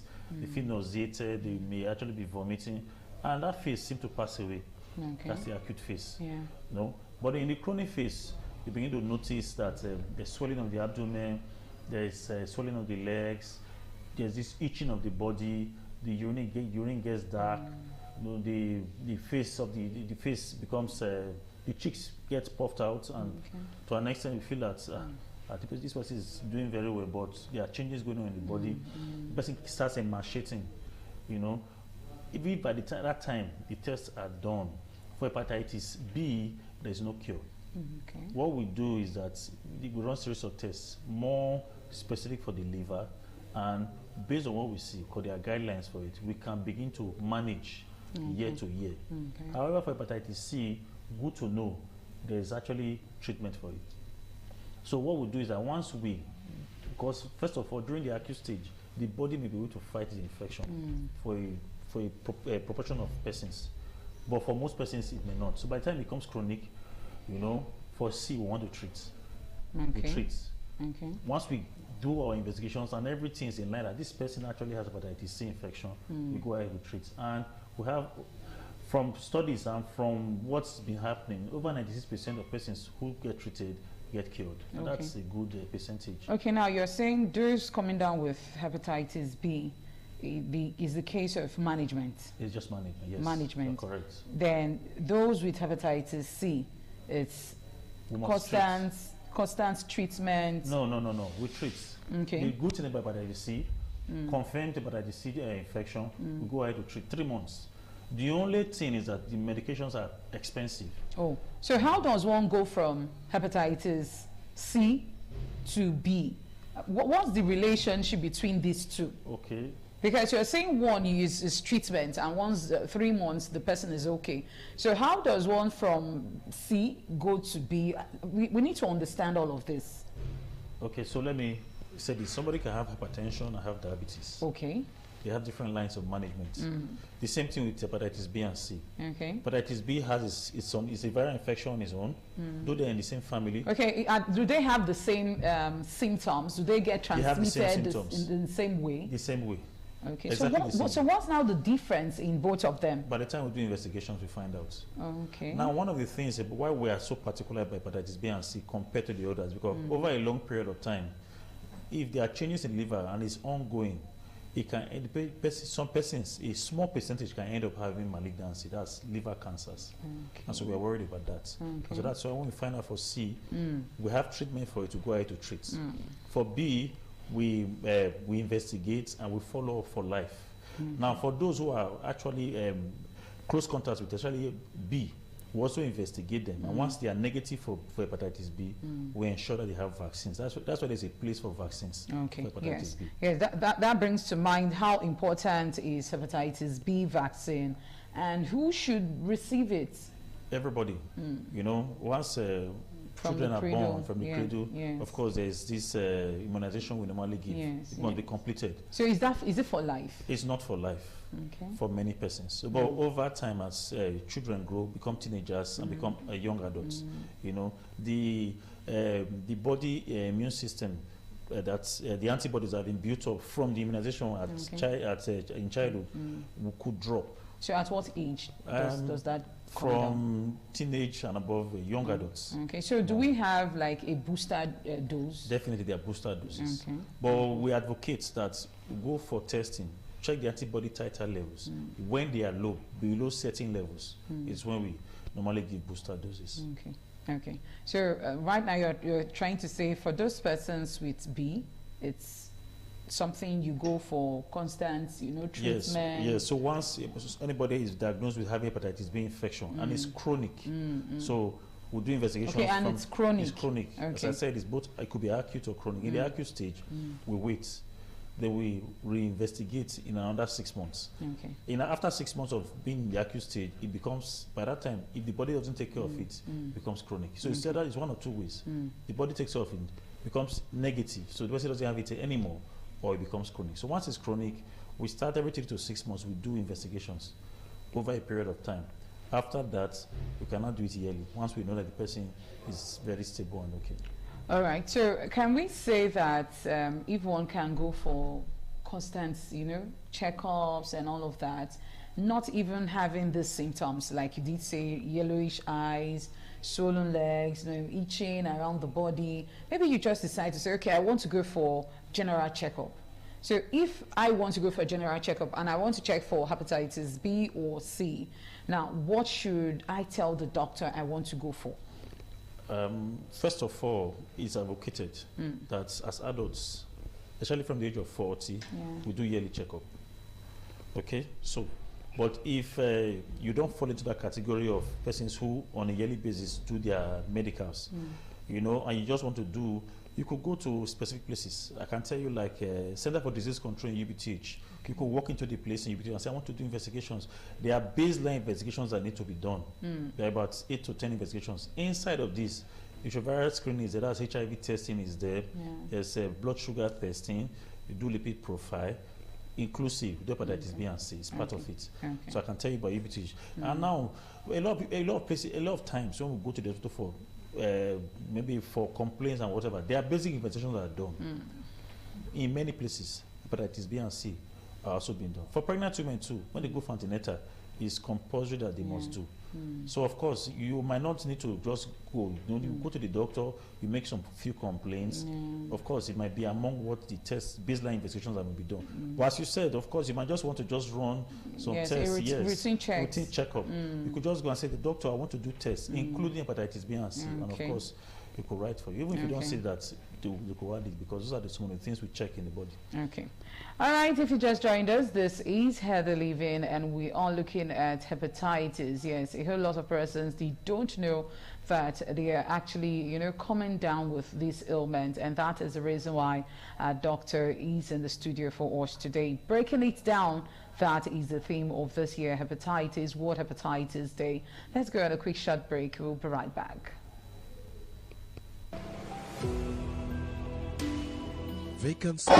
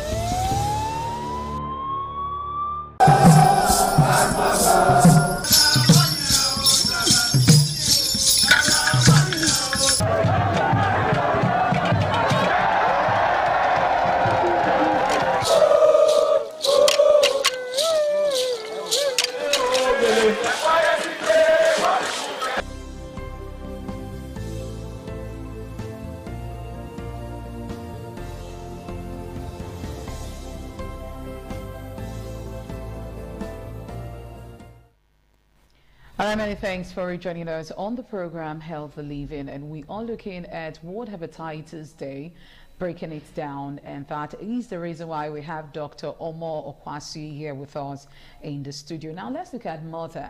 Now, can a mother transmit hepatitis B to her, her unborn child?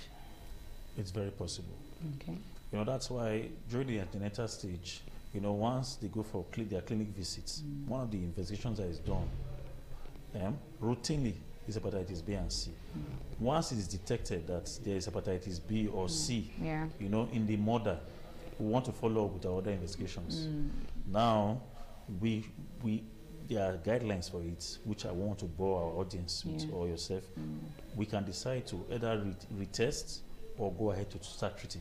So that by the time, especially when the viral load is very high, so by the time the baby is being born, the viral load is next to nothing. But we do this in the second and third trimester.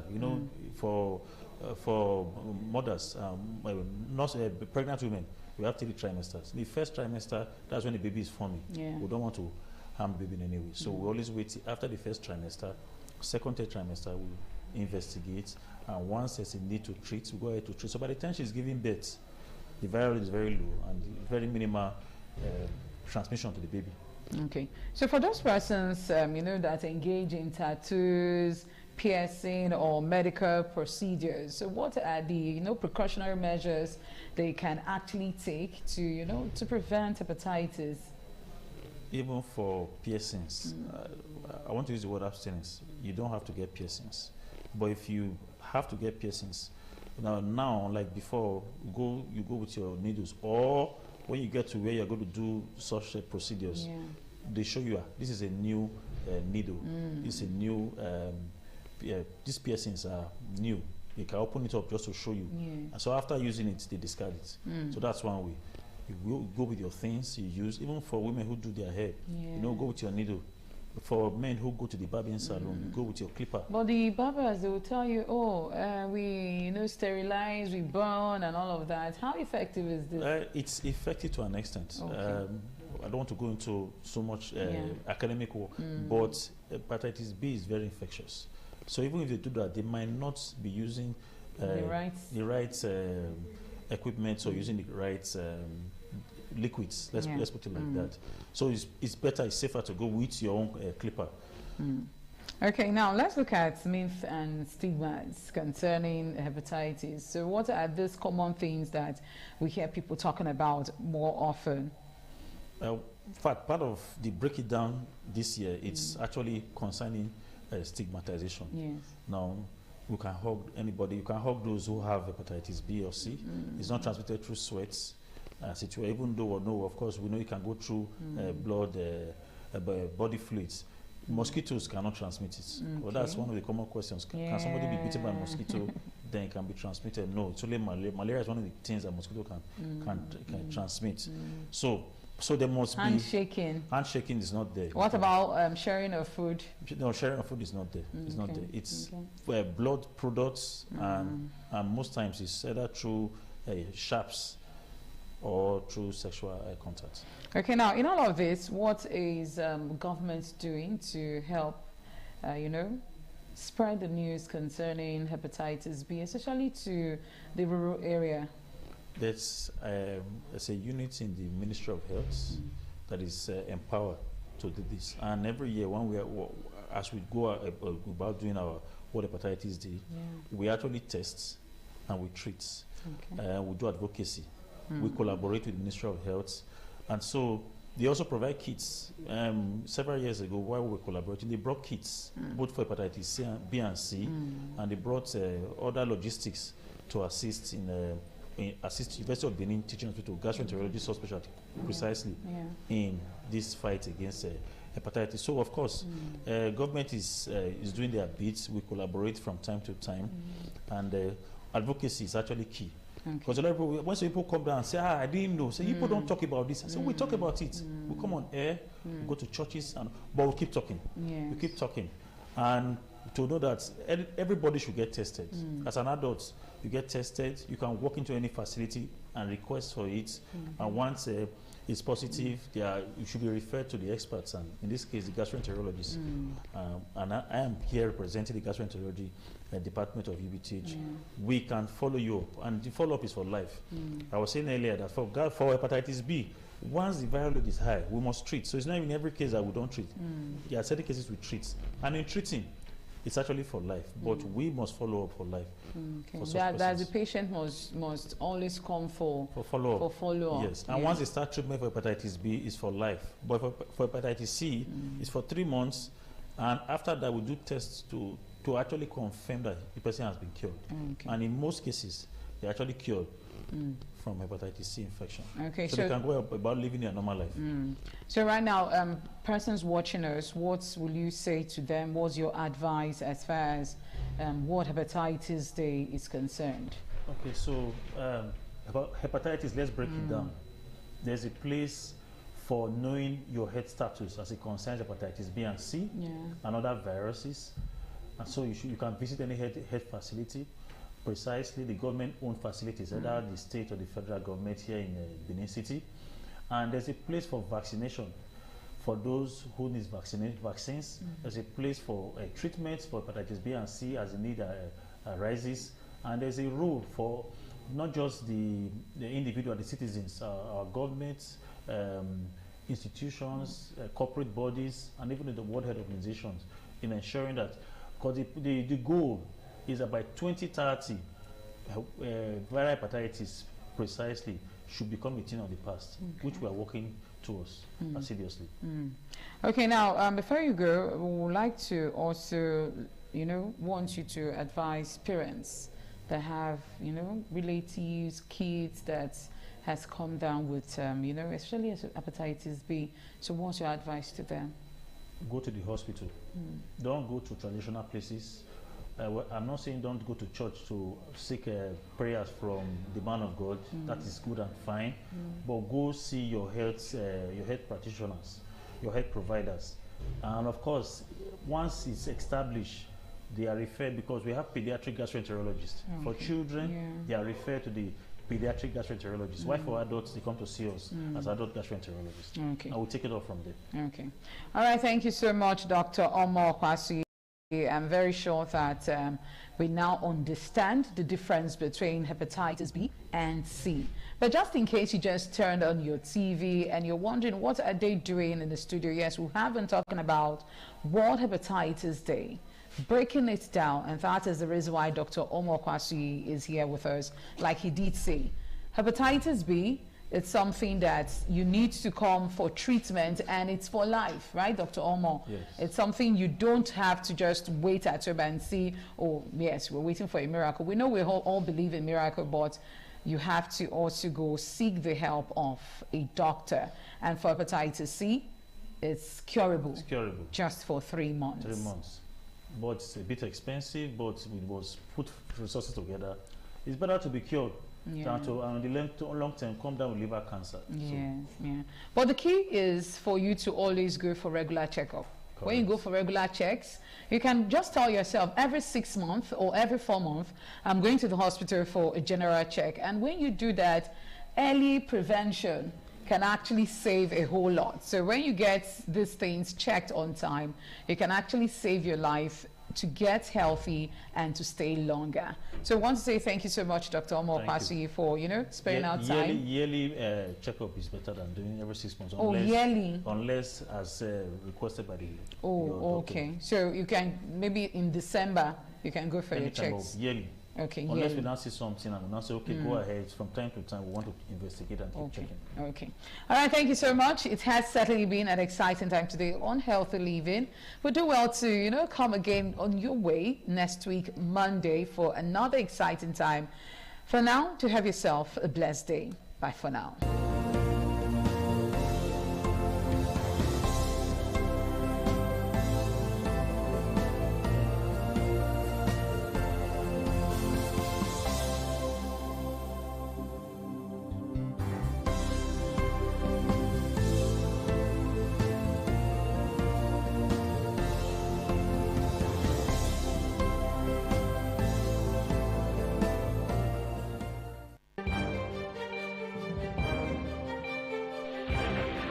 This is ITV.